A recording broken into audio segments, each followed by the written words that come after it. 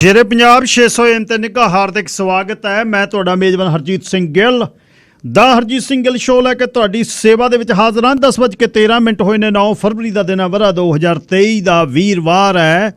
27 ਹੋ ਗਿਆ ਮਾਘ ਸਭਾ ਇਸ਼ਰੀਨ 27 ਮਾਘ ਨਾਨਕ ਸੰਮਤ 554 ਨਿੱਘਾ ਹਾਰਦਿਕ ਸਵਾਗਤ ਹੈ। ਚੱਲਾਂਗੇ ਪੰਜਾਬ ਨੂੰ। ਦੇਸ਼ ਪੰਜਾਬ ਦੇ ਝਰੋਖੇ 'ਚ ਸਰਦਾਰ ਨਵਕਿਰਨ ਸਿੰਘ ਪੱਤੀ ਨਾਲ ਕਰਾਂਗੇ ਗੱਲਬਾਤ। ਫੇਰ ਆਉਣਾ ਸ਼ੁਕਲਾ ਜੀ, ਉਹਨਾਂ ਨੇ ਵਧੀਆ ਗੱਲਾਂ ਸੁਣਾਉਣ। ਤੇ 11 ਤੋਂ 12 ਵਜੇ ਤੱਕ 125 ਸਾਲ ਹੋ ਗਏ ਸਿੱਖਾਂ ਨੂੰ ਇਸ ਦੇਸ਼ 'ਚ ਆਇਆ ਨੂੰ। 1897 'ਚ ਪਹਿਲਾ ਸਿੱਖ ਆਇਆ। ਹਾਲੇ ਵੀ ਸਾਡੇ ਕੰਮਾਂ 'ਤੇ ਸਿੱਖੀ ਸਰੂਪ ਦੇ ਨਾਲ ਸਾਨੂੰ ਮੁਸ਼ਕਲਾਂ ਆਉਂਦੀਆਂ, ਸਰਕਾਰੀ ਕੰਮਾਂ 'ਤੇ। ਇਹਦੇ ਬਾਰੇ ਅੱਜ ਗੱਲਬਾਤ ਕਰਨ ਲਈ ਕੁਛ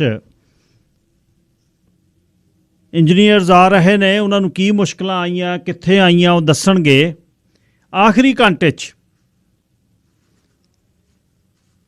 12 ਤੋਂ 1 ਇਸ ਸਮੇਂ ਦੇ ਵਿੱਚ ਜਿਹੜੀ ਸੇਵਾ ਵਾਲੇ ਕੰਮ ਨੇ, ਹੌਸਪਿਟੈਲਿਟੀ ਦੀ ਇੰਡਸਟਰੀ ਆ, ਹੋਟਲਸ ਨੇ, ਮੋਟਲਸ ਨੇ ਅਤੇ ਰੈਸਟੋਰੈਂਟ ਨੇ, ਢਾਬੇ ਨੇ, ਉੱਥੇ ਜਦ ਜਾਂਦੇ ਹੋ ਉੱਥੇ ਕੀ ਖਿਆਲ ਰੱਖਣ ਦੀ ਲੋੜ ਹੈ। 2 ਦਿਨ ਪਹਿਲਾਂ 152 ਤੇ ਹਾਈਵੇ 10 ਵਾਲੇ ਟਿਮ ਹਾਰਟਨ 'ਤੇ ਇੱਕ ਸਵੇਰੇ ਜਬਲੀ ਮਾਰਨ ਲੱਗਿਆ ਹੋਇਆ ਅਤੇ ਉਹ ਕੀ ਪੁੱਛ ਰਿਹਾ, ਮੰਗ ਕੀ ਰਿਹਾ, ਅਤੇ ਇੰਨਾ ਉੱਚੀ ਬੋਲ ਰਿਹਾ। ਉਹਦੀ ਕਿਸੇ ਨੇ ਮੂਵੀ ਬਣਾਈ, ਮੂਵੀ ਬਣਾ ਕੇ RCMP ਸਰੀ ਨੂੰ ਦੇਤੀ ਅਤੇ ਹੁਣ ਖੜੱਕਾ ਲੱਗਣਾ। ਜਾਂ ਕੜੱਕਾ ਲੱਗੂਗਾ ਫਿਰ ਪਤਾ ਲੱਗੂ ਵੀ ਕਿਵੇਂ ਗੱਲ ਕਰਨੀ ਹੈ। ਅਤੇ ਇਸ ਦੇ ਬਾਰੇ ਅੱਜ ਗੱਲਬਾਤ ਕਰਨੀ ਹੈ। ਪਹਿਲਾਂ ਤਾਂ ਇਹ ਦੱਸਾਂਗਾ ਵੀ ਉਹ ਮੰਗ ਕੀ ਰਿਹਾ, ਉਹਨੂੰ ਇਹ ਨਹੀਂ ਪਤਾ ਉਹ ਕੀ ਮੰਗ ਰਿਹਾ।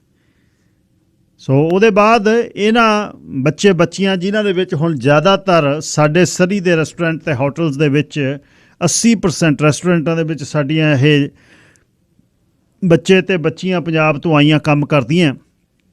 ਸਾਡੀ ਗੱਲਬਾਤ ਉਹਨਾਂ ਨਾਲ ਕਿਸ ਤਰ੍ਹਾਂ ਦੀ ਚਾਹੀਦੀ ਹੈ, ਉਹਨਾਂ ਨੂੰ ਕਿੰਨਾ ਕੁ ਸਤਿਕਾਰ ਅਤੇ ਪਿਆਰ ਦੇਣਾ ਚਾਹੀਦਾ। ਕਿਉਂਕਿ ਜਿਹੜਾ ਮਾਤੜ ਚੱਕ ਕੇ ਛਾਬੇ 'ਚੋਂ ਰੋਟੀ ਖਾਂਦਾ, ਜਦੋਂ ਰੈਸਟੋਰੈਂਟ 'ਤੇ ਜਾਂਦਾ ਨਾ, ਉਹ ਮੁੱਛਾਂ ਨੂੰ ਫਰਕਾੜੇ ਬਹੁਤ ਮਾਰਦਾ। ਫਿਰ ਆਹ ਕਰੋ, ਇਹ ਕਰੋ, ਉਹ ਕਰੋ, ਲਿਬੜ ਗਿਆ, ਇਹ ਕਰੋ, ਪਾਣੀ ਲਿਆਓ, ਆਹ ਕਰੋ, ਠੰਡਾ ਕਰੋ, ਤੱਤਾ ਕਰੋ, ਅਤੇ ਫਿਰ $2 ਨਹੀਂ ਦੇ ਹੁੰਦੇ ਜਦ ਜਾਣਾ। ਅਤੇ ਇਸ ਦੇ ਲਈ ਗੱਲਬਾਤ ਅੱਜ ਕਰਾਂਗੇ। ਇਸ ਦੇ ਲਈ ਗੱਲਬਾਤ ਅੱਜ ਕਰਾਂਗੇ ਕਿ ਇਹਨਾਂ ਦੇ ਨਾਲ ਜਿਹੜੇ ਕੰਮ ਕਰਦੇ ਨੇ ਉਹਨਾਂ ਨਾਲ ਅਸੀਂ ਕਿਵੇਂ ਦਾ ਵਿਹਾਰ ਕਰਨਾ। ਇਹ ਕੀ ਨੇ? ਇਹ ਨੌਕਰ ਨਹੀਂ ਹੈ, ਉਹ ਸਰਵ ਕਰਦੇ ਨੇ ਤੁਹਾਨੂੰ।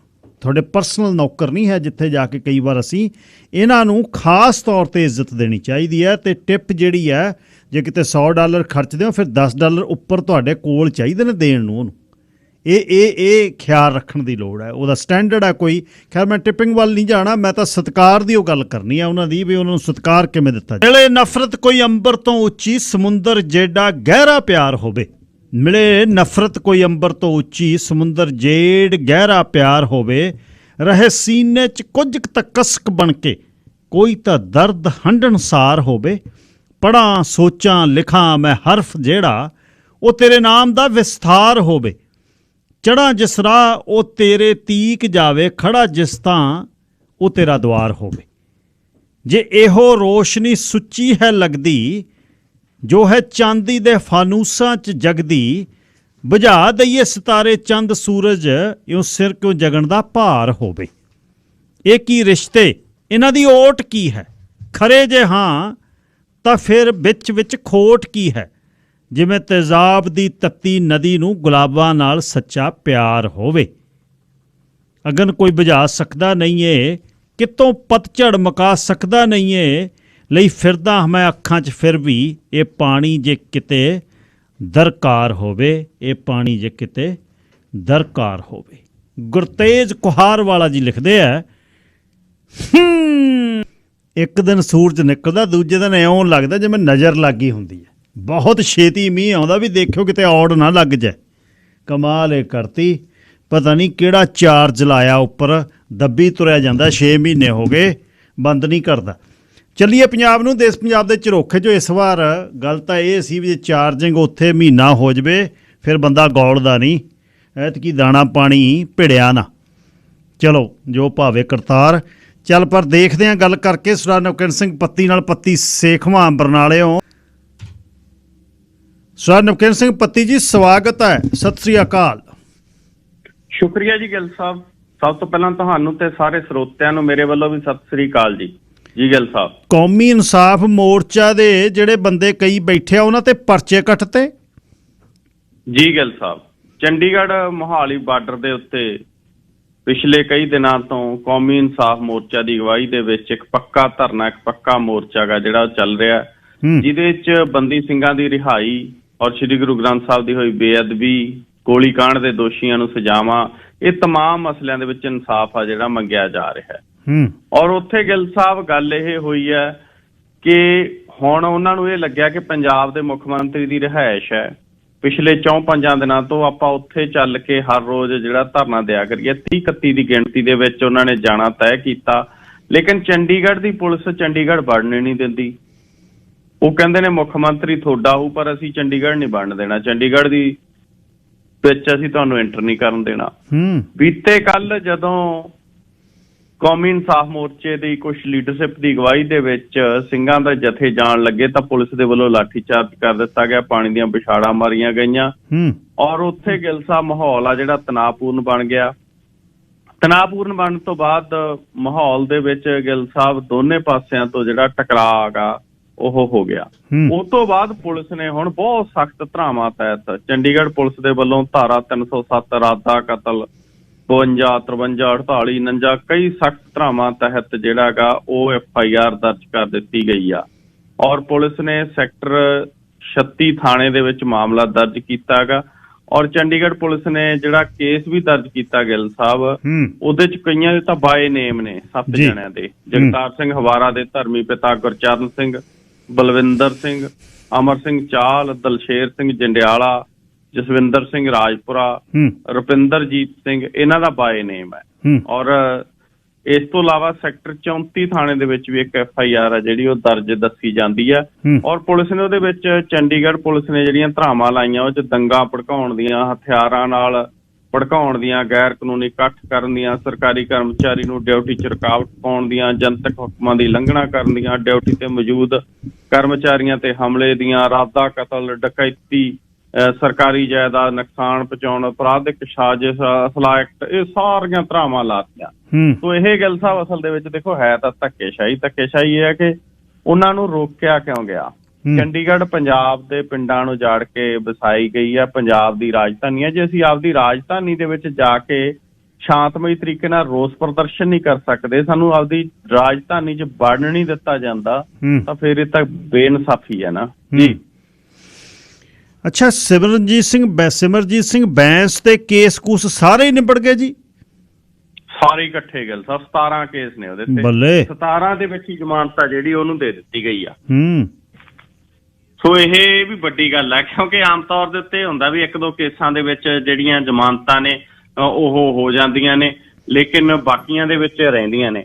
ਪਰ ਹੁਣ ਜਬਰ ਜਨਾਹ ਦੇ ਮਾਮਲੇ ਦੇ ਵਿੱਚ ਬਰਨਾਲਾ ਦੀ ਜੇਲ੍ਹ ਦੇ ਵਿੱਚ ਬੰਦ ਲੋਕ ਇਨਸਾਫ ਪਾਰਟੀ ਦੇ ਪ੍ਰਧਾਨ ਤੇ ਸਾਬਕਾ MLA ਸਿਮਰਜੀਤ ਸਿੰਘ ਬੈਂਸ ਨੂੰ ਸਾਰੇ ਮਸਲਿਆਂ 'ਚ ਜ਼ਮਾਨਤ ਮਿਲ ਗਈ ਔਰ ਉਹਨਾਂ ਦੇ ਜੇਲ੍ਹ ਤੋਂ ਬਾਹਰ ਆਉਣ ਦਾ ਰਸਤਾ ਗਾ ਜਿਹੜਾ ਉਹ ਸਾਫ਼ ਹੋ ਗਿਆ ਗਾ।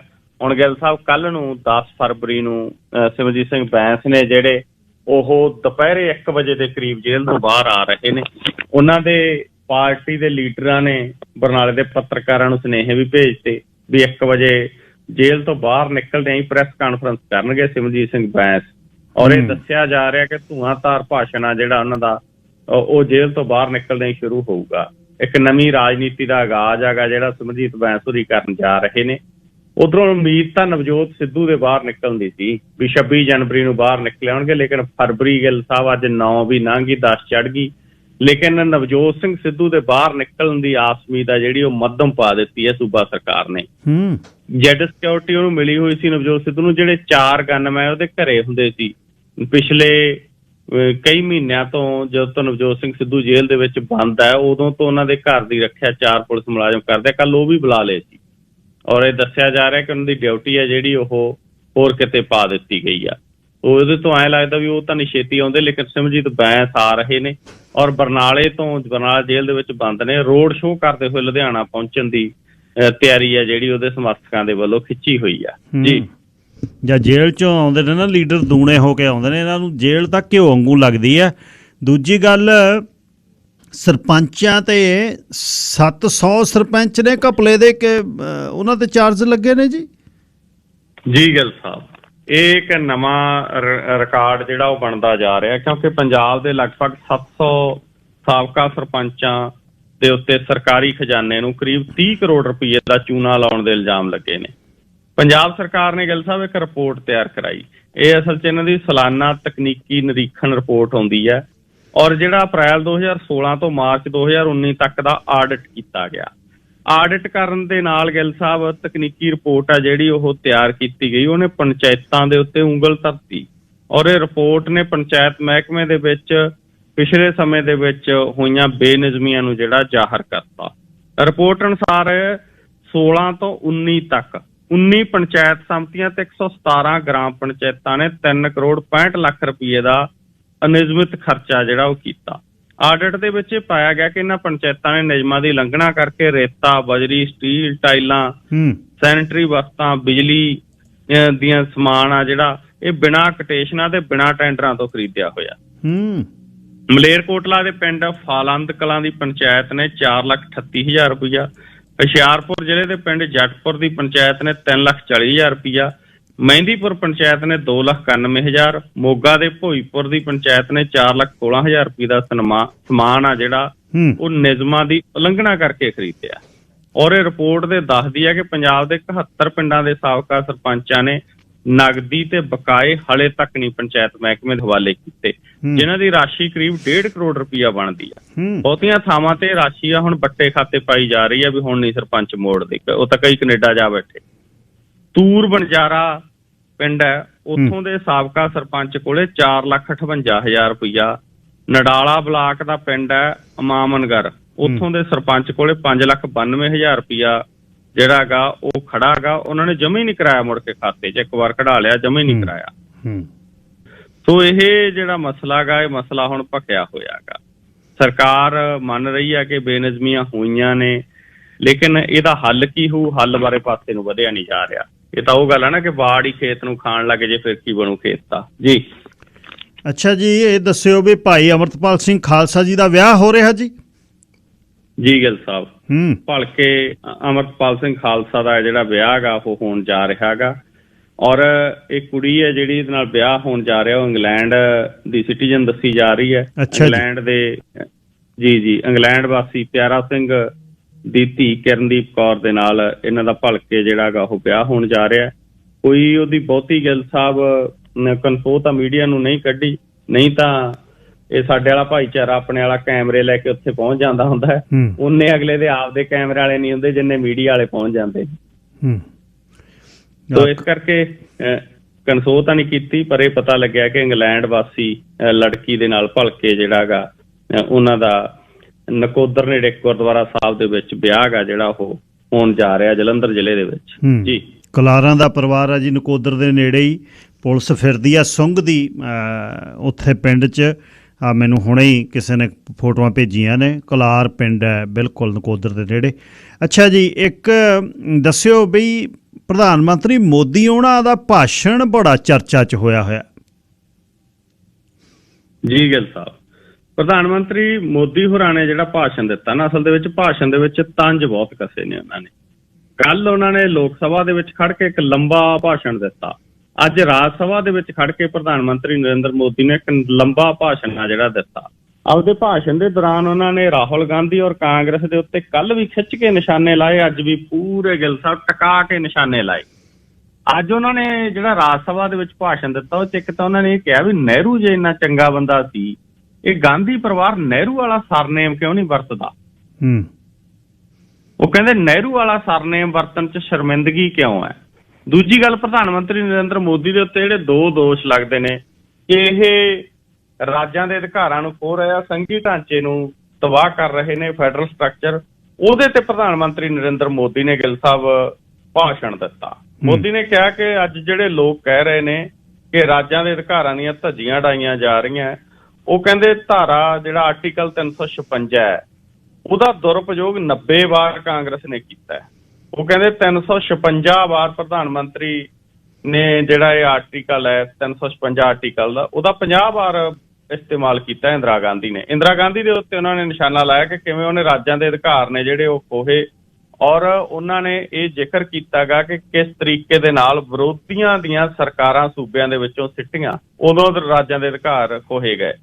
ਇਸ ਤੋਂ ਇਲਾਵਾ ਜਿਹੜੀ ਪੁਰਾਣੀ ਪੈਨਸ਼ਨ ਸਕੀਮ ਬੰਦ ਕੀਤੀ ਆ 2004 ਦੇ ਵਿੱਚ ਅਟਲ ਬਿਹਾਰੀ ਵਾਜਪਾਈ ਦੀ ਸਰਕਾਰ ਸੀ, ਪੁਰਾਣੀ ਪੈਨਸ਼ਨ ਸਕੀਮ ਬੰਦ ਕਰਤੀ, ਨਵੀਂ ਪੈਨਸ਼ਨ ਸਕੀਮ ਚਾਲੂ ਕਰਤੀ, ਜਿਹਦੇ ਤਹਿਤ ਬਹੁਤ ਨਿਗੂਣੀ ਪੈਨਸ਼ਨ 2-3 ਹਜ਼ਾਰ ਰੁਪਈਆ, ਕਿਸੇ ਨੇ 20 ਸਾਲ 30 ਸਾਲ ਨੌਕਰੀ ਕੀਤੀ ਹੈ ਤਾਂ 2-3 ਹਜ਼ਾਰ ਪੈਨਸ਼ਨ ਮਿਲਦੀ ਹੈ, ਕਿ ਤਨਖਾਹ ਆਖਰੀ ਤਨਖਾਹ ਦੀ ਅੱਧੀ ਪੈਨਸ਼ਨ ਹੁੰਦੀ। ਪੁਰਾਣਿਆਂ ਨੂੰ ਤਾਂ ਅਜੇ ਵੀ ਮਿਲਦੀ ਹੈ, ਲੇਕਿਨ 4 ਤੋਂ ਬਾਅਦ ਭਰਤੀ 'ਚ ਨਹੀਂ ਮਿਲਦੀ। ਉਹ ਪੁਰਾਣੀ ਪੈਨਸ਼ਨ ਬਹਾਲ ਕਰਨ ਦਾ ਮਸਲਾ ਹੁਣ ਹਿਮਾਚਲ ਪ੍ਰਦੇਸ਼, ਪੰਜਾਬ, ਛੱਤੀਸਗੜ੍ਹ, ਰਾਜਸਥਾਨ, ਜਿੱਥੇ ਵਿਰੋਧੀ ਤਰ੍ਹਾਂ ਦੀਆਂ ਸਰਕਾਰਾਂ ਨੇ, ਉਹਨਾਂ ਨੇ ਫੈਸਲੇ ਲੈ ਲਏ, ਲੇਕਿਨ ਅਜੇ ਕਰ ਤਾਂ ਨਹੀਂ ਪਾਏ ਕਿਉਂਕਿ ਇਹ 'ਚ ਬਹੁਤ ਸਾਰੀਆਂ ਅੜਚਣਾਂ ਨੇ। ਅੱਜ ਪ੍ਰਧਾਨ ਮੰਤਰੀ ਨੇ ਜਿਹੜਾ ਭਾਸ਼ਣ ਦਿੱਤਾ ਰਾਜ ਸਭਾ 'ਚ ਖੜ੍ਹ ਕੇ, ਉਹ 'ਚ ਪੁਰਾਣੀ ਪੈਨਸ਼ਨ ਸਕੀਮ ਦਾ ਬਿਨਾਂ ਨਾਂ ਲੈ ਕਿਹਾ ਕਿ ਸੂਬੇ ਇਹ ਗੱਲ ਨਾ ਕਰਨ ਕਿ ਉਹ ਰਿਓੜੀਆਂ ਵੰਡਣ ਵਾਲੇ ਪਾਸੇ ਤੁਰਨ, ਪਾਕਿਸਤਾਨ ਦਾ ਹਸ਼ਰ ਦੇਖ ਲਓ। ਔਰ ਉਹਨਾਂ ਨੇ ਇਹ ਗੱਲ ਕੀਤੀ। ਸੰਘੀ ਢਾਂਚੇ ਦੇ ਬਾਰੇ ਦੇ ਵਿੱਚ ਉਹਨਾਂ ਨੇ ਕਿਹਾ ਵੀ ਐਵੇਂ ਰੋਪ ਲਾਏ ਜਾ ਰਹੇ ਨੇ, ਇੱਦਾਂ ਦੀ ਗੱਲ ਨਹੀਂ। ਸੈਕੂਲਰਿਜ਼ਮ ਦੀ ਆਪਦੇ ਹਿਸਾਬ ਨਾਲ ਪਰਿਭਾਸ਼ਾ ਦੇਤੀ ਅੱਜ ਖੜ੍ਹ ਕੇ ਰਾਜ ਸਭਾ ਦੇ ਵਿੱਚ ਉਹਨਾਂ ਨੇ। ਦੂਜੀ ਗੱਲ ਜਿਹੜੀ ਉਹਨਾਂ ਨੇ ਗਿੱਲ ਸਾਹਿਬ ਸ਼ੇਰੋ ਸ਼ਾਇਰੀ ਵੀ ਕੀਤੀ, ਉਹ ਕਹਿੰਦੇ ਜਿੰਨਾ ਕਿਚੜ ਛਾਲੋਗੇ ਉਹਨਾਂ ਕਮਲ, ਜਿਹੜਾ ਇਹਨਾਂ ਦਾ ਚੋਣ ਨਿਸ਼ਾਨ ਵੀ ਹੈ, ਉਹਨਾਂ ਕਮਲ ਜਿਹੜਾ ਉਹ ਫੁੱਲ ਉਹਨਾਂ ਖਿੜੂਗਾ ਜਿੰਨਾ ਤੁਸੀਂ ਮੇਰੇ ਤੇ ਕਿਚੜ ਛਾਲੋਗੇ। ਇਸ ਤੋਂ ਇਲਾਵਾ ਗਿੱਲ ਸਾਹਿਬ ਉਹਨਾਂ ਨੇ ਅੰਕੜੇ ਗਿਣਾਏ ਉਹਦੇ। ਇਸ ਤੋਂ ਇਲਾਵਾ ਭਾਸ਼ਣ ਦੇ ਵਿੱਚ ਅਦਾਨੀ ਦਾ ਕਿਤੇ ਜ਼ਿਕਰ ਨਹੀਂ ਕੀਤਾ ਨਾ। ਉਹ ਜਿਹੜਾ ਸਭ ਤੋਂ ਵੱਡਾ ਮਸਲਾ ਹੈਗਾ, ਅੱਜ ਹਿੰਡਨਬਰਗ ਦੀ ਰਿਪੋਰਟ ਨੇ ਦੁਨੀਆ 'ਚ ਤਰਥੱਲੀ ਮਚਾਈ ਪਈ ਹੈ, ਕਿਵੇਂ ਇੰਟਰਨੈਸ਼ਨਲ ਲੈਵਲ ਦੇ ਉੱਤੇ ਠੱਗੀਆਂ ਮਾਰੀਆਂ ਨੇ, ਕਿਵੇਂ ਡਾਟਾ ਝੂਠਾ ਦਿਖਾ ਕੇ ਭਾਰਤੀਆਂ ਦੇ ਪੈਸੇ ਦੀ ਠੱਗੀ ਮਾਰ ਗਈ ਉਹ ਅਡਾਨੀ ਹੋਰਾਂ ਦੀ ਕੰਪਨੀ। ਲੇਕਿਨ ਅਡਾਨੀ ਦੇ ਮਸਲੇ ਦੇ ਉੱਤੇ ਪ੍ਰਧਾਨ ਮੰਤਰੀ ਨੇ ਨਾ ਕੱਲ ਮੂੰਹ ਖੋਲਿਆ ਤੇ ਨਾ ਅੱਜ ਮੂੰਹ ਖੋਲਿਆਗਾ ਜੀ। ਅਗਲੇ ਆਪਣੇ ਸੂਬੇ ਦਾ ਪਿਆਰ ਕਰਦੇ ਆ, ਸਾਡੇ ਅੱਗੇ ਤਾਂ ਨਹੀਂ ਬਈ ਬੇਬੇ ਪੁੱਤ ਜੇ ਥਾਣੇਦਾਰ ਕਹਿੰਦਾ ਤੈਨੂੰ ਸਭ ਤੋਂ ਪਹਿਲਾਂ ਅੰਦਰ। ਇਹ ਪੰਜਾਬ ਵਰਗੇ ਥੋੜ੍ਹਾ ਨੇ ਵੀ ਜਿਹੜੇ ਪੰਜਾਬ 'ਚ ਜੰਮ ਕੇ ਪੰਜਾਬ ਨੂੰ ਹੀ ਵੇਚ ਗਏ। ਅਗਰ ਇਹ ਗੁਜਰਾਤ ਦੇ ਨੇ, ਗੁਜਰਾਤ ਨੂੰ ਪਿਆਰ ਕਰਦੇ ਨੇ। ਅੱਛਾ, ਇਹ ਦੱਸਿਓ ਕਿ ਰਾਜਨੀਤਿਕ ਤੇ ਅਫਸਰਸ਼ਾਹੀ ਹੁਣ ਕਾਲੇ ਧਨ ਨੂੰ ਚਿੱਟਾ ਕਿਵੇਂ ਕਰਦੀ ਆ ਪੰਜਾਬ 'ਚ? ਨਵੀਂ ਚੀਜ਼ ਲੱਗੀ ਆ ਕੋਈ? ਜੀ ਗਿੱਲ ਸਾਹਿਬ, ਇਹ ਉਹ ਜਾਂਦੇ ਆ ਮੋਹਾਲੀ ਵਾਲੇ ਪਲਾਟਾਂ 'ਚ, ਔਰ ਵਿਜੀਲੈਂਸ ਨੂੰ ਇਹ ਪਤਾ ਲੱਗਿਆ, ਵਿਜੀਲੈਂਸ ਬਿਊਰੋ ਨੂੰ, ਕਿ ਬੇਨਾਮੀ ਜਾਂ ਜਿਹੜੇ ਇਦਾਂ ਦੀਆਂ ਜਾਇਦਾਦਾਂ ਉੱਥੇ ਖਰੀਦੀਆਂ ਜਾ ਰਹੀਆਂ, ਰੀਅਲ ਸਟੇਟ ਦੇ ਵਿੱਚ ਇਨਵੈਸਟ ਹੁੰਦਾ। ਔਰ ਸਿਆਸਤਦਾਨਾਂ ਦਾ, ਜਿਹੜੇ IAS IPS ਅਫਸਰ ਨੇ, ਇਹ ਜਿਹੜੀ ਲੌਬੀ ਆ ਸਾਰੀ, ਉਹਨਾਂ ਸਾਰਿਆਂ ਨੇ ਜਿਹੜਾ 2 ਨੰਬਰ ਦਾ ਪੈਸਾ ਹੈਗਾ ਉਹ ਰੀਅਲ ਸਟੇਟ ਦੇ ਵਿੱਚ ਜਿਹੜਾ ਉਹ ਲਾਇਆ ਗਿੱਲ ਸਾਹਿਬ। ਔਰ ਉੱਥੇ ਮਹਿੰਗੇ ਮਹਿੰਗੇ ਪਲਾਟ, ਆਲੀਸ਼ਾਨ ਕੋਠੀਆਂ, ਔਰ ਉਧਰ ਨੂੰ ਪਏ ਹੋਏ ਆ ਇਹ। ਮੋਹਾਲੀ ਤੋਂ ਲੈ ਕੇ ਉਰੇ ਲੁਧਿਆਣੇ ਤੱਕ ਕਲੋਨੀਆਂ ਕੱਟੀ ਤੁਰੇ ਆਉਂਦੇ ਨੇ। ਮੋਹਾਲੀ ਤਾਂ ਚੰਡੀਗੜ੍ਹ ਦੇ ਵਿੱਚ ਹੀ ਰਲ ਗਿਆ ਸਾਰਾ, ਕਿੱਧਰ ਲਾਂਡਰਾਂ, ਕਿੱਧਰ ਗਿੱਲ ਸਾਹਿਬ, ਉਹ ਸਾਰਾ ਏਰੀਆ ਜਿਹੜਾ ਉੱਥੇ ਜਿੰਨੀਆਂ ਕਲੋਨੀਆਂ ਕੱਟੀਆਂ ਨੇ ਉਹਦੇ ਵਿੱਚ ਹੀ ਪੰਚਾਇਤੀ ਜ਼ਮੀਨਾਂ 'ਚ ਵੀ ਕੱਟ ਕੇ ਕਈ ਚੱਕਤਾ ਕੰਮ। ਹਾਂ, ਐਵੇਂ ਕੁਲਦੀਪ ਸਿੰਘ ਢਾਲੀਵਾਲ ਜਿਹੜੇ ਹੁਣ ਖੇਤੀਬਾੜੀ ਮੰਤਰੀ ਨੇ ਆਪਣੇ ਪੰਜਾਬ ਦੇ, ਐਵੇਂ ਲੈ ਕੇ ਨਾਲ ਪੰਚਾਇਤ ਵਿਭਾਗ ਦੇ ਅਧਿਕਾਰੀ, ਇੱਥੇ ਕਿੱਲਾ ਛਡਾ ਲਿਆ, ਇੱਥੇ 2 ਕਿੱਲੇ ਛਡਾ ਲਿਆ, ਮੈਂ 3 ਕਿੱਲੇ ਛਡਾ ਲਏ। ਇੱਕ ਦਿਨ ਛਡਾਉਂਦੇ ਭਗਵੰਤ ਮਾਨ ਨੂੰ ਲੈ ਕੇ ਸਿਮਰਜੀਤ ਮਾਨ ਹੋਰਾਂ ਦੇ ਪਰਿਵਾਰ ਦੀ ਖਰੀਦੀ ਹੋਈ ਚੀਜ਼ ਵੜ ਗਏ। ਉਹ ਗਿੱਲ ਸਾਹਿਬ ਅਸਲ ਦੇ ਵਿੱਚ ਉਧਰ ਨੂੰ ਨੱਕ ਨਹੀਂ ਕਰਦੇ। ਆਹ ਲਵਲੀ ਯੂਨੀਵਰਸਿਟੀ ਵਾਲਾ ਬਗਲੀ ਬੈਠਾ ਇੱਥੇ ਪੰਚਾਇਤ ਦਾ, ਉਧਰ ਨੂੰ ਜ਼ਿਕਰ ਜਾਂਦੇ ਨਹੀਂ ਨਾ, ਤੇ ਮੋਹਾਲੀ ਲਾਂਡਰਾਂ ਕਨੀ ਨਹੀਂ ਜਾਂਦੇ। ਸੋ ਹੁਣ ਵਿਜੀਲੈਂਸ ਨੇ ਗਿੱਲ ਸਾਹਿਬ ਇਸ ਵਿਸ਼ੇ ਦੇ ਉੱਤੇ ਸਕੰਜਾ ਕੱਸਣਾ ਸ਼ੁਰੂ ਕਰਤਾ। ਵਿਜੀਲੈਂਸ ਦੇ ਅਧਿਕਾਰੀ ਪਿਛਲੇ 1 ਸਾਲ ਤੋਂ ਸਿਆਸਤਦਾਨਾਂ ਤੇ ਅਫਸਰਾਂ ਦੀ ਜਿਹੜੀ ਇੱਧਰ ਇਨਵੈਸਟ ਕੀਤੀ ਹੋਈ ਹੈ ਰੀਅਲ ਸਟੇਟ ਕੰਪਨੀਆਂ ਦੇ ਵਿੱਚ, ਉਹਦੇ ਵਾਲੇ ਪਾਸੇ ਨੂੰ ਜਿਹੜਾ ਮੱਥਾ ਮਾਰ ਰਹੇ ਨੇ। ਔਰ ਉਹਦੇ 'ਚ ਬਹੁਤ ਕੁਝ ਸਾਹਮਣੇ ਆਇਆ। ਇੱਕ ਤਾਂ ਇਹ ਸਾਹਮਣੇ ਆਇਆ ਕਿ ਬਹੁਤ ਸਾਰੇ ਅਫਸਰਾਂ ਨੇ, ਸਿਆਸਤਦਾਨਾਂ ਨੇ ਆਪਦੇ ਜਵਾਕਾਂ ਦੇ ਨਾਂ ਦੇ ਉੱਤੇ ਰੀਅਲ ਸਟੇਟ 'ਚ ਪੈਸਾ ਲਾਇਆ ਹੋਇਆ। ਕਈਆਂ ਨੇ ਆਪਦੇ ਘਰ ਵਾਲੀਆਂ ਦੇ ਨਾਂ ਦੇ ਉੱਤੇ ਪੈਸਾ ਰੀਅਲ ਸਟੇਟ ਦੇ ਵਿੱਚ ਲਾਇਆ ਹੋਇਆਗਾ। ਔਰ ਉੱਥੇ ਰਜਿਸਟਰੀਆਂ ਗਿੱਲ ਸਾਹਿਬ ਘੱਟ ਦੀਆਂ ਹੁੰਦੀਆਂ ਨੇ, ਕਾਗਜ਼ਾਂ ਦੇ ਵਿੱਚ ਪ੍ਰਾਪਰਟੀ ਵੱਧ ਦੀ ਮਿਲਦੀ ਹੈ। ਮਤਲਬ ਕਰੋੜ ਦੀ ਖਰੀਦੀ ਰਜਿਸਟਰੀ 10 ਲੱਖ ਦੀ ਕਰਾਤੀ, ਔਰ ਏਦਾਂ ਉਹਦੇ 'ਚੋਂ 90 ਲੱਖ ਰੁਪਈਆ ਗਾ ਜਿਹੜਾ ਉਹ ਇਨਵੈਸਟ ਹੋ ਗਿਆ 2 ਨੰਬਰ ਵਾਲਾ। ਤਾਂ ਏਦਾਂ ਮਤਲਬ ਮਸਲਾ ਗਾ ਜਿਹੜਾ ਉਹ ਸਾਹਮਣੇ ਆ ਰਿਹਾ ਜੀ। ਸਿਰਸੇ ਵਾਲਾ ਬਾਬਾ ਬਾਗਪਤ ਤੋਂ ਹੁਣ ਤਾਂ ਰਾਜਸਥਾਨ ਦਾ ਵੀ ਗੇੜਾ ਲਾ ਰਿਹਾ ਹੈ, ਤੇ ਹੁਣ SGPC ਵਾਲੇ ਕੀ ਕਰਦੇ ਨੇ? ਟਿੱਡੀਆਂ ਵਿਸ਼ਕਾਰਦੇ ਨੇ। ਜੀ SGPC ਵਾਲਿਆਂ ਨੇ ਬੜਾ ਲੰਬਾ ਸਮਾਂ ਸੋਚ ਕੇ ਕਈ ਦਿਨ ਫਿਰ ਜਾ ਕੇ ਜਿਹੜੀ ਹੈ ਗਿੱਲ ਸਾਹਿਬ ਪਟੀਸ਼ਨ ਹਾਈ ਕੋਰਟ ਦੇ ਵਿੱਚ ਪਾਈ ਹੈ। ਪੰਜਾਬ ਤੇ ਹਰਿਆਣਾ ਹਾਈ ਕੋਰਟ 'ਚ ਸ਼੍ਰੋਮਣੀ ਗੁਰਦੁਆਰਾ ਪ੍ਰਬੰਧਕ ਕਮੇਟੀ ਨੇ ਗੁਰਮੀਤ ਰਾਮ ਰਹੀਮ ਨੂੰ ਮਿਲ ਰਹੀ ਪਟੀਸ਼ਨ ਜਿਹੜੀ ਹੈ ਪੈਰੋਲ, ਉਸ ਮਸਲੇ ਤੇ ਪਟੀਸ਼ਨ ਪਾਈ ਹੈ। 14 ਮਹੀਨਿਆਂ 'ਚ ਚੌਥੀ ਵਾਰ 14 ਦਿਨਾਂ ਲਈ ਆ ਗਿਆ। ਔਰ ਸ਼੍ਰੋਮਣੀ ਕਮੇਟੀ ਦੇ ਵਕੀਲ ਪ੍ਰੇਮ ਸਿੰਘ ਹੁੰਦਲ ਨੇ ਪਟੀਸ਼ਨ ਦੇ ਵਿੱਚ ਕਿਹਾ ਕਿ ਅਜਿਹੇ ਕੱਟੜ ਅਪਰਾਧੀ ਨੂੰ ਪੈਰੋਲ ਨਹੀਂ ਦਿੱਤੀ ਜਾਣੀ ਚਾਹੀਦੀ, ਕਿਉਂਕਿ ਇਹਦੇ ਨਾਲ ਪੰਜਾਬ ਦੀ ਸ਼ਾਂਤੀ ਭੰਗ ਹੋਣ ਦਾ ਖਤਰਾ ਹੈ। ਜਿਹੜਾ ਕਤਲ ਤੇ ਬਲਾਤਕਾਰ ਵਰਗੇ ਗੰਭੀਰ ਮਾਮਲਿਆਂ ਦਾ ਸਾਹਮਣਾ ਕਰ ਰਿਹਾ, ਉਹਨੂੰ ਪੈਰੋਲ ਕਿਉਂ ਦਿੱਤੀ ਜਾ ਰਹੀ ਹੈ? ਔਰ ਇਹ ਪਟੀਸ਼ਨ ਹਾਈ ਕੋਰਟ ਦੇ ਵਿੱਚ ਪਹੁੰਚੀ ਹੈ ਜੀ। ਔਰ ਹਾਈ ਕੋਰਟ ਨੇ ਇਸ ਮਸਲੇ ਦੇ ਉੱਤੇ ਹੁਣ ਕੇਂਦਰ ਸਰਕਾਰ ਨੂੰ, ਪੰਜਾਬ ਸਰਕਾਰ ਨੂੰ ਔਰ ਹਰਿਆਣਾ ਸਰਕਾਰ ਨੂੰ, ਰੋਹਤਕ ਜੇਲ੍ਹ ਅਥਾਰਟੀ ਨੂੰ ਨੋਟਿਸ ਜਾਰੀ ਕਰਕੇ ਜਵਾਬ ਮੰਗਿਆ। ਜਦੋਂ ਨੂੰ ਜਵਾਬ ਪਹੁੰਚਣਗੇ ਉਦੋਂ ਨੂੰ ਬਾਬਾ ਛੁੱਟੀ ਕੱਟ ਕੇ ਮੁੜ ਜੂਗਾ ਜੀ। ਆਮ ਜੀ ਗੱਲ 'ਚ ਦੱਸਿਓ, ਜ਼ੀਰੇ ਵਾਲੀ ਫੈਕਟਰੀ ਦੀ ਗੱਲ ਮੁੱਕੀ ਆ ਕਿ ਨਹੀਂ ਹਲੇ ਫੇਰ ਤਾਂ ਦੀਪ ਮਲਹੋਤਰਾ ਕੋਈ ਪੈਂਤੜਾ ਕਰਦਾ? ਦੇਖੋ ਗਿੱਲ ਸਾਹਿਬ, ਹਜੇ ਤੱਕ ਗੱਲ ਪੂਰੀ ਤਾਂ ਨਹੀਂ ਮੁੱਕੀ। ਉਂਝ ਦੀਪ ਮਲਹੋਤਰੇ ਦਾ ਮੁੰਡਾ ਗੌਤਮ ਮਲਹੋਤਰਾ ਕੱਲ ਗ੍ਰਿਫਤਾਰ ਕਰ ਲਿਆ ਈਡੀ ਨੇ। ਸੈਂਟਰ ਪਿਆ ਹੋਇਆ ਮਗਰ ਦੀਪ ਮਲਹੋਤਰੇ ਦੇ। ਦੀਪ ਮਲਹੋਤਰੇ ਦੀ ਆੜੀ ਆ ਹੁਣ ਅੱਜ ਕੱਲ ਆਮ ਆਦਮੀ ਪਾਰਟੀ ਵਾਲਿਆਂ ਨਾਲ, ਦਿੱਲੀ ਦੀ ਜਿਹੜੀ ਆਬਕਾਰੀ ਨੀਤੀ ਸੀ ਉਧਰ ਨੂੰ। ਪਰ ਇੱਕ ਗੱਲ ਜ਼ਰੂਰ ਪੋਜ਼ਿਟਿਵ ਆ, ਹੁਣ ਇਹ ਚਾਹੇ ਭਗਵੰਤ ਮਾਨ ਆਪਾਂ ਐਂ ਕਹਿ ਲਈਏ ਕਿ ਦਿੱਲੀ ਵਾਲਿਆਂ ਨਾਲ ਆਡਾ ਲਾ ਰਿਹਾ, ਕਿਉਂਕਿ ਇਹ ਜਿਹੜੀ ਗੱਲ ਗਿੱਲ ਸਾਹਿਬ ਪਤਾ ਲੱਗੀ ਆ ਵੀ ਜਿਹੜਾ ਭਗਵੰਤ ਮਾਨ ਨੇ ਜੀਰੇ ਵਾਲੀ ਸ਼ਰਾਬ ਫੈਕਟਰੀ ਨੂੰ ਬੰਦ ਕਰਨ ਦਾ ਐਲਾਨ ਕਰਤਾ ਨਾ, ਉਹ ਦਿੱਲੀ ਵਾਲਿਆਂ ਨੂੰ ਪੁੱਛੇ ਬਿਨਾਂ ਕਰਤਾ। ਬਿਲਕੁਲ, ਇਹ ਗੱਲ ਸਹੀ ਆ। ਇਹਦੇ ਤੇ ਦਿੱਲੀ ਵਾਲੇ ਔਖੇ ਹੋਏ ਫਿਰਦੇ ਆ ਭਗਵੰਤ ਮਾਨ ਤੇ। ਇਹ ਜਾਂ ਤਾਂ ਹੁਣ ਉਹ ਗਿੱਲ ਸਾਹਿਬ ਕਾਲੀ ਕਾਲੀ ਚ ਕਹਿ ਗਿਆ ਕੀ ਮਸਲਾ ਹੈ, ਜਾਂ ਉਹਨਾਂ ਨੂੰ ਅੱਖਾਂ ਦਿਖਾ ਰਿਹਾ ਜਾਂ ਕਿਵੇਂ ਹੈ, ਕਿਉਂਕਿ ਜਲੰਧਰ ਵਾਲੀ ਚੋਣ ਵੀ ਆ ਰਹੀ ਹੈ। ਭਗਵੰਤ ਮਾਨ ਨੂੰ ਇਹ ਵੀ ਲੱਗਦਾ ਹੋਊ ਵੀ ਸੰਗਰੂਰ ਵਾਲੀ ਤਾਂ ਹਾਰ ਗਏ ਤੁਹਾਡੇ ਮਗਰ ਲੱਗ ਕੇ, ਹੁਣ ਜਲੰਧਰ ਵਾਲੀ ਨਾ ਹਾਰ ਜੀਏ, ਇਹ ਵੀ ਹੋ ਸਕਦਾ ਹੈ। ਅਦਰਵਾਈਜ਼ ਇਸ ਵਿਸ਼ੇ ਦੇ ਉੱਤੇ ਅੱਜ ਇੱਕ ਪੋਜ਼ਿਟਿਵ ਗੱਲ ਆ ਜਿਹੜੀ ਹਾਂ ਪੱਖੀ ਉਹ ਇਹ ਸਾਹਮਣੇ ਆਈ ਹੈ ਕਿ ਕੱਲ ਜਦੋਂ ਈਡੀ ਦੇ ਵੱਲੋਂ ਗ੍ਰਿਫਤਾਰ ਕੀਤਾ ਗਿਆ ਦੀਪ ਮਲਹੋਤਰੇ ਦਾ ਮੁੰਡਾ ਦਿੱਲੀ ਵਾਲੇ ਮਸਲੇ 'ਚ, ਉਦੋਂ ਬਾਅਦ ਉਸੇ ਟਾਈਮ ਹੀ ਲਗਭਗ ਪੰਜਾਬ ਪ੍ਰਦੂਸ਼ਣ ਕੰਟਰੋਲ ਬੋਰਡ ਨੇ ਜੀਰੇ ਵਾਲੀ ਫੈਕਟਰੀ ਦੀ ਜਿਹੜੀ ਹੈਗੀ ਉਹਨੂੰ ਪਹਿਲਾਂ ਦਿੱਤੀ ਹੋਈ ਸੀ ਮਾਨਤਾ, ਉਹ ਰੱਦ ਕਰਤੀ। ਕਿਉਂਕਿ ਹਰੇਕ ਸਾਲ ਲੈਣੀ ਪੈਂਦੀ ਆ ਹੁਣ ਤਾਂ ਪ੍ਰਦੂਸ਼ਣ ਕੰਟਰੋਲ ਬੋਰਡ ਤੋਂ ਮਨਜ਼ੂਰੀ ਐਤਕੀ ਦਿੱਤੀ ਨਹੀਂ 2023 ਵਾਲੀ। ਜੇ ਪ੍ਰਦੂਸ਼ਣ ਕੰਟਰੋਲ ਬੋਰਡ ਮਨਜ਼ੂਰੀ ਨਹੀਂ ਦਿੰਦਾ ਤਾਂ ਕੋਈ ਤਾਕਤ ਨਹੀਂ ਕਿ ਫੈਕਟਰੀ ਉੱਥੇ ਚੱਲ ਜੇ। ਜਿਹਦੇ ਤੋਂ ਇੱਕ ਗੱਲ ਸਾਫ਼ ਹੋ ਗਈ ਕਿ ਫੈਕਟਰੀ ਉੱਥੇ ਨਹੀਂ ਚੱਲਦੀ। ਪ੍ਰਦੂਸ਼ਣ ਕੰਟਰੋਲ ਬੋਰਡ ਦਾ ਮੁੱਖ ਦਫ਼ਤਰ ਪਟਿਆਲੇ ਹੈ, ਪੰਜਾਬ ਸਰਕਾਰ ਦੇ ਅੰਡਰ ਆਉਂਦਾ ਹੈ, ਔਰ ਪ੍ਰਦੂਸ਼ਣ ਕੰਟਰੋਲ ਬੋਰਡ ਨੇ ਮਨਜ਼ੂਰੀ ਹੈ ਜਿਹੜੀ ਉਹਦੀ ਰੱਦ ਕਰ ਦਿੱਤੀ ਹੈ। ਇਹ ਪੰਜਾਬ ਲਈ ਹਾਂ ਪੱਖੀ ਹੈ, ਪੋਜ਼ਿਟਿਵ ਪੱਖ ਹੈ। ਇਹ ਤੋਂ ਸਾਫ਼ ਜ਼ਾਹਰ ਹੈ ਕਿ ਫੈਕਟਰੀ ਹੁਣ ਨਹੀਂ ਚੱਲੂ, ਫੈਕਟਰੀ ਬੰਦ ਹੋਊਗੀ।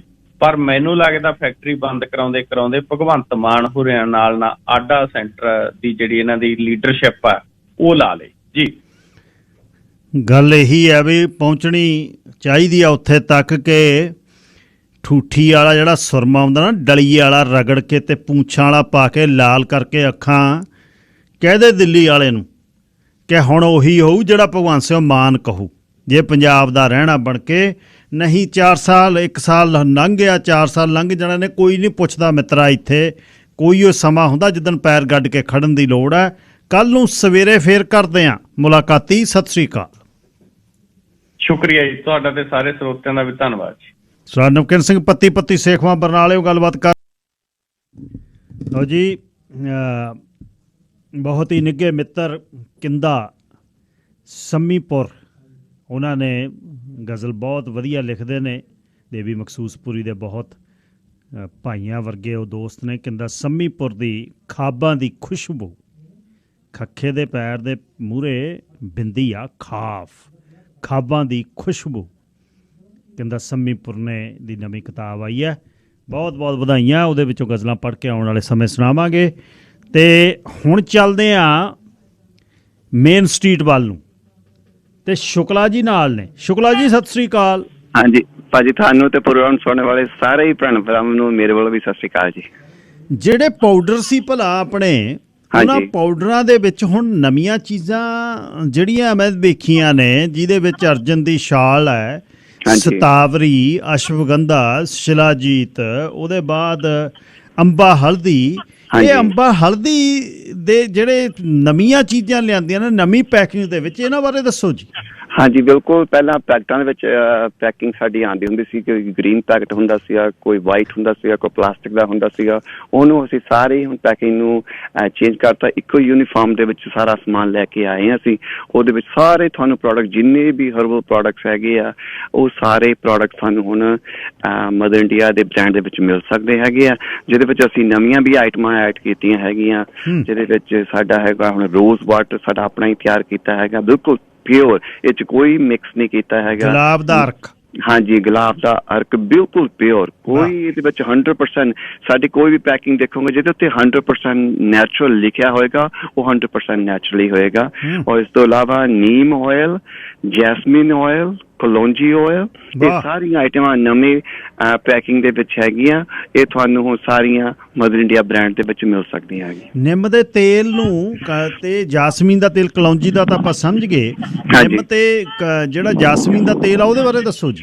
ਹਾਂਜੀ, ਜੈਸਮੀਨ ਦਾ ਤੇਲ ਹੁੰਦਾ ਹੈਗਾ ਕਿ ਇੱਕ ਤਾਂ ਇਹ ਪੂਜਾ ਪਾਠ ਵਾਸਤੇ ਵੀ ਯੂਜ਼ ਕਰਦੇ ਹੈਗੇ ਆ, ਔਰ ਪਲੱਸ ਇਹ ਤੁਹਾਡੀ ਸਕਿਨ ਵਾਸਤੇ ਵੀ ਅੱਛਾ ਹੁੰਦਾ। ਜਿਹੜਾ ਕਲੌਂਜੀ ਦਾ ਤੇਲ ਹੁੰਦਾ, ਜਿਹੜੇ ਭੈਣਾਂ ਭਰਾਵਾਂ ਨੂੰ ਪਤਾ ਹੈ ਕਿ ਬਾਲ ਝੜਦੇ, ਇਹਨੂੰ ਅਨੀਅਨ ਦਾ ਵੀ ਤੁਸੀਂ ਤੇਲ ਕਹਿੰਦੇ ਹੈਗੇ ਆ। ਇਹ ਬਾਲਾਂ ਨੂੰ ਤੁਸੀਂ ਮਹੀਨੇ 'ਚ ਰੋਜ਼ ਲਾਉਣ ਦੀ ਲੋੜ ਨਹੀਂ, ਮਹੀਨੇ 'ਚ ਇੱਕ ਅੱਧੀ ਵਾਰੀ ਜ਼ਰੂਰ ਲਾਓ, ਤੁਹਾਡੇ ਬਾਲਾਂ ਦੀ ਪਕੜ ਇਹ ਬਣਾਈ ਰੱਖਦਾ ਹੈਗਾ ਕਲੌਂਜੀ ਦਾ ਆਇਲ, ਜਿਹਨੂੰ ਕਿ ਆਪਾਂ ਅਨੀਅਨ ਆਇਲ ਵੀ ਕਹਿੰਦੇ ਹੈਗੇ ਆ। ਜੀ ਜੋੜਾਂ ਦੇ ਦਰਦ ਤੋਂ ਬਹੁਤ ਚੰਗਾ, ਬਹੁਤ ਹੀ ਅੱਛਾ ਪ੍ਰੋਡਕਟ। ਇਹਨੂੰ ਥੋੜਾ ਜਿਹਾ ਗਰਮ ਕਰਨਾ ਪੈਂਦਾ, 2 ਚਮਚੇ ਕੱਢੋ, ਉਹਨੂੰ ਥੋੜਾ ਵਾਰਮ ਜ਼ਰੂਰ ਕਰੋ ਤਾਂ ਕਿ ਮਿਕਸ ਅਪ ਹੋ ਜਾਵੇ। ਨਿੰਮ ਦਾ ਵੀ ਜਿਹੜਾ ਨਿੰਮ ਦਾ ਤੇਲ ਤੁਹਾਡੀ ਸਕਿਨ ਦੇ ਲਈ ਬਹੁਤ ਵਧੀਆ, ਜੇ ਕੋਈ ਖਾਜ, ਕੋਈ ਦਰਦ, ਕੋਈ ਕਹਿ ਜਾ ਹੋਵੇ, ਚੱਕ ਦੂ ਜੜ੍ਹਾਂ ਤੋਂ ਲਾ ਲਈ। ਹਾਂਜੀ, ਫੋੜੇ, ਫਿੰਸੀਆਂ, ਰੈਸ਼, ਸਕਿਨ ਡਰਾਈ ਰਹਿੰਦੀ ਹੈਗੀ ਆ, ਤੁਸੀਂ ਹਮੇਸ਼ਾ ਖਾਜ ਹੁੰਦੀ ਰਹਿੰਦੀ ਹੈ। ਜਦੋਂ ਸਕਿਨ ਤੁਹਾਡੀ ਡਰਾਈ ਹੈ ਤਾਂ ਉਹ ਡੈਫੀਨਿਟਲੀ ਖਾਜ ਹੋਣੀ ਹੈਗੀ ਆ, ਤੇ ਉਹਦੇ ਵਾਸਤੇ ਤੁਸੀਂ ਨਿੰਮ ਦਾ ਆਇਲ ਯੂਜ਼ ਕਰੋ। ਇਹ ਤੁਹਾਡਾ ਬਹੁਤ ਹੀ ਅੱਛਾ ਪ੍ਰੋਡਕਟ ਆ। ਤੁਸੀਂ ਜਦੋਂ ਦੇਖੋਗੇ ਸਾਡੀ ਜਿਹੜੀ ਪੈਕਿੰਗ ਆਈ ਹੈਗੀ ਆ, ਉਹ 100% ਨੈਚੁਰਲ ਹੈ, ਕੋਈ ਵੀ ਉਹ 'ਚ ਤੁਹਾਨੂੰ ਕੈਮੀਕਲਸ ਨਹੀਂ ਹੈਗਾ, ਸੇਫ ਆ। ਬੜੇ ਅੱਛੇ ਪ੍ਰੋਡਕਟਸ ਹੈਗੇ ਆ, ਜਿੰਨੇ ਵੀ ਭੈਣ ਭਰਾ ਲੈ ਕੇ ਜਾਂਦੇ ਆ ਉਹ ਬਹੁਤ ਖੁਸ਼ ਹੈ। ਕਿ ਐਕਚੁਅਲੀ ਤਾਂ ਸਾਨੂੰ ਜ਼ਿਆਦਾ ਖੁਸ਼ੀ ਹੁੰਦੀ ਜਦੋਂ ਉਹ ਰਿਸਪੌਂਸ ਕਰਦੇ ਹੈਗੇ ਆ ਕਿ ਤੁਹਾਡਾ ਸ਼ੁਗਲਾ ਹੀ ਪ੍ਰੋਡਕਟ ਲੈ ਕੇ ਗਏ ਸੀਗੇ। ਸਪੈਸ਼ਲੀ ਅਸੀਂ ਨਵਾਂ ਜਿਹੜਾ ਪ੍ਰੋਡਕਟ ਕੱਢਿਆ ਸੀ ਲਾਸਟ ਟਾਈਮ ਕੌਂਸਟੀਪੇਸ਼ਨ ਵਾਸਤੇ, ਕਬਜ਼ ਰਿਲੀਜ਼, ਉਹਦਾ ਬਹੁਤ ਹੀ ਅੱਛਾ ਰਿਸਪੌਂਸ ਆਇਆ ਹੈਗਾ। ਉਹ ਮੈਂ ਸਾਰੇ ਭੈਣ ਭਰਾਵਾਂ ਦਾ ਧੰਨਵਾਦ ਵੀ ਕਰਦਾ ਹੈਗਾ। ਉਹ ਡਬਲ ਰਿਪੀਟ ਆਰਡਰ ਜਾ ਰਹੇ, ਸਾਨੂੰ ਉੱਥੋਂ ਪਤਾ ਲੱਗ ਜਾਂਦਾ ਹੈਗਾ ਸਾਡੇ ਪ੍ਰੋਡਕਟ ਦੇ ਉੱਤੇ ਜਿੰਨੇ ਵੀ ਭੈਣ ਪ੍ਰੋਡਕਟ ਯੂਜ਼ ਕਰਦੇ ਆ ਉਹ ਖੁਸ਼ ਹੈਗੇ ਆ। ਕਬਜ਼ ਰਿਲੀਫ ਤੇ ਨਾਰਾਇਣ ਚੂਰਨ ਦਾ ਫਰਕ ਕੀ ਹੈ? ਨਾਰਾਇਣ ਚੂਰਨ ਦਾ ਹੈਗਾ ਗੈਸ ਪ੍ਰੋਬਲਮ ਵਾਸਤੇ ਹੁੰਦਾ, ਚੀਜ਼ ਘੱਟ ਵੱਧ ਖਾ ਹੋ ਜਾਂਦੀ ਹੈਗੀ ਆ। ਕੌਂਸਟੀਪੇਸ਼ਨ ਜਿਹੜੀ ਤੁਹਾਨੂੰ ਭੈਣ ਭਰਾਵਾਂ ਨੂੰ ਕਬਜ਼ ਦੀ ਪ੍ਰੋਬਲਮ, ਉਹਨਾਂ ਵਾਸਤੇ ਉਹ ਪ੍ਰੋਡਕਟ ਯੂਜ਼ ਕਰੋ। ਇਹ ਬਹੁਤ ਹੀ ਅੱਛਾ ਪ੍ਰੋਡਕਟ ਹੈ। ਦਾਂਤ ਮੰਜਨ ਵੀ ਬਹੁਤ ਅੱਛਾ ਪ੍ਰੋਡਕਟ ਹੈਗਾ। ਦਾਂਤ ਮੰਜਨ ਦੇ ਵਿੱਚ ਲਿਕੁਇਡ ਦੇ ਵਿੱਚ ਵੀ ਹੈਗਾ, ਦਾਂਤ ਮੰਜਨ ਪਾਊਡਰ ਵਿੱਚ ਵੀ ਹੈਗਾ। ਅੱਛਾ, ਨਾਲੇ ਗੰਗਾ ਜਲ ਵੀ ਲਿਆਂਦਾ ਜੀ? ਹਾਂਜੀ ਬਿਲਕੁਲ, ਗੰਗਾ ਜਲ ਪਿਓਰ, 100% ਪਿਓਰ ਹੈ। ਤੁਸੀਂ ਦੇਖੋਗੇ ਇਹ ਸਾਰਾ ਹੀ ਮਦਰ ਇੰਡੀਆ ਬ੍ਰਾਂਡ ਦੇ ਵਿੱਚ, ਬੋਟਲ ਦੇ ਵਿੱਚ ਗੰਗਾ ਜਲ ਪਿਓਰ ਤੁਸੀਂ ਹੁਣ ਮਦਰ ਇੰਡੀਆ ਬ੍ਰਾਂਡ ਦੇ ਵਿੱਚ ਲੈ ਸਕਦੇ ਹੈਗੇ। ਸ਼ਿਲਾਜੀਤ ਬੰਦੇ ਨੂੰ ਟੱਸ 'ਚ ਕਰ ਦਿੰਦੀ ਹੈ ਬਹੁਤ, ਉਹਦੇ 'ਚ ਓਵਰਆਲ ਐਨਰਜੀ ਬਹੁਤ ਹੈ, ਸਰੀਰਕ ਐਨਰਜੀ। ਜਿੰਨੇ ਵੀ ਭੈਣ ਭਰਾ ਲੈ ਕੇ ਗਿਆ ਸ਼ਿਲਾਜੀਤ, ਕੱਲ ਮੈਂ ਸਕਾਟ ਰੋਡ ਸਟੋਰ ਤੇ ਗਿਆ ਸੀਗਾ, ਕਿਸੇ ਤੋਂ ਉਹ ਲੜਕਾ ਕਹਿਣ ਵਾਲਾ ਓਨਰ ਹੈ, ਤੇ ਉਹ ਕਹਿਣ ਲੱਗਾ ਅੰਕਲ ਸਾਨੂੰ 100 ਹੀ ਪੀਸ ਭੇਜੋ, ਬਿਕੋਜ਼ ਸਾਰੇ ਖਤਮ ਹੋ ਗਿਆ। ਸਰਪ੍ਰਾਈਜ਼ ਕੇ 2 ਵੀਕਾਂ ਦੇ ਵਿੱਚ ਇੱਕ ਸ਼ਾਪ ਨੇ 100 ਪੀਸ ਭੇਜ ਦਿੱਤਾ, ਔਰ ਇਸੇ ਕਰਕੇ ਚੀਜ਼ ਵਿਕਦੀ ਆ ਕਿਉਂਕਿ ਸਾਡੇ ਪ੍ਰੋਡਕਟਸ ਅੱਛੇ ਹੈਗੇ ਆ, ਉਹਨਾਂ ਨੂੰ ਰਿਸਪੌਂਸ ਅੱਛਾ ਮਿਲਦਾ ਹੈਗਾ, ਉਹ ਲੋਕ ਯੂਜ਼ ਕਰਦੇ ਹੈਗੇ। ਅੱਛਾ ਜੀ, ਹੁਣ ਸਕਿਨ ਵਾਲੇ ਪਾਸੇ ਨੂੰ ਆਈਏ ਤੇ ਵਾਲਾਂ ਵਾਲੇ ਪਾਸੇ ਨੂੰ। ਸਕਿਨ ਪ੍ਰੋਡਕਟਸ ਤੇ ਵਾਲਾਂ ਦੇ ਜਿਹੜੇ ਸ਼ੈਂਪੂ ਨੇ, ਇੱਕ ਵਾਲ ਟੁੱਟਣ ਤੋਂ ਜਮਾ ਹੀ ਰੋਕ ਦਿੰਦਾ ਹੈ, ਉਹਦਾ ਵੀ ਦੱਸੋ ਕਿਹੜਾ ਸ਼ੈਂਪੂ ਹੈ? ਉਹ ਜਿੰਜਰ ਸ਼ੈਂਪੂ ਹੈਗਾ, ਕੈਰੋਟਿਨ ਸ਼ੈਂਪੂ ਹੈਗਾ। ਜਿੰਜਰ ਸ਼ੈਂਪੂ ਤੁਸੀਂ ਆਪਣੇ ਵਾਲਾਂ ਨੂੰ ਲਾਓ, ਸਿੱਕਰੀ ਪ੍ਰੋਬਲਮ ਹੈ, ਬਾਲ ਝੜਦੇ ਆ, ਟੁੱਟਦੇ ਆ, ਰਫ ਹੈ ਤੁਹਾਡੇ ਬਾਲ, ਉਹਨਾਂ ਵਾਸਤੇ ਜਿੰਜਰ ਸ਼ੈਂਪੂ ਟਰਾਈ ਕਰੋ। ਬਹੁਤ ਹੀ ਅੱਛਾ ਪ੍ਰੋਡਕਟ ਹੈ, ਬੜਾ ਅੱਛਾ ਰਿਸਪੌਂਸ ਮਿਲਿਆ ਹੈਗਾ, ਉਹ ਟਰਾਈ ਕਰੋ, ਤੁਹਾਨੂੰ ਬਿਲਕੁਲ ਪ੍ਰੋਬਲਮ ਨਹੀਂ ਆਏਗੀ। ਔਰ ਕੈਰੋਟਿਨ ਸ਼ੈਂਪੂ ਬਾਲ ਚਮਕਦੇ ਔਰ ਬਾਲਾਂ ਨੂੰ ਸਟਰੋਂਗ ਕਰਨ ਵਾਸਤੇ ਯੂਜ਼ ਕਰ ਸਕਦੇ ਆ। ਬਾਕੀ ਸਾਡੇ ਕੋਲ ਸੋਪ ਵੀ ਬਹੁਤ ਹੈਗੇ ਆ, ਆਮਲਾ, ਸ਼ਿਕਾਕਾਈ, ਸਾਰੇ ਸੋਪ ਵੀ ਅੱਛੇ ਹੈਗੇ ਆ। ਔਰ ਇਸ ਦੇ ਨਾਲ ਸਾਨੂੰ ਮੁਲਤਾਨੀ ਮਿੱਟੀ ਦਾ ਸੋਪ ਉਹ ਵੀ ਤੁਹਾਨੂੰ ਮਿਲ ਜਾਂਦਾ ਹੈਗਾ। ਚਾਰਕੋਲ ਸੋਪ ਹੈਗਾ, ਉਹ ਵੀ ਤੁਹਾਨੂੰ ਮਿਲ ਜਾਂਦਾ। ਬਲੈਕ ਮਾਰਕਸ ਅੱਖਾਂ ਥੱਲੇ ਹੈਗੇ ਆ, ਫੇਸ ਦੇ ਉੱਤੇ ਬਲੈਕ ਮਾਰਕਸ ਹੈ, ਉਹ ਸਾਰਿਆਂ ਨੂੰ ਕਲੀਨ ਕਰਦਾ ਹੈਗਾ। ਨਿੰਮ ਦਾ ਵੀ ਸਾਡਾ ਜਿਹੜਾ ਬਹੁਤ ਹੀ ਅੱਛਾ ਪ੍ਰੋਡਕਟ ਹੈ, ਨਿੰਮ ਸੋਪ ਜ਼ਰੂਰ ਟਰਾਈ ਕਰੋ। ਇਹ ਤੁਹਾਡੀ ਸਕਿਨ ਵਾਸਤੇ ਵੀ ਅੱਛਾ, ਤੁਹਾਡੀ ਸਕਿਨ ਤੇ ਡਰਾਈ ਆ ਜਾਂ ਤੁਹਾਡੇ ਰੈਸ਼ ਹੈਗੀ ਪ੍ਰੋਬਲਮ, ਜਾਂ ਤੁਹਾਡੇ ਫੋੜੇ ਫਿੰਸੀਆਂ ਰੈਸ਼ ਆ, ਉਹਨਾਂ ਵਾਸਤੇ ਬਹੁਤ ਹੀ ਅੱਛਾ ਪ੍ਰੋਡਕਟ ਆ। ਔਰ ਜਲਦੀ ਤੁਹਾਨੂੰ ਅਸੀਂ 2 ਵੀਕਾਂ ਨੂੰ ਹੋਰ ਪ੍ਰੋਡਕਟ ਲਾਂਚ ਕਰ ਰਹੇ ਹਾਂ। ਨਿੰਮ ਦੀ ਕਰੀਮ ਜਾਂ ਤੁਲਸੀ ਦੀ ਕਰੀਮ, ਇਹ ਵੀ ਤੁਸੀਂ ਲੈ ਸਕਦੇ ਹੈਗੇ ਆ। ਇਹ ਵੀ ਪ੍ਰੋਡਕਟਸ ਮਿਲਣਗੇ और plus chyawanprash mother India brand में मिलेगा और च्यवनप्राश लिक्विड ਦੇ ਵਿੱਚ ਵੀ ਮਿਲੂਗਾ ਉਹ ਬੱਚੇ ਵੀ ਲੈ ਸਕਦੇ ਹੈ। ਅੱਛਾ ਜੀ, ਚਵਨਪ੍ਰਾਸ਼ ਵੀ ਬਣਾ ਰਹੇ ਹੋ ਆਪਣਾ? ਹਾਂਜੀ, mother India products next 2 weeks ਦੇ ਵਿੱਚ ਤੁਹਾਨੂੰ ਮਦਰ ਇੰਡੀਆ ਦਾ ਚਵਨਪ੍ਰਾਸ਼ ਮਿਲੇਗਾ ਔਰ ਮਦਰ ਇੰਡੀਆ ਦਾ ਫਸਟ ਟਾਈਮ ਅਸੀਂ ਇੰਟਰੋਡਿਊਸ ਕਰ ਰਹੇ ਹਾਂ ਲਿਕੁਇਡ ਦੇ ਵਿੱਚ ਜਿਹੜੇ ਕਿ 5 ਸਾਲ ਦੇ ਓਵਰ ਬੱਚੇ ਵੀ ਯੂਜ਼ ਕਰ ਸਕਦੇ। ਵਾਹ ਵਾਹ, ਬਦੋ ਚੀਜ਼ ਬਹੁਤ ਵਧੀਆ। ਅੱਛਾ, ਇੱਕ ਦੱਸਿਓ ਜੀ, ਆਪਣੀ ਜਿਹੜੀ ਮਲਤਾਨੀ ਮਿੱਟੀ ਦਾ ਸੋਪ ਹੈ, ਮਲਤਾਨੀ ਮਿੱਟੀ ਲਾ ਕੇ ਫਿਰ ਉਹ ਪਹਿਲਾਂ ਤਾਂ ਉਹਨੂੰ ਸੁਕਾਉਂਦੇ ਸੀ, ਹੁਣ ਸੁਕਾਉਣਾ ਤਾਂ ਨਹੀਂ ਬਈ ਇਹ ਨਹਾ ਹੀ ਲੈਣਾ ਜਦੇ? ਨਹੀਂ, ਬਿਲਕੁਲ ਤੁਸੀਂ ਉਸ ਮੁਲਤਾਨੀ ਮਿੱਟੀ ਨੂੰ ਤੁਸੀਂ ਸਵੇਰੇ ਸਾਬਣ ਨਾਲ ਫੇਸ ਧੋਵੋ ਜਾਂ ਸ਼ਾਮ ਨੂੰ ਧੋ ਸਕਦੇ 2 ਵਾਰੀ, ਬਸ ਉਸ ਵੇਲੇ ਲਾ ਕੇ ਧੋ ਲੈਣਾ ਹੈਗਾ, ਤੁਹਾਡਾ ਚਿਹਰਾ ਇੱਕਦਮ ਗਲੋ ਕਰੇਗਾ। ਹੁਣ ਸੁਗੰਧੀ ਵੱਲ ਨੂੰ ਆ ਜਾਈਏ ਫਿਰ। ਹਾਂਜੀ ਬਿਲਕੁਲ, ਪਹਿਲਾਂ ਮਦਰ ਇੰਡੀਆ ਦੀ ਅਗਰਬੱਤੀ ਜਿਹੜੇ ਵੀ ਭੈਣ ਭਰਾ ਯੂਜ਼ ਕਰਦੇ ਹੈਗੇ ਆ, ਜਦ ਵੀ ਕਿਸੇ ਸਟੋਰ ਤੇ ਜਾਂਦੇ ਆ ਪਲੀਜ਼ ਮੇਕ ਸ਼ੋਰ ਤੁਸੀਂ ਮਦਰ ਇੰਡੀਆ ਦਾ ਨਾਂ ਜਾਂ ਲੋਗੋ ਜ਼ਰੂਰ ਦੇਖ ਲਵੋ ਔਰ ਪਲੱਸ ਤੁਸੀਂ ਮਦਰ ਇੰਡੀਆ ਦਾ ਗਿਫਟ ਸਾਹਿਬ ਤੁਹਾਡੀ ਮੁਸ਼ਕਿਲ ਬੂਟੀ ਔਰ ਬਹੁਤ ਹੀ ਅੱਛੇ ਪ੍ਰੋਡਕਟਸ ਹੈਗੇ ਆ, ਉਹ ਵੀ ਤੁਸੀਂ ਮਦਰ ਇੰਡੀਆ ਸਟੋਰ ਤੇ ਲੈ ਸਕਦੇ ਆ। ਤੁਸੀਂ ਆ ਕੇ ਪਹਿਲਾਂ ਦੇਖੋ, ਸੈਂਪਲ ਲਾਓ ਹੱਥ ਤੇ, ਸ਼ਰਟ ਤੇ, ਅਗਰ ਜਿਹੜਾ ਤੁਹਾਨੂੰ ਫ੍ਰੈਗਰੈਂਸ ਅੱਛਾ ਲੱਗਦਾ ਤੁਸੀਂ ਉਹ ਲੈ ਸਕਦੇ ਹੈਗੇ।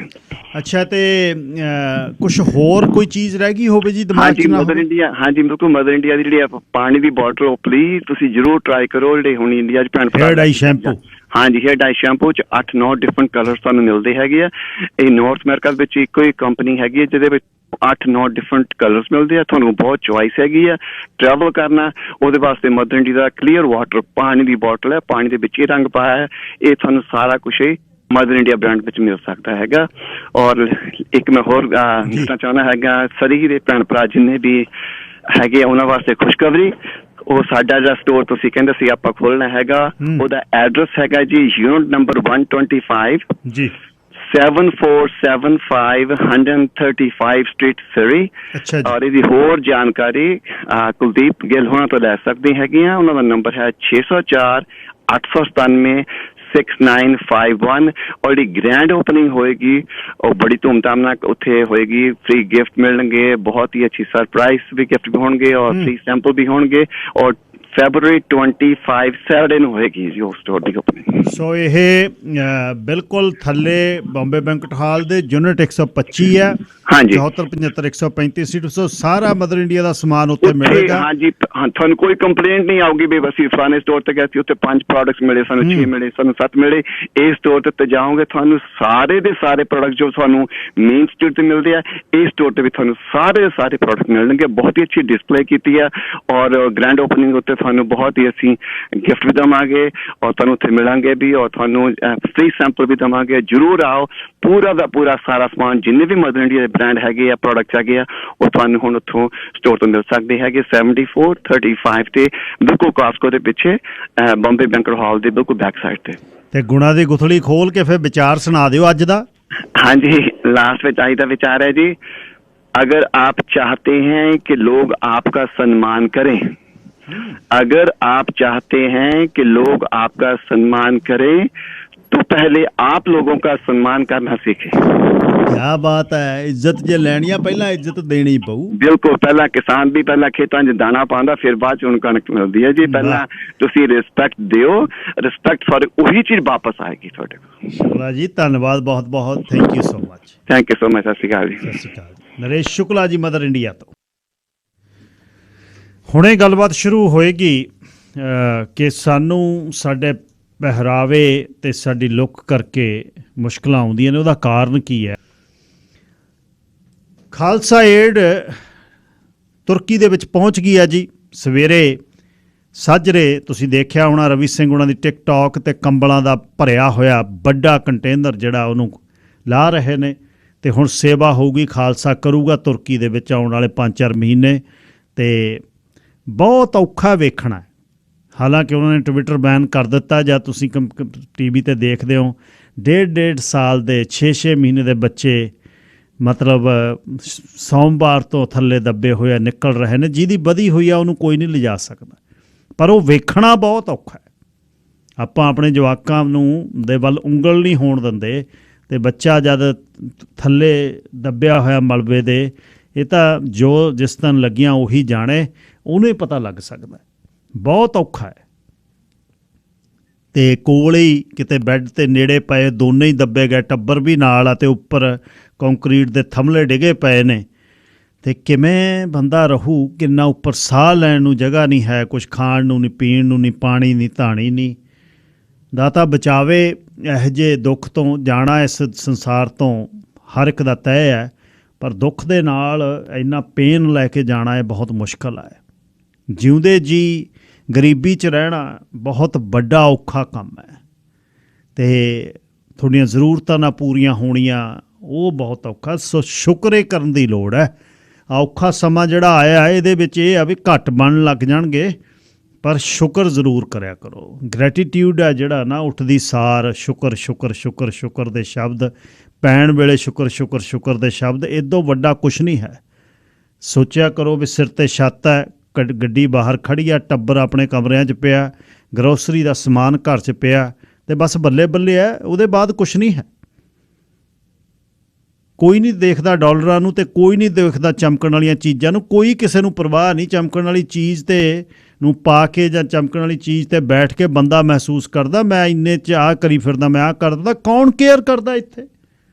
80% ਬੰਦਿਆਂ ਨੂੰ ਤਾਂ ਇਹ ਵੀ ਨਹੀਂ ਪਤਾ ਇਹ 8 ਲੱਖ ਦੀ ਜਾਂ 10 ਲੱਖ ਦੀ ਜਿਹੜਾ ਕੋਟ ਆ ਆਹ ਟੈਗ ਵਾਲਾ ਪਾਈ ਫਿਰਦਾ ਹੈ, ਇਹ 2000 ਦਾ ਕਿਹਨੂੰ ਪਤਾ ਹੈ?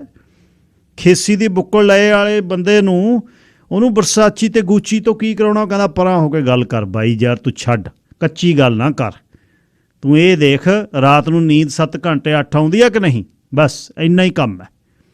ਗੋਲੀ ਤਾਂ ਨਹੀਂ ਲੈ ਕੇ ਖਾਂਦਾ, ਰਾਤ ਨੂੰ ਕਬਜ਼ ਦੀ ਦਵਾਈ ਤਾਂ ਨਹੀਂ ਲੈ ਕੇ ਸੌਂਦਾ, ਬਸ ਇਹ ਹੈ। ਸੋ ਚੜ੍ਹਦੀ ਕਲਾ 'ਚ ਰਹਿਣ ਦੀ ਲੋੜ ਆ ਜ਼ਿੰਦਗੀ 'ਚ। ਜਦ ਤੁਸੀਂ ਆਪਾਂ ਇਸ ਧਰਤੀ 'ਤੇ ਆਏ ਹਾਂ, ਦੁੱਖ ਸੁੱਖ ਤਾਂ ਇਉਂ ਹੀ ਰਹਿਣੇ ਨੇ। ਮੈਂ ਜਵਾਕੜੀਆਂ ਨਾਲ ਕੱਲ੍ਹ ਗੱਲ ਕਰਦਾ ਸੀ, ਰੋਮਨ ਅਤੇ ਪਲਵੀ ਨਾਲ। ਮੈਂ ਕਿਹਾ ਘਬਰਾਉਣ ਦੀ ਨਹੀਂ ਲੋੜ ਹੈ। ਪੀਸ ਆਫ ਪੇਪਰ ਹੈ, ਤੁਹਾਡੇ ਕੋਲ ਹਲੇ PR ਨਹੀਂ ਹੈ, ਅਸੀਂ ਸਿਟੀਜ਼ਨ ਆ। ਅਸੀਂ ਕਿਹੜਾ ਹੋਰ ਦੁਨੀਆ 'ਚ ਰਹਿੰਦੇ ਹਾਂ? ਤੁਹਾਡੇ ਵਾਂਗੂ ਕੰਮ ਅਸੀਂ ਕਰਦੇ ਹਾਂ ਹਰ ਰੋਜ਼। ਥੋਤੋਂ ਸਾਨੂੰ ਵੱਧ ਕਰਨਾ ਪੈਂਦਾ, ਜ਼ਿੰਮੇਵਾਰੀਆਂ ਵੱਧ ਨੇ, ਖਰਚੇ ਵੱਧ ਨੇ ਸਾਡੇ। ਸੋ ਫਿਕਰ ਨਹੀਂ ਕਰਨ ਦੀ ਲੋੜ। ਜਿਹੜਾ ਅੱਜ ਆਇਆ ਉਹਨੇ PR ਹੋ ਜਾਣਾ, PR ਵਾਲੇ ਨੇ ਸਿਟੀਜ਼ਨ ਹੋ ਜਾਣਾ, ਸਿਟੀਜ਼ਨ ਵਾਲੇ ਨੇ ਵੀ ਉਹੀ ਕਰਨਾ, ਅਤੇ ਜਿਹੜਾ ਅੱਜ ਆਇਆ ਉਹਨੇ ਵੀ ਕਰਨਾ। ਔਖਾ ਥੋੜ੍ਹਾ ਜਿਹਾ, ਜਾਂ ਤੁਹਾਡੇ ਕੋਲ ਵੱਧ ਅਧਿਕਾਰ ਹੈ ਨਹੀਂ। ਅਧਿਕਾਰਾਂ ਦੇ ਲਈ, ਆਪਣੀ ਆਜ਼ਾਦੀ ਦੇ ਲਈ ਵਧੀਆ ਲਾਅ ਮੇਕਰ ਤੁਹਾਨੂੰ ਚੁਣਨ ਦੀ ਲੋੜ ਹੈ। ਇਹ ਛੱਡ ਦਿਓ ਗੱਲਾਂ ਬਾਕੀ, ਮੈਨੂੰ ਕੌਣ ਜਾਣਦਾ, ਮੈਨੂੰ ਆਹ ਜਾਣਦਾ, ਮੈਨੂੰ ਉਹ ਜਾਣਦਾ। ਜਾਣਦਾ ਜੂਣਦਾ ਕੋਈ ਨਹੀਂ ਹੈ। ਜਦ ਔਖਾ ਸਮਾਂ ਆਉਂਦਾ ਉਹ ਸਾਰਿਆਂ 'ਤੇ ਆਉਂਦਾ। ਸਿਆਣੇ ਸਾਨੂੰ ਹੋਣ ਦੀ ਲੋੜ ਹੈ। ਆਪਣੇ ਹੱਕਾਂ ਦੀ ਰਾਖੀ ਕਰਨ ਲਈ ਤੁਹਾਨੂੰ ਇਹ ਜ਼ਰੂਰ ਚਾਹੀਦਾ ਹੈ ਕਿ ਤੁਸੀਂ ਆਪਣੀ ਜ਼ਿੰਦਗੀ ਦਾ ਆਪ ਨਿਰਣਾ ਕਰ ਸਕੋ। ਕਿਸੇ ਦੇ ਕਹਿਣ ਦੀਆਂ ਗੱਲਾਂ ਛੱਡ ਦਿਓ। ਹੁਣ ਜਦ ਔਖਾ ਸਮਾਂ ਹੈ ਤਾਂ ਕਿਹਨੇ ਤੁਹਾਨੂੰ ਆ ਕੇ ਕੱਢਣਾ? ਜਿਹਦੇ ਕਹੇ 'ਤੇ ਕਿ ਕਦੇ ਵੋਟਾਂ ਪਾਉਣੇ ਉਹਨੂੰ ਕਹਿ ਲਿਆ ਬਾਈ ਦੇ ਕੇ ਜਾ 50,000, ਯਾਰ ਔਖੇ ਬਹੁਤ ਆ, ਦੇਖਿਓ ਜੇ 50 ਸੈਂਟ ਵੀ ਦੇ ਜਾਵੇ। ਅਤੇ ਜਦ ਵਿਆਹ ਦੇ ਦਿਨ ਹੁੰਦੇ ਨੇ ਫਿਰ ਬਟਨਾ ਘਰੇ ਆ ਕੇ ਮਲਦੇ ਆ, ਕਹਿੰਦੇ ਅਤਰ ਫਲੇਲ ਵੀ ਛਿੜਕਾਂਗੇ, ਗੱਡੀ 'ਚ ਵੀ ਲੈ ਕੇ ਜਾਵਾਂਗੇ, ਫਿਕਰ ਨਾ ਕਰ। ਪਰ ਜਦ ਤਾਂ ਠੱਪਾ ਲਾਤਾ ਉਹਨੂੰ ਕਹਾਂ ਬਾਈ ਤੂੰ ਆਪਣੀ ਗੱਡੀ 'ਚ ਆਪੇ ਚਲੇ ਜਾ। ਹੁਣ ਕਾਹਦੇ ਲਈ ਐ ਭਲੱਥੇ 'ਚ ਆਉਂਦੇ ਹੋ? ਕਿਸੇ ਦਾ ਨਹੀਂ ਕਰਨ ਦੀ ਇਸ ਤਰ੍ਹਾਂ ਲੋੜ। ਜਿੱਥੇ ਹੱਕ ਦੀ ਗੱਲ ਆ ਆਪ ਪੈਰ ਗੱਡ ਕੇ ਖੜਿਆ ਕਰੀਏ ਆਪਾਂ। ਜਦ ਕਿਸੇ ਦੇ ਕਹੇ 'ਤੇ ਅਸੀਂ ਟੂਟੀਆਂ ਮਰੋੜਦੇ ਹਾਂ, ਫਿਰ ਹੁਣ ਤੁਹਾਡੇ ਕੋਲ ਕੋਈ ਨਹੀਂ ਹੈ। ਅਤੇ ਗੁਲਾਮੀ ਨਹੀਂ ਕਰਨ ਦੀ ਲੋੜ। ਜੇ ਕਿਸੇ ਚੁਣੇ ਹੋਏ ਨੁਮਾਇੰਦੇ ਨੇ ਤੁਹਾਡੇ ਲਈ ਕਰਤਾ, ਉਹਨੇ ਕੋਈ ਅਹਿਸਾਨ ਨਹੀਂ ਕੀਤਾ, ਉਹਦੀ ਡਿਊਟੀ ਹੈ ਇਹ ਕਰਨ ਲਈ ਤੁਹਾਡੇ ਲਈ। ਜੇ ਉਹ ਤੁਹਾਨੂੰ ਰਿੜਕਦਾ ਦਰਾਂ ਮੂਹਰੇ ਆ ਕੇ ਤੇਰੇ ਲਈ ਆਹ ਕੀਤਾ ਜੀ, ਤੇਰੀ ਭੂਆ ਦੇ ਚਾਚੇ ਦੇ ਪੁੱਤ ਨੂੰ ਸੱਦਿਆ ਬਾਈ ਭੁੱਲ ਗਿਆ ਜਦ ਤੈਨੂੰ ਲਿਆਇਆ ਸੀ ਇੰਡੀਆ ਤੋਂ ਮੈਂ, ਜਾਂ ਕੋਈ ਕਹਿੰਦਾ ਤਾਂ ਛਿੱਕਲੀ ਪਾ ਦਿਆ ਕਰੋ ਮੂਹਰੇ। ਉਹ ਕਹੇ ਗੱਲ ਸੁਣ, ਜੇ ਤੈਨੂੰ ਮੋਹਰ ਅਸੀਂ ਦਿੱਤੀ ਤਾਂ ਤੂੰ ਗੱਲ ਕਰਦਾ, ਇਹ ਵੋਟਾਂ ਪਾਈਆਂ ਤੈਨੂੰ, ਅਤੇ ਸਰਕਾਰ ਦੇ ਜਿੱਥੋਂ ਤੂੰ ਪੈਸੇ ਲੈਣਾ ਉਹਦੇ ਅਸੀਂ ਹਾਂ ਟੈਕਸ ਪੇਅਰ। ਅਸੀਂ ਤਨਖਾਹ ਦਿੰਦੇ ਹਾਂ ਤੇਰੀ। ਅਸੀਂ ਲਿਬੜ ਕੇ ਆਥਣ ਤੱਕ ਮਸਾਂ ਰੋਟੀ ਕਮਾਉਂਦੇ, ਤੂੰ 3 ਪੀਸ 'ਚ ਪਾ ਕੇ ਖੜਾ ਬੈਠਾ ਤਾੜੀਆਂ ਮਾਰਦਾ ਜਾਂ ਮਾਰਦੀ ਹੈ। ਸੋ ਇਹ ਨਾ ਅਹਿਸਾਨ ਨਹੀਂ ਕਰਨ ਦੀ ਲੋੜ, ਕਿਸੇ 'ਤੇ ਥੱਲੇ ਨਹੀਂ ਲੈਣ ਦੀ ਲੋੜ। ਗੁਲਾਮੀ ਬਹੁਤ ਉਹਦਾ ਕਰੂਪ ਹੁੰਦਾ ਚਿਹਰਾ। ਆਪਣੇ ਆਪ ਨੂੰ ਸੱਖ ਰਹਿ ਕੇ, ਆਜ਼ਾਦ ਰਹਿ ਕੇ ਗੱਲ ਕਰਨ ਦੀ ਲੋੜ ਹੈ। 2 ਇੰਜੀਨੀਅਰ ਸਾਡੇ ਭਾਈਚਾਰੇ ਦੇ ਮੇਰੇ ਨਾਲ ਨੇ, ਸਰਦਾਰ ਗੁਰਮਨਜੀਤ ਸਿੰਘ ਅਤੇ ਸਰਦਾਰ ਮਨਪ੍ਰੀਤ ਸਿੰਘ। ਦੋਨੇ BC ਫੈਰੀਜ਼ ਦੇ ਵਿੱਚ ਇੰਜੀਨੀਅਰ ਨੇ। ਉੱਥੇ ਇਹਨਾਂ ਨੂੰ ਫੈਰੀਜ਼ ਦੇ ਵਿੱਚ ਇੰਜੀਨੀਅਰ ਉਹ ਨੇ ਜਿਹੜੇ ਥੱਲੇ ਮਕੈਨੀਕਲ ਰੂਮ 'ਚ ਜਿੱਥੇ ਇੰਜਨ ਨੇ ਫੈਰੀ ਦੇ, ਇੱਕ ਥੱਲੇ ਹੋਰ ਵੀ ਏਰੀਆ ਜਿਹਨੂੰ ਜਿੱਥੇ ਆਪਾਂ ਨੂੰ ਨਹੀਂ ਜਾਣ ਦਿੰਦੇ, ਆਪਾਂ ਗੱਡੀਆਂ ਦਾ ਖੜਾ ਕੇ ਉੱਪਰ ਚੜ੍ਹੇ ਆਉਂਦੇ ਹਾਂ। ਉੱਥੇ ਔਨ ਗੋਇੰਗ ਜਦ ਜਾਂਦੀ ਆ ਫੈਰੀ ਤਾਂ ਉਹਦੀ ਕੋਈ ਮੁਸ਼ਕਲ ਜਿਹੜੀ ਹੈ ਉਹਨੂੰ ਨਾ ਆਵੇ, ਤਾਂ ਉੱਥੇ ਰਹਿੰਦੇ ਨੇ। ਉਹਦੀ ਰਿਪੇਅਰ ਵੀ। ਦੋਨੇ ਇਹ ਇੰਜੀਨੀਅਰ ਗੁਰਮਨਜੀਤ ਹੋਣੀ ਨਿਊਜ਼ੀਲੈਂਡ ਪੜ੍ਹ ਕੇ ਆਏ ਨੇ, ਉੱਥੇ ਇਸ ਤਰ੍ਹਾਂ ਹੀ ਕੰਮ ਕਰਦੇ ਨੇ। ਸਰਦਾਰ ਮਨਪ੍ਰੀਤ ਸਿੰਘ ਹੋਣੀ ਇੰਗਲੈਂਡ ਪੜ੍ਹ ਕੇ ਆਏ ਨੇ, ਉੱਚੇ ਅਹੁਦਿਆਂ ਤੇ ਰਹੇ ਨੇ, ਪਰ ਇੱਥੇ ਸ਼ੁਰੂਆਤ ਦੇ ਵਿੱਚ ਇੱਕ ਹੋਰ ਲੈਵਲ ਤੇ ਕੰਮ ਕਰ ਰਹੇ ਨੇ। ਚਲੋ ਉਹ ਲੈਵਲ ਦੇ ਨਾਲ ਜਿਹੜੀ ਉਹਨਾਂ ਨੂੰ ਮੁਸ਼ਕਲ ਆ ਰਹੀ ਆ ਉਹਦੀ ਗੱਲ ਕਰਨ ਲਈ ਦੋਨੇ ਮੇਰੇ ਨਾਲ ਨੇ। ਸਰ ਮਨਪ੍ਰੀਤ ਸਿੰਘ ਜੀ, ਸਵਾਗਤ ਤੁਹਾਡਾ, ਸਤਿ ਸ੍ਰੀ ਅਕਾਲ। ਸਤਿ ਸ਼੍ਰੀ ਅਕਾਲ ਜੀ। ਸਤਿ ਸ਼੍ਰੀ ਅਕਾਲ ਬਾਈ ਜੀ। ਸਤਿ ਸ਼੍ਰੀ ਅਕਾਲ ਗੁਰਮਨਜੀਤ ਜੀ। ਤੁਹਾਡੇ ਨਾਲ ਤੁਹਾਡੇ ਤੋਂ ਸ਼ੁਰੂ ਕਰਦਾ। ਪਹਿਲਾਂ ਇਹ ਦੱਸਿਓ ਵੀ ਫੈਰੀ ਦੇ ਵਿੱਚ ਜਿੱਥੇ ਤੁਸੀਂ ਕੰਮ ਕਰਦੇ ਹੋ ਤੁਹਾਡਾ ਡੈਜ਼ਿਗਨੇਸ਼ਨ ਕੀ ਆ, ਕੰਮ ਕੀ ਹੁੰਦਾ ਹੈ, ਤੇ ਫਿਰ ਮੁਸ਼ਕਲ ਬਾਰੇ ਵੀ ਜਾਣਾਂਗੇ। ਹਾਂਜੀ ਬਾਈ ਜੀ, ਮੈਂ BC ਫੈਰੀ ਦੇ ਵਿੱਚ 4th ਇੰਜੀਨੀਅਰ ਆ ਜੀ। ਤੇ ਮੈਂ ਇੰਜਨ ਰੂਮ ਦੇ ਵਿੱਚ ਥੱਲੇ ਆਪਣਾ ਜਦੋਂ ਫੈਰੀ ਚੱਲਦੀ ਉਹਦੇ ਇੰਜਨ ਦੀ ਰਨਿੰਗ ਦੀ ਟੇਕ ਕੇਅਰ ਕਰਨੀ, ਰਾਤ ਨੂੰ ਮੇਨਟੇਨੈਂਸ ਦਾ ਕੰਮ ਕਰਨਾ। ਤੇ ਜਿਹੜੀ ਸਾਨੂੰ ਮੁਸ਼ਕਿਲ ਆ ਰਹੀ ਆ ਕਿ BC ਫੈਰੀ ਦੀ ਪਾਲਿਸੀ ਆ ਕਿ ਤੁਹਾਨੂੰ ਕਲੀਨ ਸ਼ੇਵ ਕਰਨੀ ਪੈਣੀ ਆ। ਅੱਛਾ। ਹਾਂਜੀ। ਉਹ ਕਾਹਦੇ ਵਾਸਤੇ ਕਰਨੀ ਪੈਣੀ ਆ ਜੀ? ਉਹ ਫਾਇਰ ਫਾਈਟਿੰਗ ਵਾਸਤੇ। ਅੱਛਾ। ਜਦ ਕਿ ਪੂਰੇ ਵਰਲਡ ਦੇ ਵਿੱਚ, ਈਵਨ ਕੈਨੇਡਾ ਦੇ ਵਿੱਚ ਵੀ ਇੱਦਾਂ ਦੀ ਕੋਈ ਪਾਲਿਸੀ ਨਹੀਂ ਹੈਗੀ। ਇਹ ਸਿਰਫ ਤੇ ਸਿਰਫ BC ਫੈਰੀ ਦੀ ਪਾਲਿਸੀ ਆ। BC ਫੈਰੀ ਇਹ ਕਹਿੰਦੀ ਆ ਕਿ ਇਹ ਪਾਲਿਸੀ ਜਿਹੜੀ ਆ ਵਰਕ BC ਦੀ ਰਿਕੁਆਇਰਮੈਂਟ ਆ।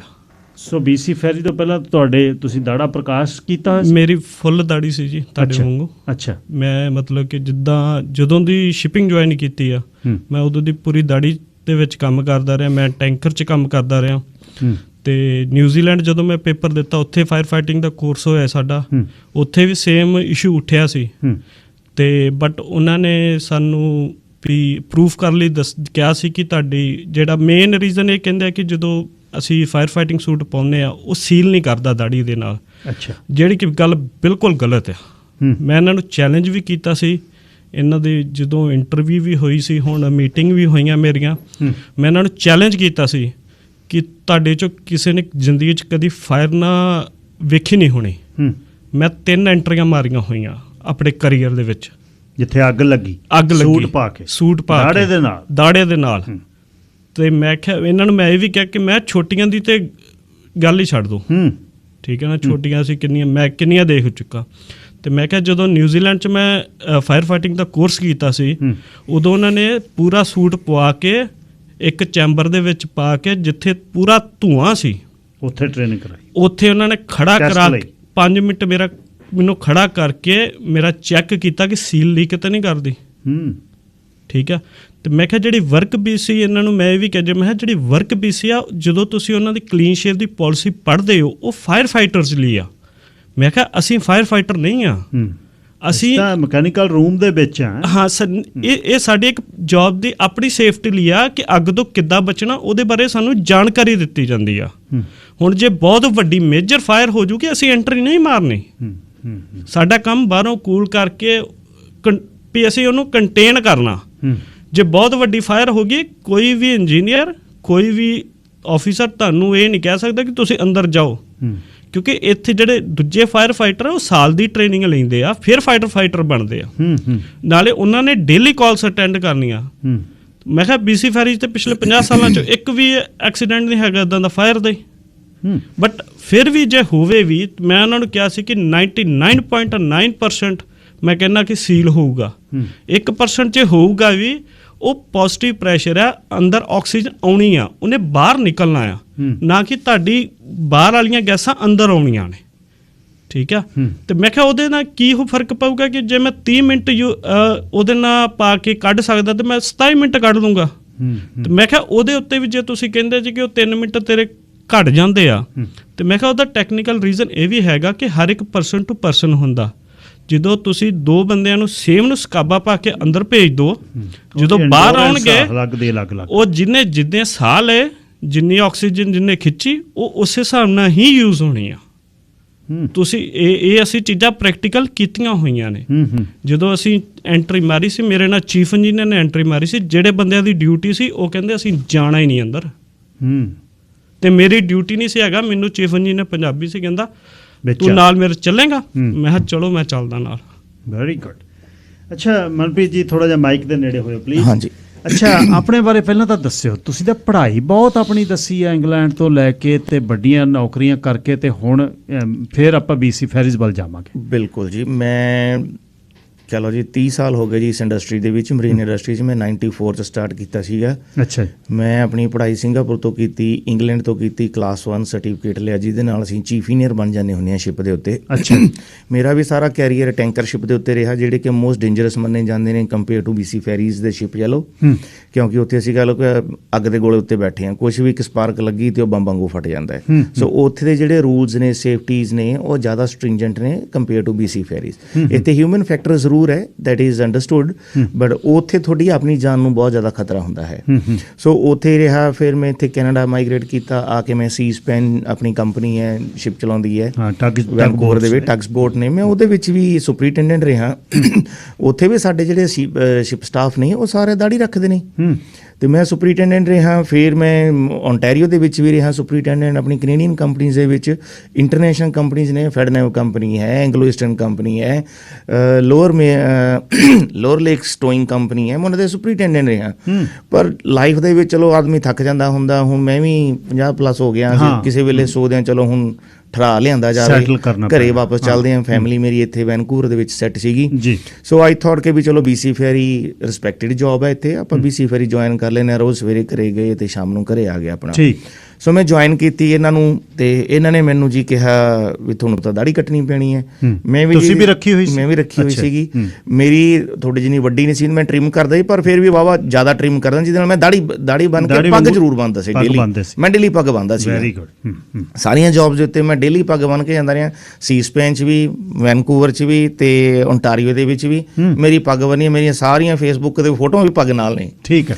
ਜਦੋਂ ਇੱਥੇ ਗਏ ਜੀ, ਕਹਿੰਦੇ ਜੀ ਸ਼ੇਵ ਕਰਨੀ ਪੈਣੀ ਹੈ। ਮੈਂ ਕਿਹਾ ਜੀ ਵੀ ਸ਼ੇਵ ਤਾਂ ਔਖਾ ਹੋ ਜਾਣਾ, ਮੇਰੀ ਫੈਮਿਲੀ ਨੇ ਮੈਨੂੰ ਐਕਸੈਪਟ ਨਹੀਂ ਕਰਨਾ ਹੈਗਾ। ਮੇਰੀ ਮਦਰ ਇਨ ਲਾਅ ਹੈ, ਮੇਰੇ ਬੱਚੇ ਹੁਣ ਮੈਨੂੰ ਕਹਿੰਦੇ ਨੇ ਵੀ ਡੈਡ ਤੁਸੀਂ ਸ਼ੇਵ ਕਰ ਲਿਆ। ਬਿਲਕੁਲ। ਤੇ ਚਲੋ ਫਿਰ ਉਹੀ ਗੱਲ ਹੁੰਦੀ ਹੈ ਵੀ ਬ੍ਰੈਡ ਬਟਰ ਲਈ ਕਰਨਾ ਪੈਂਦਾ ਹੁੰਦਾ। ਮੈਂ ਇਹਨਾਂ ਨੂੰ ਇਹ ਪੁੱਛਿਆ ਵੀ ਤੁਹਾਡੇ ਪਾਲਿਸੀ ਸਾਰਿਆਂ ਦੀ ਹੈ ਜਾਂ ਕਿਸੇ ਲਈ ਹੈ? ਉਹ ਕਹਿੰਦੇ ਜੀ ਫਸਟ ਇੰਜੀਨੀਅਰ ਲਈ ਹੈ, that's what you are joining, you are eligible to get a promotion for chief engineer, ਪਰ ਅਸੀਂ ਸਿੱਧਾ ਚੀਫ ਇੰਜੀਨੀਅਰ ਲੈਂਦੇ ਨਹੀਂ ਹੈ।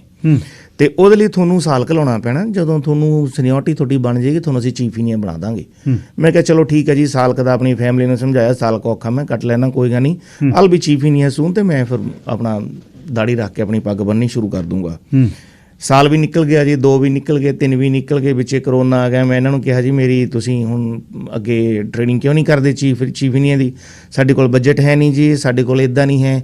ਸਾਈਮਲਟੇਨੀਅਸਲੀ ਦੂਜੇ ਪਾਸੇ ਹੋਰ ਲੋਕ ਪ੍ਰਮੋਸ਼ਨ ਦੇ ਹੀ ਜਾ ਰਹੇ ਨੇ, ਮੈਨੂੰ ਰੱਖਿਆ ਹੋਇਆ ਇਹਨਾਂ ਨੇ।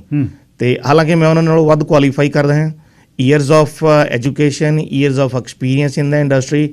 ਤੇ ਚਲੋ ਉਹਨਾਂ ਦੀ ਆਪਣੀ ਪਾਲਿਸੀ ਹੈ, ਮੈਂ ਉਹਨੂੰ ਇੰਟਰਵੀਨ ਨਹੀਂ ਕਰਦਾ, ਦੈਟਸ ਯੋਰ ਡਿਸੀਜਨ।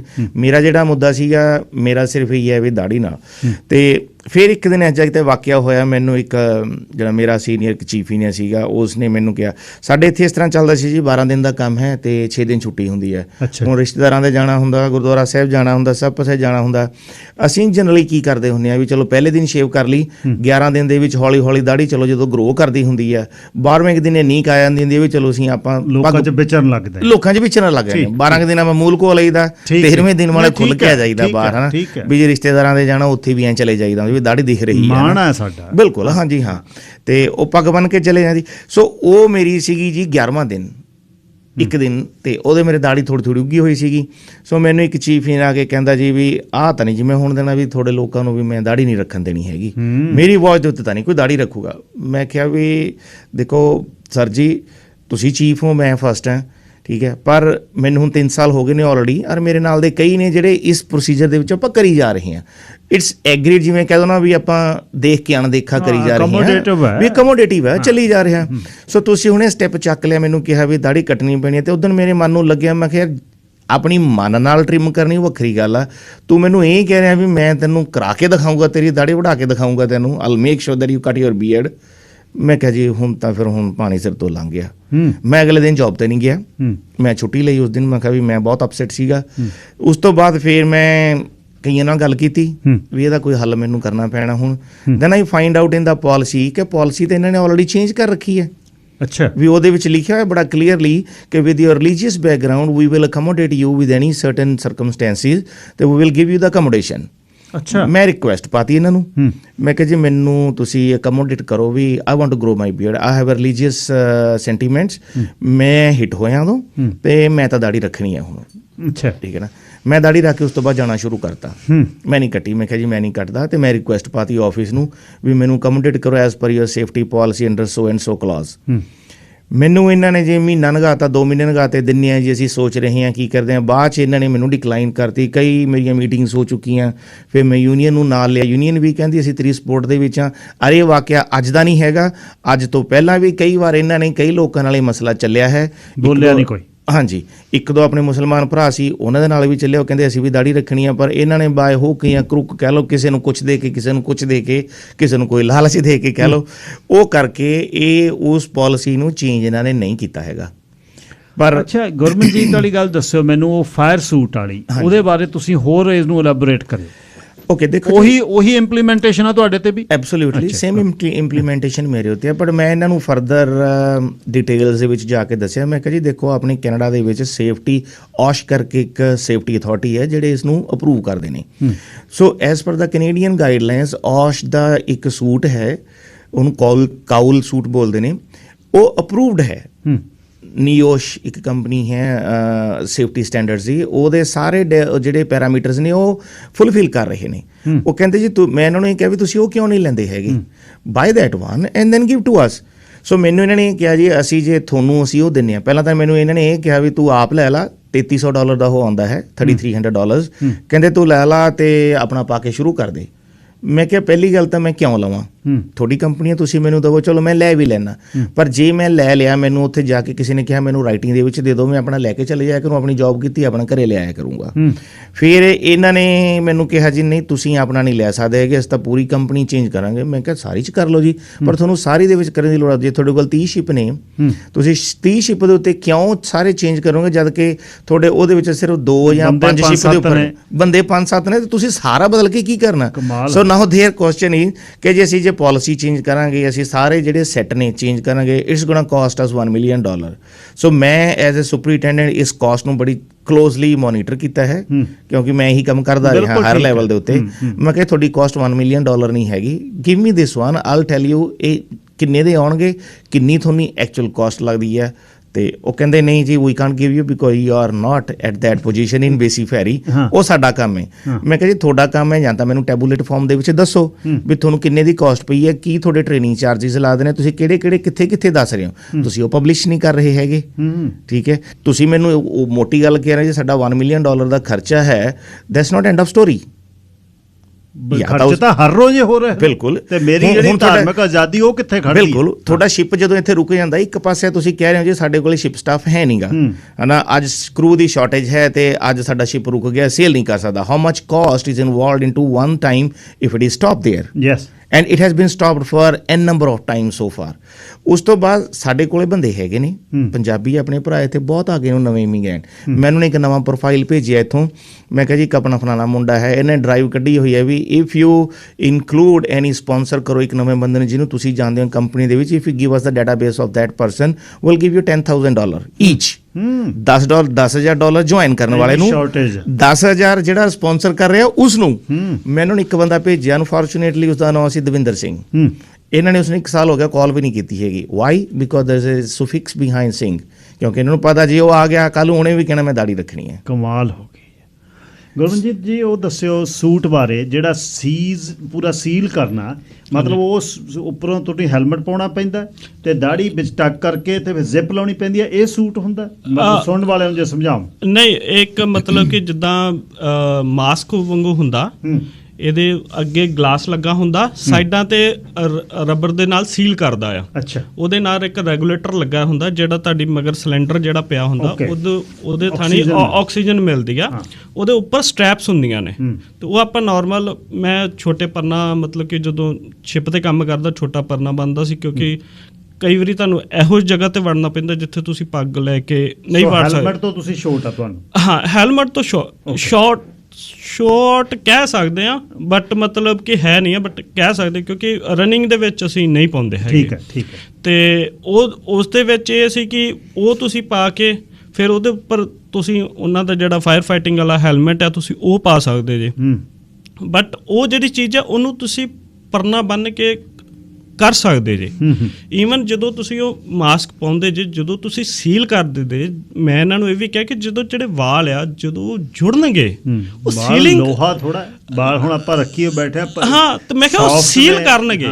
ਤੇ ਨਾਲੇ ਜਿਹੜੀ ਵਰਕ BC ਦੀ ਉਹ ਜਿਹੜਾ ਰੀਜ਼ਨ ਦਿੰਦੇ ਨੇ, ਉਹ ਇਹ ਰੀਜ਼ਨ ਦਿੰਦੇ ਨੇ ਕਿ ਜਦੋਂ ਫਾਇਰ ਫਾਈਟਰ ਲਗਾਤਾਰ ਅੱਗਾਂ ਦੇ ਨਾਲ ਫਾਈਟ ਕਰਦਾ ਆ, ਤੁਸੀਂ ਫਾਇਰ ਫਾਈਟਰ ਥੋੜਾ ਜਿਹਾ ਹਾਂ ਉਹਦੀ ਦਾੜੀ ਦੇ ਉੱਤੇ ਕਾਰਬਨ ਡਿਪੋਜ਼ਿਟ ਹੋ ਜਾਂਦਾ, ਤੇ ਉਹ ਜਦੋਂ ਗੱਲ ਕਰੂਗਾ ਜਾਂ ਬਾਈ ਚਾਂਸ ਇਨਹੇਲ ਕਰ ਲੂਗਾ, ਉਹ ਰੀਜ਼ਨ ਜੈਨੂਅਨ ਆ, ਠੀਕ ਹੈ, ਉਹਨੂੰ ਅਸੀਂ ਅੰਡਰਸਟੈਂਡ ਕਰਦੇ ਕਿ ਸਰਟਨ ਟਾਈਮ ਆਫ ਜਾ ਕੇ ਤੁਹਾਨੂੰ ਇਹ ਚੀਜ਼ ਨੂੰ ਇਫੈਕਟ ਕਰੂਗੀ। ਬਟ ਸਾਡੀ ਇਹ ਚੀਜ਼ ਹੈ ਹੀ ਨਹੀਂ। ਅਸੀਂ ਉਹਦੇ ਉਸ ਤੋਂ ਜ਼ਿਆਦਾ ਤੇ ਦੂਜਾ ਕਾਰਬਨ ਜਾਂ ਦੂਜਾ ਅਸੀਂ ਇੰਜਨ ਰੂਮ 'ਚ ਇਨਹੇਲ ਕਰ ਲੈਂਦੇ ਹਾਂ ਡਿਊਰਿੰਗ ਰਾਊਂਡ ਚੱਲਦਾ। ਹਾਂ, ਜਦੋਂ ਡੀਜ਼ਲ ਲੀਕ ਹੁੰਦਾ ਜਾਂ ਲੂਬ ਆਇਲ ਲੀਕ ਕਰਦਾ ਆ ਜਾਂ ਕੋਈ ਐਮਰਜੈਂਸੀ ਹੁੰਦੀ ਆ, ਉਦੋਂ ਅਸੀਂ ਇਨਹੇਲ ਨਹੀਂ ਕਰਦੇ, ਉਦੋਂ ਉਹ ਚੀਜ਼ਾਂ ਨਹੀਂ ਆਉਂਦੀਆਂ। ਬਟ ਉਹ ਕਾਰਬਨ, ਉਹ ਚੀਜ਼ਾਂ ਅਲੱਗ ਨੇ, ਉਹਨਾਂ ਨੂੰ ਤੁਸੀਂ ਇਹਨਾਂ ਚੀਜ਼ਾਂ ਦੇ ਨਾਲ ਕੰਪੇਅਰ ਨਹੀਂ ਕਰਦੇ। ਇਸ ਕਰਕੇ ਉਸ ਮਾਸਕ ਦੀ ਮੈਂ ਇਹਨਾਂ ਨੂੰ ਚੈਲੰਜ ਵੀ ਕੀਤਾ ਸੀ ਕਿ ਮੈਂ ਕਿਹਾ ਤੁਸੀਂ ਵਰਕ BC ਨਾਲ ਗੱਲ ਕਰ ਲਓ, ਜੇ ਵਰਕ BC ਤੁਹਾਡੀ ਨਹੀਂ ਮੰਨਦੀ ਸਾਨੂੰ ਅਥਾਰਟੀ ਦੇ ਦਿਓ, ਅਸੀਂ ਵਰਕ BC ਨਾਲ ਗੱਲ ਕਰ ਲੈਂਦੇ ਹਾਂ। ਜਦੋਂ ਅਸੀਂ ਇਹਨਾਂ ਭਾਜੀ ਹੁਣਾਂ ਨੇ ਵਰਕ BC ਨੂੰ ਪੁੱਛਿਆ ਕਿ ਤੁਹਾਡੀ ਇਹ ਰਿਕੁਆਇਰਮੈਂਟ ਹੈਗੀ ਆ, ਉਹ ਕਹਿੰਦੇ ਇਹ ਰਿਕੁਆਇਰਮੈਂਟ ਫਾਇਰ ਫਾਈਟਰਸ ਲਈ ਆ, not for you. Manpreet ji, ਅੱਛਾ ਗੱਲ ਕਿੱਥੇ ਘੁੰਡੀ ਕਿੱਥੇ ਆ ਟੋਟਲ ਸਟਾਫ 'ਚ ਜਿਹੜੇ ਲੈਵਲ ਤੇ ਤੁਸੀਂ ਕਿੰਨੇ ਕੁ ਨੇ, ਤੇ ਉਹਦੇ 'ਚ ਪੰਜਾਬੀ ਕਿੰਨੇ ਨੇ, ਸਿੱਖ ਕਿੰਨੇ ਨੇ? ਅੱਜ ਦੀ ਡੇਟ ਦੇ ਵਿੱਚ ਭਾਜੀ ਮੈਂ ਕਹਿੰਦਾ ਜੀ ਘੱਟੋ ਘੱਟ ਨਹੀਂ ਜੀ 50 ਤੋਂ ਲੈ ਕੇ 100 ਬੰਦੇ ਪੰਜਾਬੀ ਹੋਣਗੇ ਪੂਰੀ BC ਫੇਰੇ ਦੇ ਵਿੱਚ, ਐਟ ਡਿਫਰੈਂਟ ਲੈਵਲਸ ਦੇ ਉੱਤੇ। ਤੇ ਜੇ ਆਪਾਂ ਸੇਲਿੰਗ ਸਟਾਫ ਦੇ ਵਿੱਚ ਗੱਲ ਕਰੀਏ ਤਾਂ ਮੇਰੇ ਖਿਆਲ ਨਾਲ 50 ਬੰਦੇ ਤਾਂ ਮੇਰੀ ਨਜ਼ਰ ਦੇ ਵਿੱਚ ਹੈਗੇ ਨੇ ਜਿਹੜੇ ਕਿ ਆਲਰੇਡੀ ਸ਼ੇਵ ਕਰਕੇ ਲੱਗੇ ਹੋਏ ਨੇ, ਠੀਕ ਹੈ। ਕਈ ਐਗਜ਼ਾਮਪਲਸ ਹੈ ਜਿਹਨੇ ਜਿਨ੍ਹਾਂ ਨੇ ਆਪਣੀ ਢੂਈ ਦਾ ਜ਼ੋਰ ਲਾ ਕੇ ਫਟਾਫਟ ਪ੍ਰਮੋਸ਼ਨਸ ਲੈਣ ਦੀ ਕੋਸ਼ਿਸ਼ ਕੀਤੀ ਹੈ ਤੇ ਸਕਸੈਸਫੁਲ ਹੋ ਵੀ ਗਏ, ਤੇ ਅੱਗੇ ਚਲੋ ਜਿੱਦਾਂ ਚੀਫ ਆਫਿਸਰ ਹੁੰਦਾ ਉਸਨੇ ਮਾਸਕ ਲਾਉਣਾ ਹੁੰਦਾ ਜਾਂ ਉਹ ਕੈਪਟਨ ਬਣ ਗਿਆ ਤੇ ਹੁਣ ਉਹਨਾਂ ਨੇ ਦਸਤਾਰ ਬੰਨਣੀ ਸ਼ੁਰੂ ਵੀ ਕਰਤੀ, ਦਾੜੀ ਵੀ ਰੱਖ ਲਈ। ਜਾਂ ਕਈ ਜਿਹੜੇ ਇੰਜੀਨੀਅਰਸ ਨੇ ਉਹ ਵੀ ਆਪਣੇ ਵੱਲੋਂ ਅੱਡੀ ਚੋਟੀ ਦਾ ਜ਼ੋਰ ਲਾ ਰਹੇ ਨੇ ਵੀ ਅਸੀਂ ਨਿਕਲ ਜੀ ਅੱਗੇ ਤੇ ਘੱਟੋ ਘੱਟ ਅਸੀਂ ਆਪਣੀ ਆਇਡੈਂਟੀਟੀ ਵਾਪਸ ਲੈ ਆਈਏ। ਦੇਖੋ ਜ਼ੋਰ ਸਭ ਦਾ ਹੀ ਲੱਗਿਆ ਹੋਇਆ, ਪਰ ਦੇਖੋ ਬ੍ਰੈਡ ਐਂਡ ਬਟਰ ਹਰ ਇੱਕ ਨੇ ਚਲਾਉਣਾ ਹੁੰਦਾ ਹੈ। ਹੁਣ ਮੈਂ ਲਾਈਫ ਦੇ ਐਸੇ ਸਟੇਜ ਦੇ ਉੱਤੇ ਸੀਗਾ ਤੇ ਮੇਰੇ ਨਾਲ ਕੁਛ ਉਹ ਵਾਕਿਆ ਹੋ ਗਿਆ, ਮੈਂ ਕਿਹਾ ਵੀ ਮੈਂ ਤਾਂ ਨਹੀਂ ਹੁਣ ਕਰਦਾ ਹੈਗਾ, ਮੈਂ ਨਹੀਂ ਕੱਟਣੀ ਹੈਗੀ, ਬਸ ਐਂਡ ਆਫ ਸਟੋਰੀ, ਠੀਕ ਹੈ। ਪਰ ਜਿਸ ਤਰ੍ਹਾਂ ਹੁਣ ਗੁਰਮਨਜੀਤ ਹੈ ਜੀ, ਇਹ ਕਹਿ ਰਿਹਾ ਹੈ ਵੀ ਮੈਂ ਘਰ ਦੀ ਬ੍ਰੈਡ ਬਟਰ ਵੀ ਚਲਾਉਣਾ, ਮੇਰੀ ਵਾਈਫ ਵਰਕ ਕਰ ਰਹੀ ਹੈ, ਆਲਰੇਡੀ ਕ੍ਰਾਈਸਿਸ ਚੱਲ ਰਿਹਾ ਆਲਰੇਡੀ ਹੁਣ ਇਕਨੋਮਿਕਲੀ, ਤੇ ਮੈਂ ਕਿਹਾ ਵੀ ਚਲੋ ਮੈਂ ਸਸਟੇਨ ਕਰ ਸਕਦਾ, ਮੈਨੂੰ ਜੇ ਨਹੀਂ ਬੁਲਾਉਂਦੇ ਹੈਗੇ ਕੋਈ ਗੱਲ ਨਹੀਂ, ਮੈਂ ਸ਼ਿਪ ਤੇ ਜਾਂਦਾ ਰਿਹਾ, ਮੈਨੂੰ ਭੇਜਦੇ ਰਹੇ ਨੇ ਵਾਪਸ, ਮੈਂ ਜਾਂਦਾ ਸੀ ਮੈਨੂੰ ਵਾਪਸ ਕਹਿੰਦੇ ਸੀ ਵੀ ਜਾ ਵੀ ਤੇਰੇ ਦਾੜੀ ਰੱਖੀ ਹੋਈ ਆ, ਮੈਂ ਫਿਰ ਜਾਂਦਾ ਸੀਗਾ, ਮੈਨੂੰ ਫਿਰ ਵਾਪਸ ਭੇਜ ਦਿੰਦੇ ਸੀਗੇ। And that's a situation where they need people. ਤੇ ਹੁਣ ਫਿਰ ਆਪਾਂ ਇਹਨੂੰ ਨੈਕਸਟ ਲੈਵਲ ਤੇ ਫਾਈਟ ਨੂੰ ਲਿਜਾਣ ਲਈ ਹੁਣ ਕੀ ਕਰਨਾ ਚਾਹੀਦਾ? ਦੇਖੋ ਜੀ ਨੈਕਸਟ ਲੈਵਲ ਦੇ ਉੱਤੇ ਕੁਝ ਨਹੀਂ ਹੈ, ਬੜਾ ਸਿੰਪਲ ਜਿਹਾ ਇਹ ਸੋਲੂਸ਼ਨ ਹੈ, ਇਹਦਾ ਕੋਈ ਵੱਡਾ ਨਹੀਂ ਹੈਗਾ। ਤੁਸੀਂ ਜੇ ਜਿਸ ਸ਼ਿਪ ਦੇ ਉੱਤੇ, ਪਹਿਲੀ ਗੱਲ ਤਾਂ ਇੱਕ ਟੀਮ ਦੇ ਵਿੱਚ 4 ਮੈਂਬਰ ਹੁੰਦੇ ਨੇ, ਚਾਰਾਂ ਦੇ ਵਿੱਚੋਂ ਮੰਨ ਲਓ ਉਸ ਦਿਨ ਦੇ ਡਿਊਟੀ ਰੂਸਟਰ ਦੇ ਜਿਹਨਾਂ ਕੋਲ ਸਕੈਜੂਲ ਬੜੇ ਲੰਬੇ ਲੰਬੇ ਬਣੇ ਹੁੰਦੇ ਨੇ, ਜੇ ਮੇਰਾ ਸਕੈਜੂਲ ਉਸ ਸ਼ਿਪ ਦੇ ਉੱਤੇ ਹੈਗਾ ਹੈ ਜਾਂ ਇਹਨਾਂ ਨੂੰ ਪਤਾ ਹੈ ਜਾਂ ਮੇਰਾ ਨਹੀਂ ਤਾਂ ਕਿਸੇ ਹੋਰ ਸਰਦਾਰ ਭਾਈ ਦਾ ਉਸ ਦੇ ਉੱਤੇ ਡਿਊਟੀ ਹੈਗੀ ਹੈ, ਤਾਂ ਇੱਕ ਬੰਦਾ ਹੈ ਨਾ ਸਿਰਫ, ਦੂਜੇ ਨੇ ਇੱਕ ਮਾਸਕ ਰੱਖੋ ਤੁਸੀਂ ਦੂਜਾ ਵਾਲਾ ਲੈ ਕੇ। Why you are changing the whole company with a new mask? You put a new mask only one piece ਜਿਹੜਾ ਕਿ ਉਸ ਬੰਦੇ ਨੇ ਹੀ ਯੂਜ਼ ਕਰਨਾ ਹੋਊਗਾ। ਆ ਗਈ ਗੱਲ ਟ੍ਰੇਨਿੰਗ ਦੀ, ਤੁਸੀਂ ਸਾਰਿਆਂ ਨੂੰ ਟ੍ਰੇਨਿੰਗ ਕਿਸ ਲਈ ਦੇਣੀ ਹੈ? ਤੁਸੀਂ ਸਿਰਫ ਉਸ ਬੰਦੇ ਨੂੰ ਟ੍ਰੇਨਿੰਗ ਦੇਣੀ ਹੈ ਜਿਸ ਬੰਦੇ ਨੇ ਇਹ ਮਾਸਕ ਬੰਨਣਾ ਹੈ, ਬਾਕੀ ਸਾਰਿਆਂ ਕੋਲ ਤਾਂ ਟ੍ਰੇਨਿੰਗ ਆਲਰੇਡੀ ਹੈਗੀ ਹੈ। ਉਹਨਾਂ ਦੀ ਦਾੜੀ ਹੈ ਨਹੀਂ, ਉਹਨਾਂ ਕੋਲ ਆਲਰੇਡੀ ਟ੍ਰੇਨਿੰਗ ਉਹਨਾਂ ਨੇ ਪੁਰਾਣੇ ਸੂਟ ਦੇ ਉੱਤੇ ਲਈ ਹੋਈ ਹੈ। ਸੋ ਦੇ ਆਰ ਗੁੱਡ। ਜਿਹੜੇ ਬੰਦੇ ਨੇ ਐਗਜ਼ੈਂਪਸ਼ਨ ਲੈਣੀ ਹੈ, ਤੁਸੀਂ ਉਸ ਸ਼ਿਪ ਦੇ ਉੱਤੇ ਜੇ ਮੰਨ ਲਓ ਤੁਹਾਡੇ ਕੋਲ 30 ਸ਼ਿਪ ਨੇ, ਰਾਦਰ ਦੈਨ ਬਾਈਂਗ 30 into 4 ਪੀਸਿਸ 120 ਲੈਣ ਦੀ ਬਜਾਏ ਹੋ ਸਕਦਾ ਤੁਸੀਂ ਸਿਰਫ 15 ਹੀ ਲੈਣੇ ਨੇ। 15 ਲਵੋ, 15 ਪਾਓ, ਤੇ ਜਿਹੜੇ ਤੁਹਾਡੇ 50 ਬੰਦੇ ਨੇ ਤੁਸੀਂ 50 ਬੰਦਿਆਂ ਨੂੰ ਟ੍ਰੇਨਿੰਗ ਦੇਣੀ ਹੈ, and the job is done. But they don't want to do that. ਤੇ ਤੁਸੀਂ ਕਿਹੜੇ ਲੈਵਲ ਤੱਕ ਇਹਨੂੰ ਲੈ ਕੇ ਗਏ ਹੋ? ਕੰਪਲੇਂਟਸ ਵਗੈਰਾ ਪੋਲੀਟੀਕਲੀ ਇਨਵੋਲਵ ਹੋਏ ਅੱਜ ਤੱਕ? ਨਹੀਂ ਜੀ, ਨਹੀਂ, ਬਿਲਕੁਲ ਨਹੀਂ ਹੋਇਆ ਹੈਗਾ। ਅੱਜ ਦੀ ਡੇਟ ਤੱਕ ਮੈਂ ਆਪਣੇ ਸੁਪਰੀਟੈਂਡੈਂਟ ਲੈਵਲ ਤੱਕ ਗਿਆ ਹੈ, ਸਾਡੀ ਜਿਹੜੀ HR ਮੈਨੇਜਰ ਹੈ ਉਹ ਇਨਵੋਲਵ ਹੋਏ ਨੇ, ਤੇ ਸਾਡੀ ਯੂਨੀਅਨ ਦਾ ਜਿਹੜਾ ਹੈੱਡ ਹੈ ਵਾਈਸ ਪ੍ਰੈਜ਼ੀਡੈਂਟ ਉਸ ਦੇ ਤੱਕ ਗਿਆ ਹੋਇਆ ਹੈ। ਯੂਨੀਅਨ ਇਜ਼ ਸਪੋਰਟਿੰਗ ਆਲ ਦਾ ਵੇ ਕਰਦੇ ਨੇ। ਹਾਂਜੀ ਹਾਂ। ਯੂਨੀਅਨ ਦਾ ਨਾਮ ਕੀ ਹੈ ਜੀ? ਸਾਡੇ BC ਫੈਰੀ ਵਰਕ ਫੋਰਸ। ਕੱਲੀ BC ਫੈਰੀ ਦੀ? ਹਾਂਜੀ, ਉਹ ਸਿਰਫ ਓਨਲੀ BC ਫੈਰੀ ਹੈ। ਸੋ ਸਾਡੇ ਕਲੌਜ਼ ਸੀਗਾ ਵੀ ਜਦੋਂ ਤੱਕ BC ਫੈਰੀ ਦੀ ਜੋ ਯੂਨੀਅਨ ਹੈ they try by their own, so we will not go anywhere outside.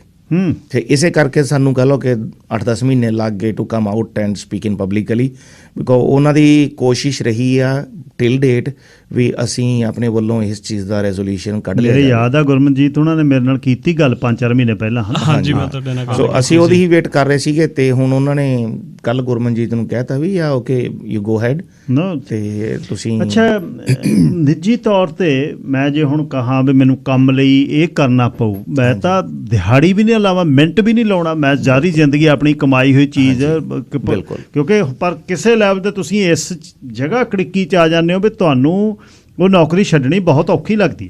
ਹੁਣ ਤੁਸੀਂ ਮਰਚੈਂਟ ਨੇਵੀ ਤੇ ਦੁਨੀਆ 'ਚ ਰਹੇ ਹੋ, ਦੁਨੀਆ 'ਚ ਤੁਸੀਂ ਵੋਏਜ ਕੀਤਾ, ਹੁਣ ਕੋਈ ਸਮਾਂ ਯਾਰ 50+ ਆ ਕੇ ਤੁਸੀਂ ਘੁੰਮਣ ਘੇਰੀਆਂ 'ਚ ਨਹੀਂ ਜਾਣਾ ਚਾਹੁੰਦੇ, ਬੱਚੇ ਪਾਲਣੇ ਨੇ, ਵੱਡੇ ਕਰਨੇ ਨੇ, ਕੋਈ ਸਮਾਂ ਹੈ ਤੇ ਦੁਨੀਆ ਭਰ ਦਾ ਤਜਰਬਾ, ਤੇ ਇੱਕ ਇਹੋ ਜਿਹੇ ਵਧੀਆ ਬੰਦੇ ਨੂੰ ਇਹ ਸਿਰਫ ਇਸ ਕਰਕੇ ਛੱਡਣਾ ਚਾਹੁੰਦੇ ਜਿਹਦਾ ਬੇਸ ਕੋਈ ਨਹੀਂ ਤੇ ਉਹ ਅੱਗ ਵਾਲੀ ਜਗ੍ਹਾ ਕੋਈ ਨਹੀਂ ਜਿੱਥੇ ਤੁਸੀਂ ਐਵਰੀਡੇ ਪ੍ਰੈਕਟਿਸ ਕਰਨੀ ਹੈ, ਤੇ ਕੋਈ ਹਿਸਟਰੀ ਹੈ ਨਹੀਂ ਵੀ ਅੱਗ ਨਾਲ ਕੋਈ ਬੰਦਾ ਨੁਕਸਾਨਿਆ ਗਿਆ ਹੋਵੇ। ਦੇਖੋ ਜੀ, ਇਹਨਾਂ ਨੇ ਜਦੋਂ ਵੀ ਜਿੰਨੇ ਵੀ ਕੈਂਡੀਡੇਟਸ ਦੀ ਇੰਟਰਵਿਊ ਕੀਤੀ, ਮੈਂ ਸਾਹਮਣੇ ਬੈਠਾ, ਗੁਰਮਨਜੀਤ ਸਾਹਮਣੇ ਬੈਠਾ, ਤੇ ਮੈਂ ਘੱਟੋ ਘੱਟ ਨੇ 10 ਹੋਰ ਜਿਹੜੇ ਮੇਰੇ ਆਸੇ-ਪਾਸੇ ਸਿਲੈਕਟ ਹੋਏ ਨੇ ਸਭ ਨੂੰ ਕਰ ਦੂੰ। ਇਹ ਦੁਨੀਆ ਜਹਾਨ ਦੀਆਂ ਹੋਰ ਪਾਲਿਸੀਜ਼ ਕਹਿੰਦੇ ਨੇ ਸਾਡੀ ਆਹ ਹੈ, ਸਾਡੀ ਆਹ ਹੈ, ਇਹਨਾਂ ਨੇ ਕਦੇ ਵੀ ਇਹ ਪਾਲਿਸੀ ਫਰੰਟ ਤੇ ਲਿਆ ਕੇ ਦੱਸੀ ਨਹੀਂ ਵੀ ਇਸ ਦੇ ਵਿੱਚ ਅਕਮੋਡੇਸ਼ਨ ਦਾ ਪ੍ਰੋਸੀਜਰ ਹੈ ਜੀ। ਇਹਨਾਂ ਨੇ ਹਮੇਸ਼ਾ ਸਭ ਨੂੰ ਇਹੀ ਕਿਹਾ ਵਰਕ ਸੇਫ BC ਦੀ ਰਿਕੁਆਇਰਮੈਂਟ ਹੈ, ਇਹਨਾਂ ਨੇ ਕਦੇ ਵੀ ਇਹ ਨਹੀਂ ਕਿਹਾ BC ਫੈਰੀ ਦੀ ਰਿਕੁਆਇਰਮੈਂਟ ਹੈ। This is the requirement of BC work safe BC as well as transport Canada. So we escalate the matter. There is another guy, ਉਹ ਵੀ ਆਪਣਾ ਸਿੱਖ ਭਾਈ ਹੈ, ਉਹਦੇ ਨਾਲ ਵੀ ਵਾਕਿਆ ਹੋਇਆ। ਉਹਨਾਂ ਨੂੰ ਇਹਨਾਂ ਨੇ ਜੁਆਇਨਿੰਗ ਦੇਤੀ, ਜੁਆਇਨਿੰਗ ਲੈਟਰ ਉਸ ਨੂੰ ਮਿਲ ਗਿਆ, ਪਰ ਜਦੋਂ ਸ਼ਿਪ ਦੇ ਉੱਤੇ ਟ੍ਰੇਨਿੰਗ ਲਈ ਗਿਆ ਤਾਂ ਉਸਦੀ ਟ੍ਰੇਨਿੰਗ ਕਲੀਅਰ ਨਹੀਂ ਕੀਤੀ ਗਈ। ਕਿਉਂ? ਕਿਉਂਕਿ ਟ੍ਰੇਨਿੰਗ ਜੋ ਬੰਦਾ ਸੀਗਾ ਉਸਨੇ ਕਿਹਾ ਵੀ I will not give you the training because of your beard. So ਉਹਦੀ ਟ੍ਰੇਨਿੰਗ ਨਹੀਂ ਹੋਈ, ਸੋ ਉਸਦੇ ਵੇਜਿਸ ਹਜੇ ਤੱਕ ਨਹੀਂ ਚੱਲੇ ਹੈਗੇ, but he is employee. So union ਉਸ ਨੂੰ ਵੀ ਸਪੋਰਟ ਕਰ ਰਹੀ ਹੈ because for union he is employee. So Atlantic 'ਚ ਫੈਰੀਜ਼ ਨੇ, ਉੱਥੇ ਕੀ ਚੁਆਇਸ ਸਭ ਚੱਲਦਾ ਜੀ? ਅੱਛਾ, ਉੱਥੇ ਕੋਈ ਚੱਕਰ ਨਹੀਂ ਹੈ, ਜਾਂ ਉੱਥੇ ਸਿੱਖੇ ਨਹੀਂ ਹੋਣਾ ਕੋਈ? ਨਹੀਂ, ਹੈਗੇ ਨੇ ਜੀ, ਬਿਲਕੁਲ ਹੈਗੇ ਨੇ, ਸਾਰੇ ਦਾੜੀ ਨਾਲ ਜਾਂਦੇ ਨੇ। ਆਪਣਾ ਸੱਜਣ ਸਿੰਘ ਡਿਫੈਂਸ ਮਿਨਿਸਟਰ ਜੀ ਦਾੜੀ ਲੈ ਕੇ ਉਹ ਸ਼ਿਪਾਂ ਦੇ ਉੱਪਰ ਜਾਂਦਾ ਹੈ। ਹਾਂ, ਨਹੀਂ ਡਿਫੈਂਸ ਦੇ ਵਿੱਚ ਦਾੜੀ ਅਲਾਉਡ ਹੈ ਜੀ। ਇਹ ਪਤਾ ਨਹੀਂ ਕੀ ਹੋਇਆ ਹੈ, ਸਾਨੂੰ ਕਿਉਂ ਮਾਰਾਂ ਪੈਂਦੀਆਂ। ਕੱਲ ਗੱਲ ਕਰਦਾ ਹਟਿਆ ਫੈਰੀ ਆਪਣੇ ਪੋਰਟ ਮੈਟਰੋ ਵੈਨਕੂਵਰ, ਉਹ ਕਹਿੰਦੇ 12 ਸਾਲ ਪੁਰਾਣੇ ਟਰੱਕ ਤੁਹਾਨੂੰ ਕੱਢਣੇ ਪੈਣੇ ਨੇ। ਕੱਲ ਮੈਂ ਗੱਲ ਕਰਦਾ ਸੀ, ਹਾਂਜੀ ਹਾਂ, ਪੋਰਟ ਤੋਂ ਬਾਹਰ ਚਾਹੇ 24 ਸਾਲ ਪੁਰਾਣਾ ਤੁਰੀ ਚੱਲੇ, ਪਰ ਤੁਸੀਂ ਕੱਢਣਾ, ਕਿਉਂਕਿ 1700 ਚੋਂ 95% ਟਰੱਕ ਸਾਡੇ ਨੇ। ਉਹ ਕਹਿੰਦੇ ਵੀ ਤੁਹਾਨੂੰ ਠੋਕਣਾ। ਬਿਲਕੁਲ। ਗੁਰਮਨਜੀਤ, ਕੀ ਕਹਿਣਾ ਚਾਹੁੰਦੇ ਹੋ ਤੁਸੀਂ ਇਹਦੇ 'ਚ? ਹੁਣ ਇੱਥੇ ਆਪਾਂ ਨੂੰ ਇਹਨੂੰ ਆਪਾਂ ਕਲੈਕਟਿਵਲੀ ਇਕੱਠਾ ਕਰਨਾ, ਤਾਂ ਕਿੱਥੇ ਆਪਾਂ ਨੂੰ ਜ਼ੋਰ ਪਾਉਣਾ ਚਾਹੀਦਾ? ਇਹ ਜੇ ਅਸੀਂ ਅਜੇ ਸਟਾਰਟ ਕੀਤਾ ਕੰਮ, ਅਸੀਂ ਆਪਾਂ ਨਵੇੜ ਦੇਣਾ ਹੈ ਫਿਲਹਾਲ। ਅਸੀਂ ਮਤਲਬ ਕਿ ਅਜੇ ਫਿਲਹਾਲ ਯੂਨੀਅਨ ਦੇ ਨਾਲ ਚੱਲ ਰਹੇ ਹਾਂ। ਐਂਡ ਆਫ ਡੇ ਜੇ ਨਾਮ ਨੇ ਤੇ ਸਿੰਪਲ ਜਿਹੜੀ ਗੱਲ ਹੈ ਕਿ ਜਿੱਦਾਂ 에ਅਰ ਕੈਨੇਡਾ ਦੇ ਵਿੱਚ ਸਿੱਖਾਂ ਨੇ ਕੇਸ ਜਿੱਤਿਆ, ਉਹਨਾਂ ਦਾ ਵੀ ਮਾਸਕ ਦੀ ਪ੍ਰੋਬਲਮ ਸੀ, ਉਹਨਾਂ ਨੂੰ ਕਲੀਨ ਸ਼ੇਵ ਲਈ ਕਹਿੰਦੇ ਸੀ। ਉੱਥੇ ਵੀ ਉਹਨਾਂ ਨੂੰ ਵੀ ਕੋਰਟ ਨੇ ਕਿਹਾ ਫਾਈਨਲੀ ਕਿ ਨਹੀਂ, ਤੁਸੀਂ ਰੱਖ ਸਕਦੇ ਜੀ ਪਾਇਲਟਸ ਲਈ। Very good. ਤੇ ਉਹ ਜਦੋਂ ਉਹ ਜਦੋਂ ਸਭ ਤੋਂ ਡੇਂਜਰਸ ਆ, ਇੱਥੇ ਤਾਂ ਸਾਡੇ ਕੋਲ ਹਰ ਇੱਕ ਅੱਧੇ ਘੰਟੇ ਬਾਅਦ ਹੈਲਪ ਮੌਜੂਦ ਮਿਲ ਜਾਂਦੀ ਆ। ਤੇ ਫਿਰ ਇਹਨਾਂ ਨੂੰ ਅਸੀਂ ਹਰ ਇੱਕ ਗੱਲ, ਬਾਕੀ ਜਿੱਦਾਂ ਭਾਜੀ ਨੇ ਦੱਸਿਆ ਕਿ HR ਤੇ ਸੁਪਰਡੈਂਡੈਂਟ, ਮੇਰੀ ਵੀ ਮੀਟਿੰਗ ਹੋਈ ਹੈ ਰੀਸੈਂਟਲੀ। ਐਂਡ ਆਫ ਡੇ ਉਹ ਕਹਿੰਦੇ ਸਾਡੇ ਹੱਥ 'ਚ ਨਹੀਂ ਹੈਗੇ। ਤੇ ਮੈਂ ਕਿਹਾ ਜੇ ਤੁਹਾਡੇ ਹੱਥ 'ਚ ਨਹੀਂ ਹੈਗੀ ਤੇ ਮੇਰੀ ਗੱਲ ਹੀ ਉਹਨਾਂ ਨਾਲ ਕਰਾਓ ਜਿਨ੍ਹਾਂ ਦੇ ਹੱਥ 'ਚ। ਕਿਉਂ ਤੁਸੀਂ ਆਪਣਾ ਵੀ ਟਾਈਮ ਵੇਸਟ? ਮਦਦ ਕਰ ਰਹੇ ਆ Manpreet ji, union full support ਦੇ ਵਿੱਚ। ਇਹਦੇ ਵਿੱਚ ਡਿਸੀਜਨ ਜਿਹੜਾ BC ਫੈਰੀ ਦੀ ਜਿੱਥੇ ਪਾਲਿਸੀ ਮੇਕਿੰਗ ਹੈ, ਉੱਥੇ ਬਣਨਾ ਡਿਸੀਜਨ, ਜਾਂ ਗਵਰਨਮੈਂਟ ਵੀ ਕਿਤੇ ਇਨਵੋਲਵ, ਮਿਨਿਸਟਰ ਹੋ ਸਕਦਾ ਹੈ ਜੀ ਕਿਸੇ ਜਗ੍ਹਾ ਤੇ, because this basically is a political background ਹੈ ਨਾ। ਇਹ ਕੋਈ ਪ੍ਰਾਈਵੇਟ ਕੰਪਨੀ ਤਾਂ ਹੈ ਨਹੀਂ ਗੀ। ਪ੍ਰੋਬਲਮ BC ਫੈਰੀ ਦੀ ਜੋ ਮੇਰੀ ਨਜ਼ਰ ਦੇ ਵਿੱਚ ਹੈ ਜੀ, ਇਟਸ ਅ ਬਿਗ ਕਾਰਪੋਰੇਸ਼ਨ। ਇਸ ਦੇ ਵਿੱਚ ਕਹਿ ਲਓ ਕਿ ਇੰਪਲਾਈਜ਼ ਨਾਲੋਂ ਜ਼ਿਆਦਾ ਤਾਂ ਮੈਨੇਜਰ ਹੀ ਨੇ, ਪਰ ਉਹ ਮੈਨੇਜਰ ਇਹਨੇ ਹੈਗੇ ਜ਼ਰੂਰ ਨੇ, ਡਿਸੀਜਨ ਕੋਈ ਵੀ ਨਹੀਂ ਲੈਂਦਾ ਹੈ। ਹਰ ਕੋਈ ਇਹੀ ਡਰਦਾ ਜੇ ਡਿਸੀਜਨ ਮੈਂ ਲੈ ਲਿਆ ਤਾਂ ਕੱਲ੍ਹ ਨੂੰ ਮੇਰੇ ਸਿਰ ਦੇ ਉੱਤੇ ਬੰਦੂਕ ਰੱਖੀ ਜਾਣੀ ਆ। ਸੋ ਇਹ ਗੱਲ ਬਸ ਪਈ ਹੈ, ਡਿਸੀਜਨ ਕੋਈ ਵੀ ਨਹੀਂ ਲੈ ਰਿਹਾ ਹੈਗਾ। ਕਿਹਨੇ ਲੈਣਾ? ਕਿਸੇ ਡਾਇਰੈਕਟਰ ਨੇ ਲੈਣਾ, ਜਾਂ ਹੁਣ CEO ਸੀ ਪਿੱਛੇ ਜਿਹੜਾ, ਉਸ ਨੂੰ ਫਾਇਰ ਕਰਤਾ ਹੈ। ਹੁਣ ਇੱਕ ਇੰਟਰਮ CEO ਹੈ, ਇੱਕ lady, she is good actually, ਤੇ she has taken quite a lot of good decisions, ਪਰ I don't know whether she knows about this or not. Ship the chief engineer ਦੇ ਉਹਦੇ ਕੋਲ ਡਿਸਕ੍ਰੈਸ਼ਨ ਹੈ ਵੀ ਉਹ ਕਹੇ ਵੀ ਨਹੀਂ ਮੈਂ ਤੁਸੀਂ ਪੱਗ ਬੰਨ੍ਹ ਕੇ ਆ ਸਕਦੇ ਹੋ ਮਨਪ੍ਰੀਤ ਜੀ, ਉਹ ਲੈ ਸਕਦਾ ਇਹਨੂੰ? ਨਹੀਂ ਜੀ, ਉਹ ਨਹੀਂ ਲੈ ਸਕਦਾ, ਉਹ ਨਹੀਂ ਕਰ ਸਕਦਾ। ਮਾਫੀ ਜੀ ਪ੍ਰੋਬਲਮ ਸਾਡੀ ਇਹੋ ਹੀ ਆ ਕਿ ਹੁਣ ਤੁਸੀਂ ਪਹਿਲਾਂ ਪੁੱਛਿਆ ਕਿ ਇਹਦੇ ਵਿੱਚ ਪੰਜਾਬੀ ਕਿੰਨੇ ਕੁ, ਸਾਡੇ ਸਿੱਖ ਹੀ ਕਈ ਵਧੀਆ ਪੋਜੀਸ਼ਨਸ ਤੇ ਹੈਗੇ ਨੇ ਜਿਹੜੇ ਮੈਨੇਜਮੈਂਟ ਦੇ ਵਿੱਚ ਗੱਲ ਕਰ ਸਕਦੇ ਆ। ਜਦੋਂ ਅਸੀਂ ਮੈਂ ਗੱਲ ਕੀਤੀ ਸੀ, ਮੈਨੂੰ ਬੜਿਆਂ ਨੇ ਐਡਵਾਈਸ ਦਿੱਤੀ, ਕਹਿੰਦਾ ਰਿਲੀਜਨ ਬੇਸਿਸ ਤੇ ਇਸ਼ੂ ਨਾ ਉਠਾਓ, ਵਾਹ ਤੁਸੀਂ ਟੈਕਨੀਕਲ ਕਰੋ। ਮੈਂ ਕਿਹਾ ਮੈਂ ਟੈਕਨੀਕਲ ਆ ਦਾੜੀ? ਨਹੀਂ ਮੈਂ ਕਿਹਾ ਮੈਂ ਟੈਕਨੀਕਲ ਪਲੱਸ ਰਿਲੀਜਨ ਜਾਊਂ। ਨਹੀਂ ਟੈਕਨੀਕਲ ਤਾਂ ਬੇਸਿਕ ਹੋ ਗਿਆ, ਦਾੜੀ ਮੇਰਾ ਫੇਥ ਹੈ। ਹਾਂ, ਇਹਨੂੰ ਮੈਂ ਕਿਹੜੇ ਖਾਤੇ 'ਚ ਪਾਉਂਗਾ? ਇਹ ਮੇਰਾ ਸਵੈ ਸਿੱਧ ਅਧਿਕਾਰ ਆ ਚਾਰਟਰ ਆਫ ਰਾਈਟਸ ਥੱਲੇ। ਮੈਨੂੰ ਇਹੀ ਕਦੇ ਬੜੀ ਹੈਰਾਨੀ ਹੁੰਦੀ ਹੈ ਜੀ ਉਹ ਜਾਣ ਕੇ, ਜਿਨ੍ਹਾਂ ਸ਼ਖਸੀਅਤਾਂ ਦੀ ਗੁਰਮਨਜੀਤ ਨੇ ਗੱਲ ਕਰ ਰਹੇ ਨੇ, ਉਹਨਾਂ ਨੂੰ ਮੈਂ ਵੀ ਬੜੀ ਚੰਗੀ ਤਰ੍ਹਾਂ ਜਾਣਦਾ, ਬੀਇੰਗ ਇਨ BC ਫੈਰੀ ਤੇ ਉੱਦਾਂ ਵੀ। ਬਟ ਐਟ ਸਮ ਪੁਆਇੰਟ ਉਹਨਾਂ ਨੇ ਇਹ ਡਿਸੀਜ਼ਨ ਲਿਆ, ਚਲੋ ਮੋਡੀਫਾਈ ਕਰ ਗਏ, ਉਹ ਤੁਸੀਂ ਕਰ ਗਏ, ਪਰ ਤੁਸੀਂ ਦੂਜੇ ਨੂੰ ਫੋਰਸ ਨਾ ਕਰੋ। ਤੁਹਾਡੇ ਬਿਲੀਫ ਤੇ ਸਾਡੇ ਬਿਲੀਫ ਵੱਖਰੇ। ਹਾਂ, ਤੇ ਤੁਸੀਂ ਕੱਟੀ ਹੋਈ ਤੁਹਾਨੂੰ ਪਸੰਦ ਆ, ਸਾਨੂੰ ਨਹੀਂ ਪਸੰਦ। ਸਾਰੇ ਤੁਹਾਨੂੰ ਤੁਹਾਡਾ ਪਸੰਦ, ਸਾਨੂੰ ਸਾਡਾ ਪਸੰਦ। ਹਾਂਜੀ ਹਾਂ, ਨਾਲੇ ਉਹ ਪੋਜੀਸ਼ਨ ਤੇ ਪਹੁੰਚ ਗਿਆ ਜਿੱਥੇ ਗੱਲ ਕਰ ਸਕਦੇ। ਹਾਂ, ਮੈਂ ਇਹੀ ਪ੍ਰੋਬਲਮ ਹੁਣ ਜਿਸ ਤਰ੍ਹਾਂ ਵੱਡੇ ਹੋ ਜਾਂਦੇ ਨੇ ਫਿਰ ਭੁੱਲ ਜਾਂਦੇ ਨੇ। ਮੈਨੂੰ ਕਹਿੰਦੇ ਸਾਨੂੰ ਮੈਨੂੰ ਰਿਪੋਰਟ ਸਬਮਿਟ ਕਰੋ। ਮੈਂ ਕਿਹਾ ਤੁਹਾਨੂੰ ਪਤਾ ਹੀ ਆ, ਤੁਸੀਂ ਗੱਲ ਕਰ ਲਓ। ਕਿਹੜੀ ਦੱਸਣੀ ਆ ਤੁਹਾਨੂੰ? ਕਿਹੜੀ ਇਹ ਤੈਨੂੰ ਲਗੁੱਤਮ ਦੱਸਣਾ ਜਿਹੜਾ ਤੈਨੂੰ ਨਹੀਂ ਭਾਈ ਪਤਾ? ਤੂੰ ਇਹਦੇ ਚੋਂ ਹੀ ਗਿਆ ਥੱਲੇ, ਇਹ ਚੋਂ ਹੀ ਗਏ ਜੇ। ਮੈਂ ਕਿਹਾ ਤੁਹਾਨੂੰ ਪਤਾ, ਸਾਰੇ ਜਾਂਦੇ ਤਾਂ ਉਸੇ ਰਸਤੇ ਨੇ। ਇਹ ਕਾਲਰ ਨੇ ਕੋਈ ਗੱਲ ਕਰਨੀ ਚਾਹੁੰਦੇ ਨੇ। ਆਨੰਦ ਔਜਲਾ ਜੀ, ਤੁਸੀਂ 에ਅਰ ਤੇ ਹੋ, ਕੀ ਕਹਿਣਾ ਚਾਹੁੰਦੇ ਹੋ? ਆਨੰਦ ਔਜਲਾ ਜੀ। ਹਾਂਜੀ, ਸਤਿ ਸ਼੍ਰੀ ਅਕਾਲ ਜੀ। ਸਤਿ ਸ਼੍ਰੀ ਅਕਾਲ ਜੀ। ਮੈਂ ਦੱਸਣਾ ਚਾਹੁੰਦਾ ਜੀ ਵੀ ਮੈਨੂੰ ਵੀ ਇਸ ਫੀਲਡ ਦੇ ਵਿੱਚ ਕੋਈ 40 ਸਾਲ ਹੋ ਗਏ ਆ ਜੀ। ਅੱਛਾ ਜੀ।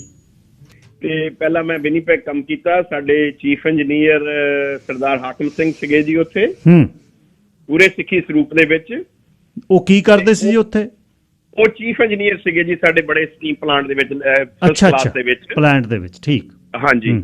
ਤੇ ਉਹ ਪੂਰੀ ਉਹਨਾਂ ਨੂੰ ਹੁੰਦਾ ਸੀਗਾ ਜੀ, ਉਹ ਆਪਣੀ ਮਾਸਕ ਵਗੈਰਾ ਪਾਉਂਦੇ ਸੀਗੇ ਤੇ ਪਾ ਕੇ, ਤੇ ਜਦੋਂ ਉਹਨਾਂ ਲੋੜ ਪੈਂਦੀ ਸੀ ਉਹ ਇੱਥੋਂ ਤੱਕ ਵੀ ਬੋਇਲਰ ਦੇ ਡਰਮ ਦੇ ਵਿੱਚ ਵੀ ਉਹ ਵੜਦੇ ਸੀਗੇ।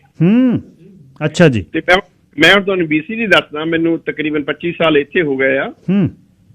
ਆਪਣੇ ਸਭ ਤੋਂ ਵਧੀਆ ਜਿਹੜਾ ਹਸਪੀਟਲ ਹੈ ਇਸ ਵੇਲੇ BC ਦੇ ਵਿੱਚ, ਮੇਰਾ ਹੀ ਆਪਣਾ ਰਿਲੇਟਿਵ ਮੁੰਡਾ ਸਿੱਖੀ ਸਰਦਾਰ ਦੇ ਵਿੱਚ ਕੰਮ ਕਰ ਰਿਹਾ। ਜਿੱਦਣ ਅਸੀਂ ਉਹਨੂੰ ਭਰਤੀ ਕੀਤਾ ਨਾ, ਉੱਥੇ ਉਹਨੂੰ ਜੌਬ ਮਿਲੀ ਆ, ਉਸੇ ਦਿਨ ਉਹਦਾ ਸਾਈਜ਼ ਲੈ ਕੇ ਉਹਦੇ ਲਈ ਮਾਸਕ ਬਣਵਾਈ ਆ। ਸਿੰਪਲ ਤੇ ਉਹਦੀ ਮਾਸਕ, ਉਹਦੀ ਫਿਟਿੰਗ ਉਹਦੀ ਪੂਰੀ ਕਰਵਾ ਕੇ ਤੇ ਉਹਨੂੰ ਉਹ ਮਾਸਕ ਦਿੱਤੀ ਆ, ਤੇ ਨੋ ਇਸ਼ੂ। ਸੋ ਇਹ ਆਪਣੇ BC ਫੈਰੀ ਚ ਕੀ ਹੋ ਰਿਹਾ ਮੁੰਡਿਆਂ ਨਾਲ ਫਿਰ ਜੀ? ਇਹ ਧੱਕਾ ਹੀ ਹੋ ਰਿਹਾ ਜੀ।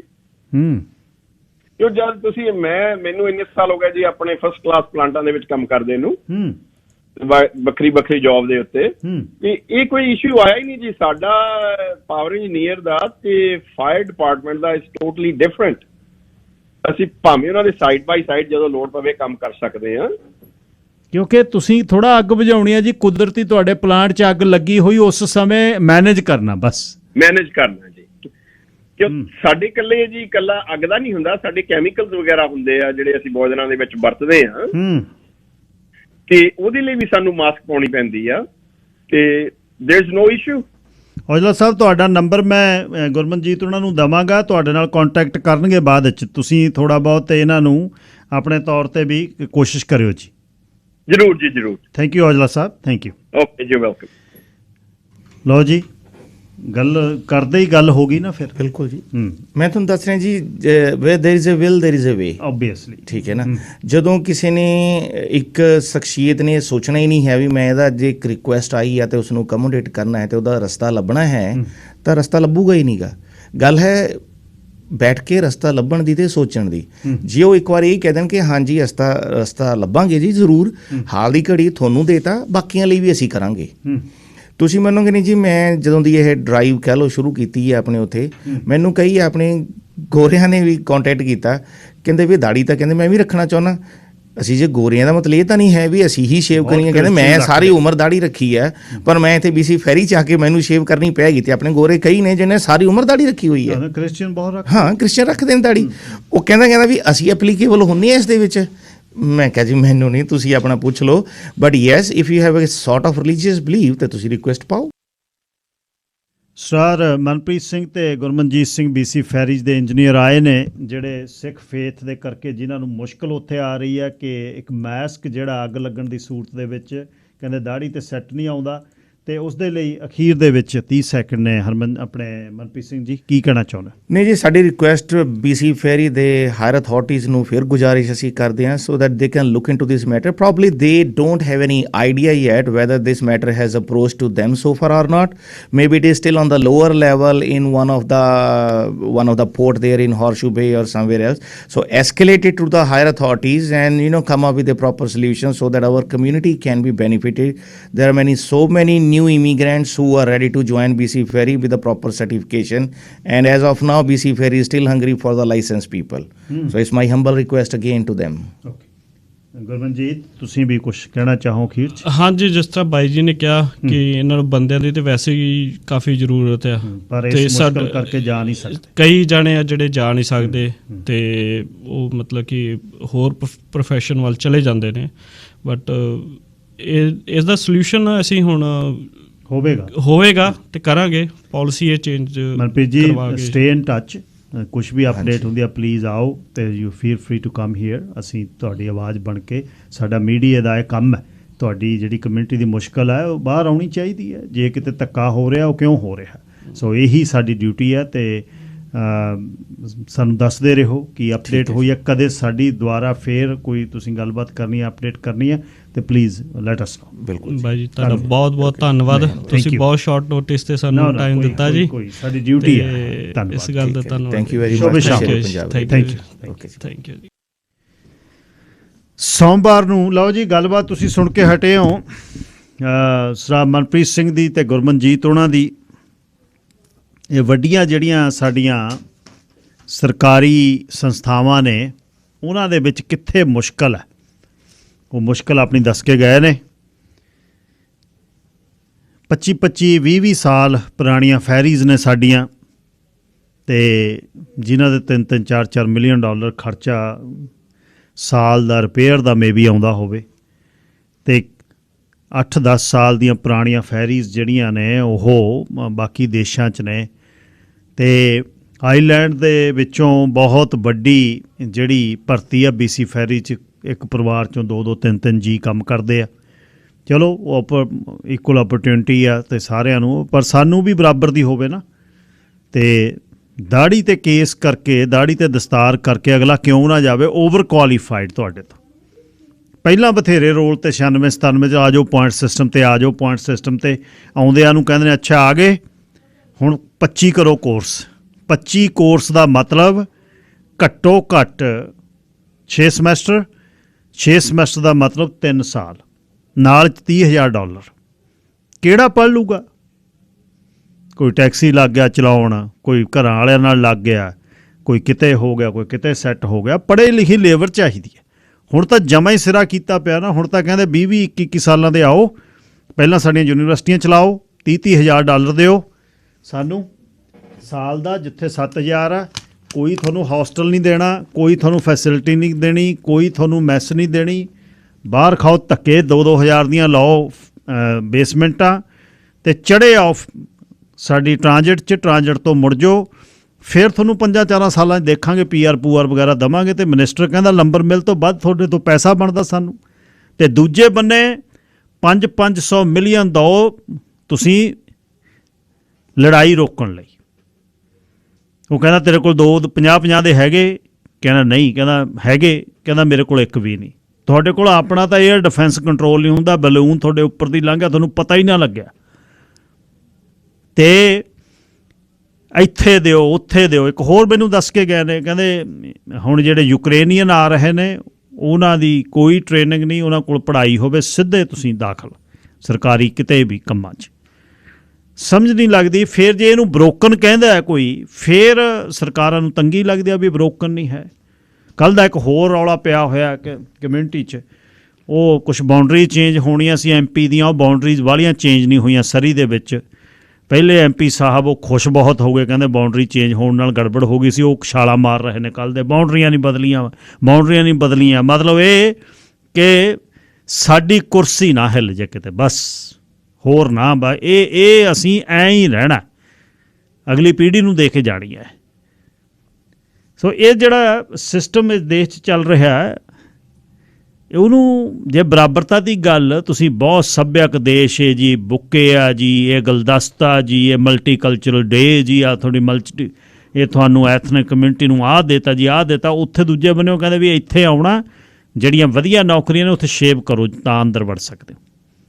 ਸੋ ਇਹ ਦੱਸ ਕੇ ਗਏ ਨੇ ਗੁਰਮਨਜੀਤ ਤੇ ਮਨਪ੍ਰੀਤ ਹੋਣੀ, ਉਹਨਾਂ ਨੂੰ ਕਿਹਾ ਬਈ ਜਿਹੜਾ ਸੈਟਰਡੇ ਵਾਲਾ ਇਕੱਠ ਹੈ, ਜਿੱਥੇ 1700 ਟਰੱਕਾਂ ਨੂੰ ਕਿਹਾ ਬਈ ਹੌਲੀ ਹੌਲੀ ਬਦਲੋ, ਜਿਹੜੇ 12-12 ਸਾਲ ਪੁਰਾਣੇ ਨਿਕਲਣਾ ਪੈਣਾ, ਤੁਹਾਡਾ ਧੂੰਆਂ ਤੇ ਸੜਕ 91 ਤੇ ਚੱਲਦਾ, ਨਾਲ ਦੇ ਟਰੱਕ ਦੇ ਧੂੰਏ ਦਾ ਫਰਕ ਆ, ਤੁਹਾਡਾ ਗਾੜਾ ਉਹਦਾ ਪਤਲਾ। ਪਰਮਜੀਤ ਸਿੰਘ ਜੀ, ਲਾਈਨ ਨੰਬਰ 1, ਤੁਸੀਂ ਏਅਰ ਤੇ ਹੋ। ਹੈਲੋ ਜੀ, ਸਤਿ ਸ੍ਰੀ ਅਕਾਲ ਜੀ। ਸਤਿ ਸ਼੍ਰੀ ਅਕਾਲ ਜੀ। ਮੈਂ ਸੁਣ ਰਿਹਾ ਸੀ ਤੁਹਾਡਾ ਆਪਣਾ ਦਾੜੀ ਦਾ ਇਸ਼ੂ, ਦਾੜੇ ਦਾ ਤਾਂ ਪੱਗ ਦਾ। ਦੇਖੋ ਜੀ, ਸਾਡੇ ਤਾਂ ਰਿਸ਼ਤੇਦਾਰ ਕੰਮ ਕਰਦੇ ਆ, ਮੁੰਡਾ ਹੈ ਤਾਂ ਮੋਨਾ ਹੀ, ਉਹ ਸੁਪਰਡੈਂਟ ਆ, ਉਹ ਜਿੱਥੇ ਫੈਰੀਆਂ ਰਿਪੇਅਰ ਹੁੰਦੀਆਂ, ਟਨਲ ਨਾ ਕਿ ਰਿਚਮੰਡ 'ਚ ਹੈਗਾ ਖੱਬੇ ਪਾਸੇ ਨੂੰ, ਔਰ ਉਹ ਸ਼ਾਪ ਦੇ ਵਿੱਚ ਕੰਮ ਕਰਦਾ। ਮੈਂ ਟੂਰ ਵੀ ਕੀਤਾ ਸੀ ਉੱਥੇ ਇੱਕ ਵਾਰੀ, ਮੈਂ ਕਿਹਾ ਦਿਖਾ ਕੇ ਲਿਆਈ ਇਹਨਾਂ ਦੇ ਇੰਜਣ ਫੈਰੀਆਂ ਦੇ, ਤਾਂ ਉਹ ਤਾਂ ਕਦੀ ਗੱਲ ਨਹੀਂ ਕੀਤੀ। ਉਹ ਮੁੰਡੇ ਦਾੜੀ ਤੇ ਰੱਖੀ, ਚੰਗੀ ਵੱਡੀ ਦਾੜੀ ਆ। ਫਰਕ ਆ ਨਾ ਜੀ ਪਰਮਜੀਤ ਜੀ, ਸੁਣ ਪ੍ਰੋਗਰਾਮ ਜੇ ਸਵਾਰ ਕੇ ਤੁਸੀਂ ਸੁਣਿਆ ਹੋਵੇ ਨਾ, ਤੁਸੀਂ ਪਲੀਜ਼, ਉਹਦੇ 'ਚ ਇਹ ਹੈ ਵੀ ਜਦੋਂ ਫੈਰੀ ਜਾਂਦੀ ਹੈ, ਗੱਲ ਉੱਥੇ ਦੀ ਕਰ ਰਿਹਾ, ਉੱਥੇ ਦੇ ਇੰਜਨ ਰੂਮ ਦੇ ਵਿੱਚ। ਜਦੋਂ ਥੱਲੇ ਇੰਜਨ ਰੂਮ 'ਚੋਂ ਨਿਕਲ ਕੇ ਸੁਪਰਡੈਂਟ ਬਣ ਗਿਆ ਕੋਈ, ਉਹਨੂੰ ਨਹੀਂ ਲੋੜ, ਉੱਥੇ ਵੀ ਚੀਫ ਇੰਜੀਨੀਅਰ ਨੂੰ ਲੋੜ ਨਹੀਂ। ਇਹ ਜਿਹੜੇ ਥੱਲੇ ਇੰਜੀਨੀਅਰ ਜਿਨ੍ਹਾਂ ਨੂੰ ਕਹਿੰਦੇ, ਜਿਹੜੇ ਇੰਜਨ ਰੂਮ 'ਚ ਰਹਿੰਦੇ ਆ, ਉਹਨਾਂ ਦੀ ਗੱਲ ਹੈ ਇਹ। ਅਤੇ ਨਾਲ ਜਿਹੜੇ ਹੁਣ ਬਾਹਰ ਸ਼ਾਪ ਹੈ, ਬਾਹਰ ਸ਼ਾਪ ਦੀ ਗੱਲ ਅਤੇ ਪਾਣੀ 'ਚ ਜਾਂਦੀ ਫੈਰੀ ਦਾ ਬਹੁਤ ਫਰਕ ਹੈ। ਜਹਾਜ਼ ਦਾ ਪਾਇਲਟ ਦਾ, ਜਹਾਜ਼ ਉੱਡੇ ਜਾਣ ਦੇ ਜਾਂ ਹੋਰ ਸਟੈਂਡਰਡ ਨੇ, ਜਹਾਜ਼ ਰਿਪੇਅਰ ਕਰਨਾ ਜਦ ਆ ਕੇ ਹੈਂਗਰ ਦੇ ਵਿੱਚ ਉਹਦੀਆਂ ਹੋਰ ਨੇ। ਇਹ ਮੇਰੇ ਖਿਆਲ ਸਿੰਪਲ ਕਾਮਨ ਸੈਂਸ ਹੈ ਵੀ ਪਾਣੀ 'ਚ ਜਾਂਦੀ ਫੈਰੀ ਦੀਆਂ ਗਾਈਡਲਾਈਨਸ ਹੋਰ ਹੋਣੀਆਂ ਨੇ, ਸੜਕ 'ਤੇ ਜਿਹੜੀ ਖੁਸ਼ਕੀ ਜਗ੍ਹਾ 'ਤੇ ਰਿਪੇਅਰ ਕਰਦੀ ਗੱਲ ਉਹਦੀ ਹੋਰ ਹੋ, ਸ਼ਾਪ ਦੀ ਅਤੇ ਚੱਲ ਰਹੀ ਫੈਰੀ ਦਾ ਫਰਕ ਹੁੰਦਾ ਜੀ। ਅੱਛਾ, 13 ਤਰੀਕ ਨੂੰ ਸੋਮਵਾਰ ਨੂੰ ਵਰਲਡ ਰੇਡੀਓ ਡੇ ਆ ਜੀ।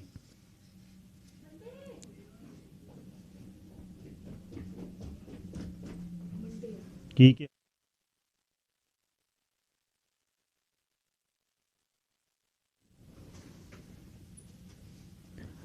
ਸੋਮਵਾਰ ਹੈ ਜੀ 13 ਦਾ, ਉਸ ਦਿਨ ਵਰਲਡ ਰੇਡੀਓ ਡੇ ਹੈ। ਅਤੇ ਉਸ ਦਿਨ ਅਸੀਂ ਕੋਸ਼ਿਸ਼ ਕਰਾਂਗੇ ਕਿ ਤੁਸੀਂ ਸਾਡੇ ਸਾਰੇ ਹੋਸਟਾਂ ਨੇ ਆਪਣੀ ਇੱਕ ਬੁਝਾਰਤ ਪਾਉਣੀ ਹੈ। ਉਹ ਬੁਝਾਰਤ ਜਿਨ੍ਹਾਂ ਨੇ ਬੁੱਝ ਲੈਣੀ ਹੈ, ਉਹ ਫਿਰ ਉਸ ਦਿਨ ਸੋਮਵਾਰ ਨੂੰ ਆਉਣਗੇ, ਪਰ ਪਤਾ ਨਹੀਂ ਹੁਣ ਉਹ ਕੰਮ ਉਹਨਾਂ ਨੂੰ ਅਲਾਓ ਕਰੂ ਜਾਂ ਨਹੀਂ, ਪਰ ਅਸੀਂ ਆਪਣੇ ਵੱਲੋਂ ਇਹ ਕੰਟੈਸਟ ਖੇਲਣਾ ਅਤੇ ਉਹਦੇ 'ਚ ਫਿਰ ਤੁਸੀਂ ਆ ਕੇ ਸਾਡੇ ਨਾਲ ਸ਼ੋਅ ਦੇ ਵਿੱਚ ਵੀ 5-10 ਮਿੰਟ ਤੁਹਾਡੇ ਨਾਲ ਗੱਲਾਂ ਬਾਤਾਂ ਕਰਾਂਗੇ, ਜੇ ਵੱਧ ਵੀ ਕਰ ਸਕੋ ਵੱਧ ਵੀ। ਉਸ ਦਿਨ ਰੇਡੀਓ ਬਾਰੇ ਗੱਲਬਾਤ ਜ਼ਿਆਦਾ ਚੱਲੇਗੀ। ਵਰਲਡ ਰੇਡੀਓ ਡੇ ਆ ਬਈ, ਸਾਡੇ ਸ਼ੋਆਂ ਦੀ ਜਗ੍ਹਾ ਹੋਸਟ ਰੇਡੀਓ 200 ਕਿਲੋਮੀਟਰ 'ਚ ਟਿਊਨ-ਇਨ ਚੱਲਦਾ, ਜਿਹੜਾ ਰੇਡੀਓ ਦੀ ਸੁੱਚ ਮਰੋੜ ਕੇ ਚੱਲ ਰਿਹਾ ਸ਼ੇਰੇ ਪੰਜਾਬ, ਓਲੰਪੀਆ ਤੋਂ ਲੈ ਕੇ ਸਾਰੀ ਆਈਲੈਂਡ ਅਤੇ ਵਿਸਲਰ, ਸਕੋਮਿਸ਼, ਅਤੇ ਇੱਧਰ ਜਦ ਅਪ ਨਾਰਥ ਜਾਂਦੇ ਆ, ਇੱਧਰ ਨੂੰ ਪਹਾੜੀਆਂ ਕਰਕੇ ਮੁਸ਼ਕਿਲਾਂ ਨਹੀਂ, ਕੈਮਲੂਪਸ, ਕਲੋਨਾ ਤੋਂ ਲੈ ਕੇ ਸਾਰੀ ਸਟਰੈਚ ਆ ਜਿਹੜੀ ਅਸੋਏ ਸੋਲੇਵਰ ਤੱਕ, ਸਾਰੀ ਜਗ੍ਹਾ 1550 ਵੀ ਉੱਥੇ ਚੱਲਦਾ, ਕਿਉਂਕਿ 1550 ਦੇ ਟਰਾਂਸਮੀਟਰ ਜਿਹੜੇ ਨੇ ਪੈਰਲਲ ਜੇ ਨੇ ਬੈਲਿੰਗਹੈਮ ਫਰਨਡੇਲ 'ਚ, ਅਤੇ ਬਹੁਤ ਪਾਵਰਫੁਲ ਆਪਣਾ ਸ਼ੇਰੇ ਪੰਜਾਬ ਦਾ ਸਿਗਨਲ ਹੈ ਅਤੇ ਬਹੁਤ ਵੱਡੀ ਤੁਸੀਂ ਸਾਨੂੰ ਸੁਣਨ ਵਾਲੇ ਹੋ। ਐਡਵਰਟਾਈਜ਼ਮੈਂਟ ਤੁਸੀਂ ਬਹੁਤ ਚਿਰਾਂ ਦੇ ਇਸ ਮੰਚ ਨੂੰ ਕਰ ਰਹੇ ਹੋ, ਅਤੇ ਇੱਕ ਦਿਨ ਤੁਹਾਨੂੰ ਅਸੀਂ ਸੱਦ ਕੇ ਨਾਲ ਬਿਠਾਉਣਾ ਚਾਹੁੰਦੇ ਹਾਂ, ਦਿਖਾਉਣਾ ਚਾਹੁੰਦੇ ਹਾਂ ਵੀ ਕਿਸ ਤਰ੍ਹਾਂ ਰੇਡੀਓ ਚੱਲਦੇ ਨੇ ਅਤੇ ਕਿਸ ਤਰ੍ਹਾਂ ਅਸੀਂ ਬਹਿ ਕੇ ਬੋਲਦੇ ਹਾਂ। ਅੱਜ ਮੈਂ ਅਗਲੀ ਗੱਲ ਸ਼ੁਰੂ ਕਰਨ ਤੋਂ ਪਹਿਲਾਂ ਇੱਕ ਮੇਰੇ ਹਿੱਸੇ ਬੁਝਾਰਤ ਆਈ ਹੈ। ਵੈਸੇ ਤਾਂ ਨਿੰਮੀ ਜੀ ਦਾ ਇਹ ਕੰਮ ਆ, ਨਿੰਮੀ ਜੀ ਦੀਆਂ ਬੁਝਾਰਤਾਂ ਨੂੰ ਬੌਂਜੂ ਵਾਲਾ ਕੰਮ ਬਹੁਤ ਉਡੀਕ ਰਹੇ ਨੇ, ਅਤੇ ਨਿੰਮੀ ਡੌਲਾ ਜੀ ਬਿਜ਼ੀ ਹੋ ਗਏ। ਇੱਕ ਆ ਬੁਝਾਰਤ ਮੈਨੂੰ ਰੋਮਨ ਦੇ ਕੇ ਗਈ ਹੈ ਵੀ ਆਹ ਬੁਝਾਰਤ ਜਿਹਨੇ ਬੁੱਝ ਲਈ ਉਹ ਤੁਹਾਡੇ ਪ੍ਰੋਗਰਾਮ 'ਚ ਆਏਗਾ। ਇਹ ਲਿਖ ਕੇ ਦੇ ਕੇ ਗਈ ਹੈ ਜੀ, ਡੱਬ ਖੜੱਬੀ ਬੱਕਰੀ ਡੱਬੀ ਉਹਦੀ ਛਾਂ, ਚੱਲ ਮੇਰੀ ਬੱਕਰੀ ਕੱਲ ਵਾਲੀ ਛਾਂ। ਇਹ ਮੇਰੇ ਹਿੱਸੇ ਆਈ ਹੈ। ਇਹ ਕੀ ਹੈ? ਜਿਹੜਾ ਬੁੱਝੂ ਉਹਨੂੰ ਫਿਰ ਸੋਮਵਾਰ ਨੂੰ ਤੁਹਾਡੇ ਸਮੇਂ ਮੁਤਾਬਕ, ਜੇ ਤਾਂ ਤੁਸੀਂ ਸਟੂਡੀਓ 'ਚ ਆ ਜਾਵੋ ਬਹੁਤ ਵਧੀਆ, ਜੇ ਨਾ ਆ ਸਕੇ ਤਾਂ ਰੇਡੀਓ 'ਤੇ ਤੁਹਾਡੇ ਨਾਲ ਗੱਲ ਕਰ ਲਾਂਗੇ ਔਨ ਫੋਨ। ਡੱਬ ਖੜੱਬੀ ਬੱਕਰੀ ਡੱਬੀ ਉਹਦੀ ਛਾਂ, ਚੱਲ ਮੇਰੀ ਬੱਕਰੀ ਕੱਲ ਵਾਲੀ ਛਾਂ। ਲਿਆ ਬੁੱਝ ਕੇ ਦੇਖ ਲੈਣਾ, ਬੰਦੇ ਤਾਂ ਕਾਇਮ ਹੋ ਗਏ ਜਦੇ ਹੀ। ਇਹ ਜਿਹੜਾ ਨਾ ਕੰਮ ਬੁਝਾਰਤਾਂ ਵਾਲਾ ਥੋੜ੍ਹਾ ਜਿਹਾ ਤੋਰੀਏ ਮੈਨੂੰ ਲੱਗਦਾ ਆਪਾਂ।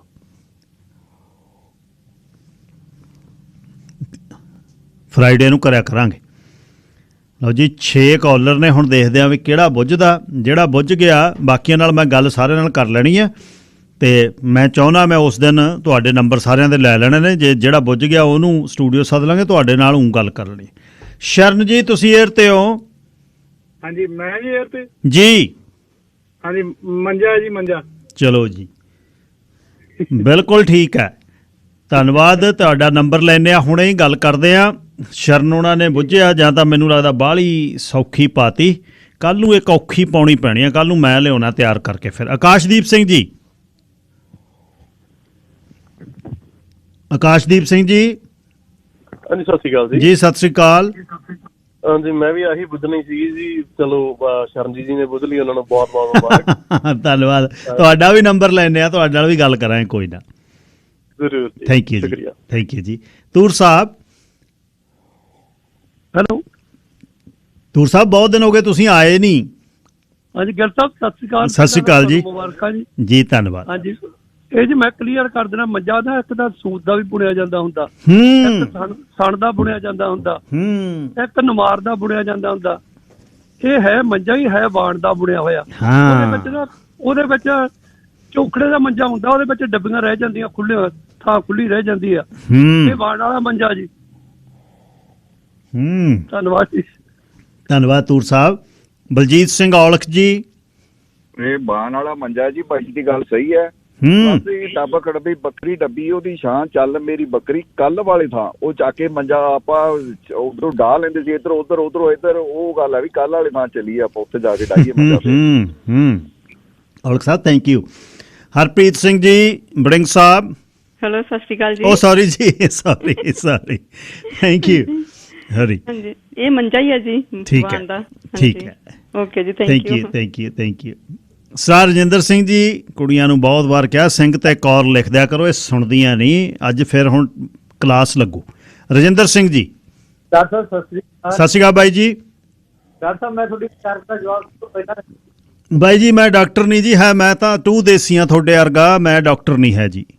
ਠੀਕ ਹੈ ਸਰ। ਮੈਂ ਤਾਂ ਹਰਜੀਤ ਸਿੰਘ ਹੀ ਹਾਂ, ਮੈਂ ਮੇਰੇ ਨਾਲ ਤਖੱਲਸ ਨਹੀਂ ਲੱਗਦਾ ਜੀ ਕੋਈ। ਠੀਕ ਹੈ ਸਰ ਜੀ। ਤੇ ਬਾਹਰ ਤੇ ਮੈਂ ਮਿਸਿੰਗ ਨੂੰ ਨਹੀਂ ਜਾ ਕੇ ਤੇ ਪਰੇਸ਼ਾਨ ਸੀ ਮੈਂ ਇਹ ਸਭ ਬਣਦਾ ਜੀ। ਹੁੰਦਾ ਸਾਡੇ ਹਾਂ ਵੀ ਉਹ ਜੋ ਬਾਤਾਂ ਰਾਤ ਨੂੰ ਪੈਣ ਸਮੇਂ ਵੀ ਬਾਤਾਂ ਸੁਣਾਓ ਤੇ ਸਾਨੂੰ ਨਹੀਂ। ਬਿਲਕੁਲ ਜੀ ਬਿਲਕੁਲ, ਧੰਨਵਾਦ। ਲਓ ਜੀ ਅਗਲਾ ਮੈਂ ਵਿਸ਼ਾ ਸ਼ੁਰੂ ਕਰਨਾ, ਅਤੇ ਖਾਸ ਵਿਸ਼ਾ ਇੱਕ ਜਿਹੜਾ ਸਾਡੇ ਬੱਚਿਆਂ ਲਈ ਕੰਮ ਕਰਦੀਆਂ ਰੈਸਟੋਰੈਂਟ 'ਤੇ ਧੀਆਂ ਧਿਆਣੀਆਂ ਅਤੇ ਪੁੱਤਰਾਂ ਦੀ, ਅਤੇ ਇੱਕ ਘਟਨਾ ਹੋਈ ਹੈ ਉਹਦੀ ਗੱਲ ਕਰਦਾ ਹੁਣਿਆ। ਇੱਕ ਗਲੋਬਲ ਨਿਊਜ਼ ਨੇ ਖਬਰ ਦਿੱਤੀ ਹੈ, ਸਵੇਰੇ 9 ਵਜੇ ਡਰਾਈਵ ਥਰੂ ਦੇ ਵਿੱਚ ਇੱਕ ਬਕੜਵਾਹ ਕਰ ਰਿਹਾ 152 ਅਤੇ 56 ਵਾਲਾ ਜਿਹੜਾ ਟਿਮ ਹਾਰਟਨ, ਪਿੱਛੋਂ ਕੋਈ ਉਸਨੇ ਬਣਾ ਲਈ ਉਹਦੀ ਆਪਣੀ ਵੀਡੀਓ। ਅੱਛਾ ਹੁਣ ਸੁੱਤਾ ਉੱਠ ਕੇ ਆ ਗਿਆ, ਮੂੰਹ ਨਹੀਂ ਹਲੇ ਧੋਤਾ, ਇਹ ਵੀ ਨਹੀਂ ਉਹਨੂੰ ਪਤਾ ਵੀ ਉਹ ਕੀ ਪੁੱਛ ਰਿਹਾ। ਡਰਾਈਵ ਥਰੂ ਦੇ ਵਿੱਚ ਉਹ ਕਹਿ ਕੀ ਰਿਹਾ, ਬਹੁਤ ਉੱਚੀ ਬੋਲ ਰਿਹਾ। ਸਾਰੀ RCMP ਇਨਵੈਸਟੀਗੇਸ਼ਨ ਕਰ ਰਹੀ ਹੈ। ਧੰਨਵਾਦ ਉਸ ਲਾ ਅਬਾਈਡਿੰਗ ਜਿਹੜਾ ਕੈਨੇਡੀਅਨ ਦਾ ਜਿਹਨੇ ਇਹ ਬਣਾਈ, ਕਿਉਂਕਿ 80% ਇਹ ਨਵੇਂ ਬੱਚੇ ਨੇ ਜਿਹੜੇ ਟਿਮ ਹਾਰਟਨ 'ਤੇ ਕਰਦੇ, 90%। ਹੁਣ ਉਹ ਕੀ ਕਹਿ ਰਿਹਾ ਉੱਚੀ ਉੱਚੀ, extra large dark roast double espresso. ਚਲੋ ਮੈਂ ਮੰਨਦਾ ਗੱਲ, ਜਾਂ ਨਵੇਂ ਆਏ ਸੀ ਤਾਂ ਸਟਾਰਬਕਸ ਤੇ ਕਈਆਂ ਨੂੰ ਆਰਡਰ ਕਰਨਾ ਆਉਂਦਾ ਸੀ, ਕਈਆਂ ਨੂੰ ਨਹੀਂ ਆਉਂਦਾ ਸੀ। ਜਿਹਨੂੰ ਨਹੀਂ ਆਉਂਦਾ ਸੀ ਉਹ ਆਲੇ ਦੁਆਲੇ ਖੜ ਕੇ ਕਹਿੰਦੇ ਸੀ ਵੀ ਹਾਂ ਤੈਨੂੰ, ਕਹਿੰਦਾ ਮੈਨੂੰ ਆਪਣੇ ਵਾਲੀ ਉਹ ਲੈ ਦੇ। ਇੱਜ਼ਤ ਤਾਂ ਰੱਖਦੇ ਸੀ ਨਾ, ਸਾਨੂੰ ਪਤਾ ਕਿਵੇਂ ਗੱਲ ਕਰਨੀ। ਹੁਣ ਐਕਸਟਰਾ ਲਾਰਜ ਕੱਪ ਦਾ ਅਮਾਊਂਟ ਹੈ, small, medium, large, extra large. ਇਹ ਟਿਮ ਹਾਰਟਨ ਦੀ ਹੈ। ਉਸ ਸਟਾਰਬਕਸ ਵਾਲੇ ਪਾਸੇ ਸ਼ਾਰਟ ਹੈ, ਟਾਲ ਹੈ, ਗ੍ਰੈਂਡੇ ਹੈ, ਵੈਂਟੀ ਹੈ, ਉਹਨਾਂ ਦੇ ਅਲੱਗ ਨਾਂ ਨੇ। ਉਸ ਤੋਂ ਬਾਅਦ ਕੌਫੀ ਹੈ। ਕੌਫੀ ਇੱਕ ਡਾਰਕ ਰੋਸਟ ਹੈ ਜਿਹੜੀ ਦੇ ਵਿੱਚ ਬਹੁਤ ਜ਼ਿਆਦਾ ਐਨਰਜੀ ਹੈ, ਕੈਫੀਨ ਵੱਧ ਹੈ। ਇੱਕ ਲਾਈਟ ਆ। ਅਲੱਗ-ਅਲੱਗ ਨਾਂ ਨੇ, ਅਲੱਗ-ਅਲੱਗ ਕੰਪਨੀਆਂ ਦੇ ਅਤੇ ਅਲੱਗ-ਅਲੱਗ ਕੌਫੀ ਸ਼ਾਪਸ ਦੇ। ਟਿਮ ਹਾਰਟਨਸ ਦੇ ਵਿੱਚ ਇਸ ਤਰ੍ਹਾਂ ਕੋਈ ਡਾਰਕ ਰੋਸਟ ਅਤੇ ਲਾਈਟ ਰੋਸਟ ਇਸ ਤਰ੍ਹਾਂ ਕੁਛ ਨਹੀਂ ਹੈ, ਮੈਨੂੰ ਲੱਗਦਾ ਇੱਕੋ ਹੀ ਹੈ। ਉਹਦੇ ਬਾਅਦ ਕੌਫੀ ਡਰਿੰਕ ਨੇ। ਕੌਫੀ ਡਰਿੰਕ ਨੇ ਬਈ ਗ੍ਰਾਈਂਡ ਕੀਤੀ ਕੌਫੀ, ਗ੍ਰਾਈਂਡ ਕਰਕੇ ਕੌਫੀ ਜਿਹੜੀਆਂ ਉਹਨਾਂ ਦੀ ਮਸ਼ੀਨਾਂ ਪਈਆਂ ਨੇ ਉਹਦੇ ਵਿੱਚ ਫਿਲਟਰ 'ਚ ਪਾਈ, ਉੱਪਰੋਂ ਪਾਣੀ, ਉਹ ਤਿਪ ਕਰਕੇ ਕੌਫੀ 'ਚ ਜਾ ਰਿਹਾ ਅਤੇ ਕੌਫੀ ਜਿਹੜਾ ਫਲੈਸਕ ਆ ਉਹ ਥੱਲੇ ਹੌਟ ਪਲੇਟ 'ਤੇ ਪਈ ਆ ਅਤੇ ਉਹ ਕੌਫੀ ਆ, ਉਹਦੇ 'ਚ ਉਹ ਬੱਚੀਆਂ ਸਾਨੂੰ ਪਾ ਕੇ ਦਿੰਦੀਆਂ ਨੇ। ਡਬਲ ਕੌਨਸੈਪਟ ਜਿਹੜਾ ਟਿਮ ਹਾਰਟਨਸ ਦੇ ਵਿੱਚ ਆ ਵੀ ਡਬਲ ਦਾ ਮਤਲਬ 2 ਕਰੀਮ ਅਤੇ 2 ਸ਼ੂਗਰ। ਇਹ ਵੀ ਅੱਗੇ ਕੰਪਲੇਂਟ ਆਈ ਸੀ ਜਿਹੜੇ ਡਰਾਈਵ ਥਰੂ ਕਰੀਮ ਨੂੰ ਦੁੱਧ ਕਹਿੰਦੇ ਸੀ। ਦੁੱਧ 2 ਚੀਨੀ, ਉਹਨਾਂ ਦੇ ਵਿੱਚ ਛਿੱਕਲ ਪਾਇਆ ਸੀ। ਜਦ ਅੰਦਰੋਂ ਰਿਕਾਰਡਿੰਗ ਕਰਕੇ ਭੇਜੀ ਅਤੇ ਫਿਰ ਜਦ ਔਨ ਏਅਰ ਕਿਹਾ ਵੀ ਹੁਣ ਜਦ ਨੈਕਸਟ ਟਾਈਮ ਕਿਹਾ ਨਾ ਅਤੇ ਫਿਰ ਤੁਹਾਨੂੰ ਮਲਾਈ ਵਾਲਾ ਦੁੱਧ ਪਾ ਕੇ ਦਿਆਂਗੇ, ਯਾਦ ਰੱਖਿਓ 9 ਨਾਲ ਦੱਸਾਂਗੇ। ਹਟ ਗਏ, ਫੇਰ ਨਹੀਂ ਗਏ ਮੁੜ ਕੇ। ਹਰ ਰੋਜ਼ ਜਾਂਦੇ ਸੀ ਹੱਥ ਨੇ, ਨਹੀਂ ਉਹ ਆਪਣੇ ਹੀ ਸੀ। ਚਲੋ ਉਸ ਤੋਂ ਬਾਅਦ ਉਹ ਹੁੰਦਾ 2 ਸ਼ੂਗਰ 2 ਕਰੀਮ ਉਹ 'ਚ ਪਾ ਕੇ। ਇਹ ਟਿਮ ਹਾਰਟਨਸ ਦੀ ਆ। ਕੋਈ ਉਹਦੇ ਵਿੱਚ ਸ਼ੂਗਰ ਪਾ ਲੈਂਦਾ, ਕੋਈ ਉਹਦੇ ਵਿੱਚ ਹਨੀ ਪਾ ਲੈਂਦਾ, ਕੋਈ ਉਹਦੇ ਵਿੱਚ ਚੀਨੀ ਦਾ ਕੋਈ ਸਬਸਟੀਟਿਊਟ ਪਾ ਲੈਂਦਾ। ਸਟਾਰਬਕਸ ਦੇ ਵਿੱਚ ਇਸ ਤਰ੍ਹਾਂ ਡਬਲ ਸ਼ਬਲ ਵਾਲਾ ਹੈ ਨਹੀਂ ਕਹਾਣੀ। ਇੱਕ ਤਾਂ ਇਹ ਹੈ, ਇੱਕ ਨੈਕਸਟ ਜਿਹੜਾ ਉਹ ਐਸਪ੍ਰੈਸੋ ਕਹਿ ਰਿਹਾ। ਐਸਪ੍ਰੈਸੋ ਸ਼ਾਰਟਸ ਨੇ। ਐਸਪ੍ਰੈਸੋ ਕੀ ਆ? ਕੌਫੀ। ਐਸਪ੍ਰੈਸੋ ਕੌਫੀ ਆ ਵੀ ਗ੍ਰਾਈਂਡ ਕਰਕੇ ਛੋਟੀ ਜਿਹੀ ਇੱਕ ਕੁੱਪੀ 'ਚ ਪਾ ਕੇ ਅਤੇ ਉਸ ਦੇ ਵਿੱਚ ਦੀ ਪਾਣੀ ਲਗਾਇਆ ਜਾਂਦਾ। ਉਹਦੇ ਥੱਲੇ ਛੋਟੀ ਸ਼ੂਟਰ ਜਿੱਡੀ ਇੱਕ ਗਲਾਸੀ ਪਈ ਹੈ ਜਿਹਦੇ ਵਿੱਚ ਉਹ ਐਸਪ੍ਰੈਸੋ ਪੈ ਜਾਂਦੀ। ਉਹ ਸ਼ਾਰਟ ਹੀ ਹੈ। ਉਹਨੂੰ ਜ਼ਿਆਦਾਤਰ ਆਪਾਂ ਤਾਂ ਪੀਂਦੇ ਨਹੀਂ, ਆਪਾਂ ਨਹੀਂ ਝੱਲ ਸਕਦੇ। ਜ਼ਿਆਦਾ ਲੋਕਲ ਕਮਿਊਨਿਟੀ ਉਹ ਐਸਪ੍ਰੈਸੋ ਦਾ ਸ਼ਾਰਟ ਪੀਂਦੀ ਆ। ਸਵੇਰੇ ਅੱਖਾਂ ਖੋਲ੍ਹ ਦਿੰਦੀ ਆ, ਕੈਫੀਨ ਉਹ 'ਚ ਬਹੁਤ ਹੈ। ਉਹੀ ਐਸਪ੍ਰੈਸੋ ਆ ਜਿਹੜੀ ਦੁੱਧ ਵਾਲੇ ਡਰਿੰਕਸ ਨੇ ਜਿਹੜੇ ਪੈਂਦੇ, ਜਿਹਦੇ 'ਚ ਲਾਟੇ ਆ ਜਾਂ ਕੈਪੀਚੀਨੋ ਆ, ਜਿਹਨੂੰ ਕਾਪਾਚੀਨੋ ਕਹਿੰਦੇ ਆਪਾਂ, ਅਤੇ ਇੱਕ ਮੋਕਾ ਵਗੈਰਾ। ਕੈਪਾਚੀਨੋ ਦੇ ਵਿੱਚ ਵੀ ਉਹ ਪਾ ਦਿੰਦੇ ਨੇ ਲਾਟੇ ਆ ਜਿਹੜਾ ਗਰਮ ਕਰਕੇ ਦੁੱਧ ਸਟੀਮ ਕਰਦੇ ਨੇ। ਸਟੀਮ ਕਰਕੇ ਦੁੱਧ ਉਹਦੇ ਵਿੱਚ ਐਸਪ੍ਰੈਸੋ ਦੀ ਉਹ ਇੱਕ ਸ਼ਾਟ ਪਾ ਦਿੰਦੇ ਨੇ। ਕੋਈ 2 ਸ਼ਾਟ ਵੀ ਪਾ ਲੈਂਦਾ ਅਤੇ ਉਹ 'ਚ ਚੀਨੀ ਆਪ ਪਾਉਂਦੇ ਹੋ ਤੁਸੀਂ ਲਾਟੇ 'ਚ ਜਿੰਨੀ ਕੁ ਪਾਉਂਦੇ ਹੋ। ਕੁਛ ਸ਼ੂਗਰ ਮਿਲਾ ਕੇ ਤੁਹਾਨੂੰ ਦਿੰਦੇ ਨੇ, ਕੈਪਾਚੀਨੋ ਵਗੈਰਾ ਵਿੱਚ ਮਿਲਾ ਕੇ ਦੇ ਦਿੰਦੇ ਨੇ। ਉਹਦੇ ਵਿੱਚ ਗਾਹਾਂ ਸਿਰਪ ਨੇ, ਕੋਈ ਵਨੀਲਾ ਦਾ ਪਾ ਲੈਂਦਾ, ਕੋਈ ਹੇਜ਼ਲਨਟ ਦਾ ਪਾ ਲੈਂਦਾ, ਕੋਈ ਐਲਮੰਡ ਦਾ ਪਾ ਲੈਂਦਾ, ਅਲੱਗ-ਅਲੱਗ ਨੇ। ਮੋਕਾ ਦੇ ਵਿੱਚ ਨਾਲ ਚਾਕਲੇਟ ਪਾਇਆ ਜਾਂਦਾ। ਫਿਰ ਡਾਰਕ ਚਾਕਲੇਟ ਨੇ, ਵਾਈਟ ਚਾਕਲੇਟ ਨੇ, ਚਾਕਲੇਟ ਮੋਕਾ, ਅਲੱਗ-ਅਲੱਗ ਡਰਿੰਕਸ ਨੇ। ਅਤੇ ਜਿਵੇਂ ਮੈਕੀਐਟੋ ਆ ਇੱਕ ਡਰਿੰਕ, ਉਹਦਾ ਨਾਂ ਹੈ ਅਮੈਰੀਕਨ ਅਤੇ ਕੋਈ ਇਟਾਲੀਅਨ ਨਾਂ ਹੈ। ਬੇਸਿਕਲੀ ਮੈਕੀਆਟੋ ਉਹਨਾਂ ਦਾ ਐਕਚੁਅਲੀ ਜਿਊਸ਼ ਭਾਸ਼ਾ ਦਾ ਨਾਂ ਹੈ। ਅਤੇ ਝੱਗ ਆ ਜਿਹੜੀ ਉਹ ਲੱਗੀ ਹੋਈ ਗਲਾਸ ਦੇ ਨਾਲ। ਫਿਰ ਉਹ 'ਚ ਕੈਰਾਮਲ ਪਾ ਦਿੰਦੇ ਨੇ, ਜਿਹੜੀ ਚੀਨੀ ਦੇਸੀ ਘਿਓ ਦੇ ਵਿੱਚ ਕਾੜੀ ਹੁੰਦੀ ਆ ਬਟਰ 'ਚ, ਉਹ ਉੱਪਰ ਉਹਦੇ ਸਪ੍ਰਿੰਕਲ ਕਰ ਦਿੰਦੇ ਨੇ, ਉੱਪਰ ਪਾ ਦਿੰਦੇ ਨੇ। ਸੋ ਕੋਈ ਉਹਦੇ ਵਿੱਚ ਜਵਾਕ ਆਪਣੇ ਸਟਾਰਬਕਸ ਦੇ ਵਿੱਚ ਵਿਪ ਕਰੀਮ ਪਾ ਲੈਂਦੇ ਨੇ ਅਤੇ ਅਲੱਗ-ਅਲੱਗ ਡਰਿੰਕਸ ਨੇ। ਸੋ ਇਹ ਚਾਰੇ ਚੀਜ਼ਾਂ ਉਹ ਖੁਰਵੱਡ ਕਰ ਰਿਹਾ। ਐਕਸਟਰਾ ਲਾਰਜ ਤਾਂ ਅਸੀਂ ਮੰਨ ਲਿਆ, ਐਕਸਟਰਾ ਲਾਰਜ ਤਾਂ ਤੂੰ ਵੱਡਾ ਮੰਨ ਲੈ। ਡਾਰਕ ਰੋਸਟ ਇੱਕੋ ਹੀ ਕਿਸਮ ਦੀ ਡਰਿੰਕ ਹੈ। ਉੱਥੇ ਟਿਮ ਹਾਰਟਨਸ ਦੇ ਵਿੱਚ ਡਾਰਕ ਅਤੇ ਲਾਈਟ ਰੋਸਟ ਹੈ ਹੀ ਨਹੀਂ, ਹੈ ਹੀ ਡਾਰਕ ਰੋਸਟ ਆ। 2 ਨੰਬਰ। ਤੀਜਾ ਨੰਬਰ ਜਿਹੜਾ ਉਹ ਡਬਲ ਕਹਿ ਰਿਹਾ, ਉਹ ਵੀ ਮੰਨ ਸਕਦੇ ਹਾਂ ਡਬਲ, ਪਰ ਐਸਪ੍ਰੈਸੋ ਦਾ ਉਹਦੇ 'ਚ ਕੋਈ ਮਤਲਬ ਨਹੀਂ। ਐਸਪ੍ਰੈਸੋ ਨਾਲ ਡਬਲ ਦਾ ਕੋਈ ਮਤਲਬ ਨਹੀਂ। ਖਲਜਗਣ ਕਰ ਰਿਹਾ, ਉਹ ਉੱਚੀ ਬੋਲ ਰਿਹਾ, ਬਦਮਾਸ਼ੀ ਕਰ ਰਿਹਾ। ਸ਼ਰਾਬ ਪੀਤੀ ਹੋ ਸਕਦੀ ਹੈ, ਨਸ਼ਾ ਖਾਧਾ ਹੋ ਸਕਦਾ ਹੈ। 6 ਤਾਂ ਬੰਦੇ ਮਰਦੇ ਆ BC 'ਚ ਦਿਹਾੜੀ ਦੇ ਨਸ਼ੇ ਓਵਰਡੋਜ਼ ਨਾਲ। ਕੀ ਪਤਾ ਕੌਣ ਹੋਊ ਉਹ। ਅਤੇ ਪਿਛਲੇ ਨੇ ਜਿਹਨੇ ਵੀਡੀਓ ਬਣਾਈ, ਹੁਣ ਪੁਲਿਸ ਲੱਭਦੀ ਹੈ। ਸੋ ਉਹਦੀ ਗੱਲ ਕਰਨ ਦਾ ਢੰਗ ਤੇ 80% ਕੀ 90% ਜਦ ਤੁਹਾਨੂੰ ਸਰਵ ਕਰਨ ਵਾਲਿਆਂ ਨੂੰ ਅਸੀਂ ਝਿੜਕਦੇ ਹਾਂ, ਇਹੋ ਜਿਹਾ ਕੁਛ ਹੁੰਦਾ। ਤੁਸੀਂ ਪਹਿਲਾਂ ਦੇਖਿਓ ਵੀ ਉਹ ਬੱਚੀਆਂ ਜਿਹੜੀਆਂ ਤੁਹਾਡੇ ਆਲੇ ਦੁਆਲੇ ਕੰਮ ਕਰ ਰਹੀਆਂ ਨੇ ਉਹ ਕਿੰਨੀਆਂ ਕੁ ਕੰਫਰਟੇਬਲ ਨੇ, ਤੁਹਾਨੂੰ ਸਰਵ ਕਰਨ ਲਈ ਉਹ ਕਿੰਨੀਆਂ ਕੁ ਕੰਫਰਟੇਬਲ ਨੇ। ਕਈਆਂ ਨੇ ਤਾਂ ਪੰਗੇ ਇੱਥੇ ਪਾਏ ਹੋਏ ਨੇ, ਇਹੋ ਜਿਹੇ ਉਹਨਾਂ ਦੇ ਕੱਪੜੇ ਇਹੋ ਜਿਹੇ ਪਾਉਂਦੇ ਨੇ, ਵਿਚਾਰੀਆਂ ਉਹ ਕੰਫਰਟੇਬਲ ਨਹੀਂ ਹੈ, ਰੋਟੀ ਲਈ ਉਹ ਫਿਰਦੀਆਂ ਨੇ ਤੁਰੀਆਂ, ਕੋਈ ਮਤਲਬ ਨਹੀਂ ਹੈ। ਜਿਹੜੇ ਸਾਡੇ ਆਪਣੇ ਆਪਣੇ ਰੈਸਟੋਰੈਂਟਾਂ ਦੀ ਮਰਜ਼ੀ ਆ, ਜੇ ਮੈਂ ਕਹਾਂ ਮੈਂ ਦਾਲ ਮੱਖਣੀ ਖਾਣੀ ਆ, ਉਹਦੇ ਲਈ ਮੈਨੂੰ ਸਕਾਰਟ ਵਾਲੀ ਕੁੜੀ ਨਹੀਂ ਚਾਹੀਦੀ, ਉਹ ਪੈਂਟ ਉਹਦੇ ਪਾਇਆ ਹੋ ਸਕਦਾ, ਕੋਟ ਪਾਇਆ ਹੋ ਸਕਦਾ, ਅਤੇ ਉਹ ਆ ਕੇ ਸਰਵ ਕਰੇ, ਬਸ ਸਿੰਪਲ। ਮੈਂ ਉਹਦੇ ਤੋਂ ਮੈਂ ਨਾਈਟ ਕਿਤੇ ਮੈਂ ਨਾਈਟ ਕਲੱਬ 'ਚ ਥੋੜ੍ਹਾ ਬੈਠਾ ਵੀ ਮੈਨੂੰ ਉਹ ਚੀਜ਼ ਚਾਹੀਦੀ ਆ, ਉਹ ਸਾਨੂੰ ਤੰਗੀ ਲੱਗਦੀ ਹੈ। ਪਰ ਚਲੋ ਕਿਸੇ ਦਾ ਵੇਚਣ ਦਾ ਢੰਗ ਆ, ਮੈਂ ਉਹਨੂੰ ਉਹਦੇ 'ਤੇ ਕਿੰਤੂ ਪਰੰਤੂ ਨਹੀਂ ਕਰਦਾ, ਪਰ ਸਟਿਲ ਇਹ ਸ਼ੌਕਿੰਗ ਹੈ, ਇਹ ਠੀਕ ਹੋਣਾ ਚਾਹੀਦਾ। ਤੁਸੀਂ ਖਾਣਾ ਵਧੀਆ ਵੇਚੋ, ਕੱਪੜਿਆਂ ਨਾਲ ਕੋਈ ਮਤਲਬ ਨਹੀਂ ਕਿਸੇ ਨੂੰ। ਅੱਛਾ, ਫਿਰ ਉਹਨਾਂ ਨੂੰ ਤੁਸੀਂ ਇੱਜ਼ਤ ਜਿਹੜੀ ਦੇਣੀ ਆ ਨਾ ਸਰਵਰ ਨੂੰ, ਉਹ ਬਹੁਤ ਜ਼ਰੂਰੀ ਆ। ਪਲੀਜ਼, ਪਹਿਲੀ ਤਾਂ ਗੱਲ ਉਹ ਸਾਡੀਆਂ ਧੀਆਂ ਪੁੱਤਾਂ ਵਰਗੇ ਨੇ, 20-20, 21-21 ਸਾਲ ਦੇ, ਅਤੇ 90% ਸਾਡੀਆਂ ਬੱਚੀਆਂ ਪੰਜਾਬ ਤੋਂ ਆਈਆਂ ਹੋਈਆਂ ਨੇ। ਉਹਨਾਂ ਨੂੰ ਤੁਸੀਂ ਧੀ ਪੁੱਤ ਕਰਕੇ ਸੰਬੋਧਨ ਜਾਏ। ਹੁਣ ਮੈਨੂੰ ਪਤਾ ਮੈਂ 50+ ਹਾਂ, ਮੇਰੇ ਘਰੇ ਧੀ ਮੇਰੀ 20 ਸਾਲਾਂ ਦੀ ਆ, ਅਤੇ ਜਿਹੜੀ ਉਹ ਸਰਵ ਕਰਦੀ ਫਿਰਦੀ ਆ ਮੇਰੀ ਧੀ ਵਰਗੀ ਹੋਈ ਆ, ਅਤੇ ਉਹਨੂੰ ਮੈਂ ਪਿਆਰ ਕਿਉਂ ਨਹੀਂ ਕਰ ਸਕਦਾ? ਉਹਨੂੰ ਧੀ ਅਤੇ ਪੁੱਤ ਕਿਉਂ ਨਹੀਂ ਕਹਿ ਸਕਦਾ ਮੈਂ? ਉਹਨੂੰ ਕੰਫਰਟੇਬਲ ਲੈਵਲ 'ਚ ਕਿਉਂ ਨਹੀਂ ਮੈਂ ਲਿਆ ਸਕਦਾ? ਪੰਜਾਬੀ 'ਚ ਕਹਿੰਦੇ ਡਾਟਰ ਸਨ ਕਹਿ ਦਿਓ ਤੁਸੀਂ ਉਹਨੂੰ। ਉਹ ਸਰਵਰ ਕਿਉਂ? ਕੀ ਪਤਾ ਕਿੱਡੇ ਲਾਟੀ ਜੱਟ ਦੀ ਧੀ ਆ ਜਿਹੜੀ ਅੱਜ ਵਕਤ ਦੀ ਮਾਰੀ ਇੱਥੇ ਕੰਮ ਕਰਦੀ ਫਿਰਦੀ ਆ, ਅਤੇ ਮੇਰੇ ਕੋਲ 4 ਕਨਾਲਾਂ ਹੋਈਆਂ, ਅਤੇ ਮੈਂ ਮੁੱਛਾਂ ਨੂੰ ਉੱਥੇ ਗੇੜੇ ਦਿੰਦਾ ਵੀ ਜੇ ਵੋ ਮਿੱਠਾ ਘੱਟ, ਗਰਮ ਠੰਡਾ ਤੱਤਾ ਲੈ ਜਾਓ, ਲਿਆਓ, you don't know how to serve. ਇਹ ਚੀਜ਼ਾਂ ਦਾ ਖਿਆਲ ਰੱਖਣ ਦੀ ਲੋੜ ਹੈ। ਫਿਰ ਜਿੱਥੇ ਜ਼ੋਰ ਕਰਨਾ ਉੱਥੇ ਫਿਰ 20-15% ਚਾਹੀਦਾ। ਜੇ $100 ਆ ਤਾਂ ਫਿਰ 120 ਦਿਓ, ਫਿਰ ਸਵਾਦ ਉੱਥੇ ਪੈਣਾ। ਫਿਰ ਉੱਥੇ ਹੱਥ ਨਾ ਖੜਕੇ ਫਿਰ ਵੀ ਕਿੰਨੇ % ਤੇ 4 ਕਪਾ ਲਾ, 3 ਕਪਾ ਲਾ, ਇਹ ਨਹੀਂ ਗੱਲ ਹੈ।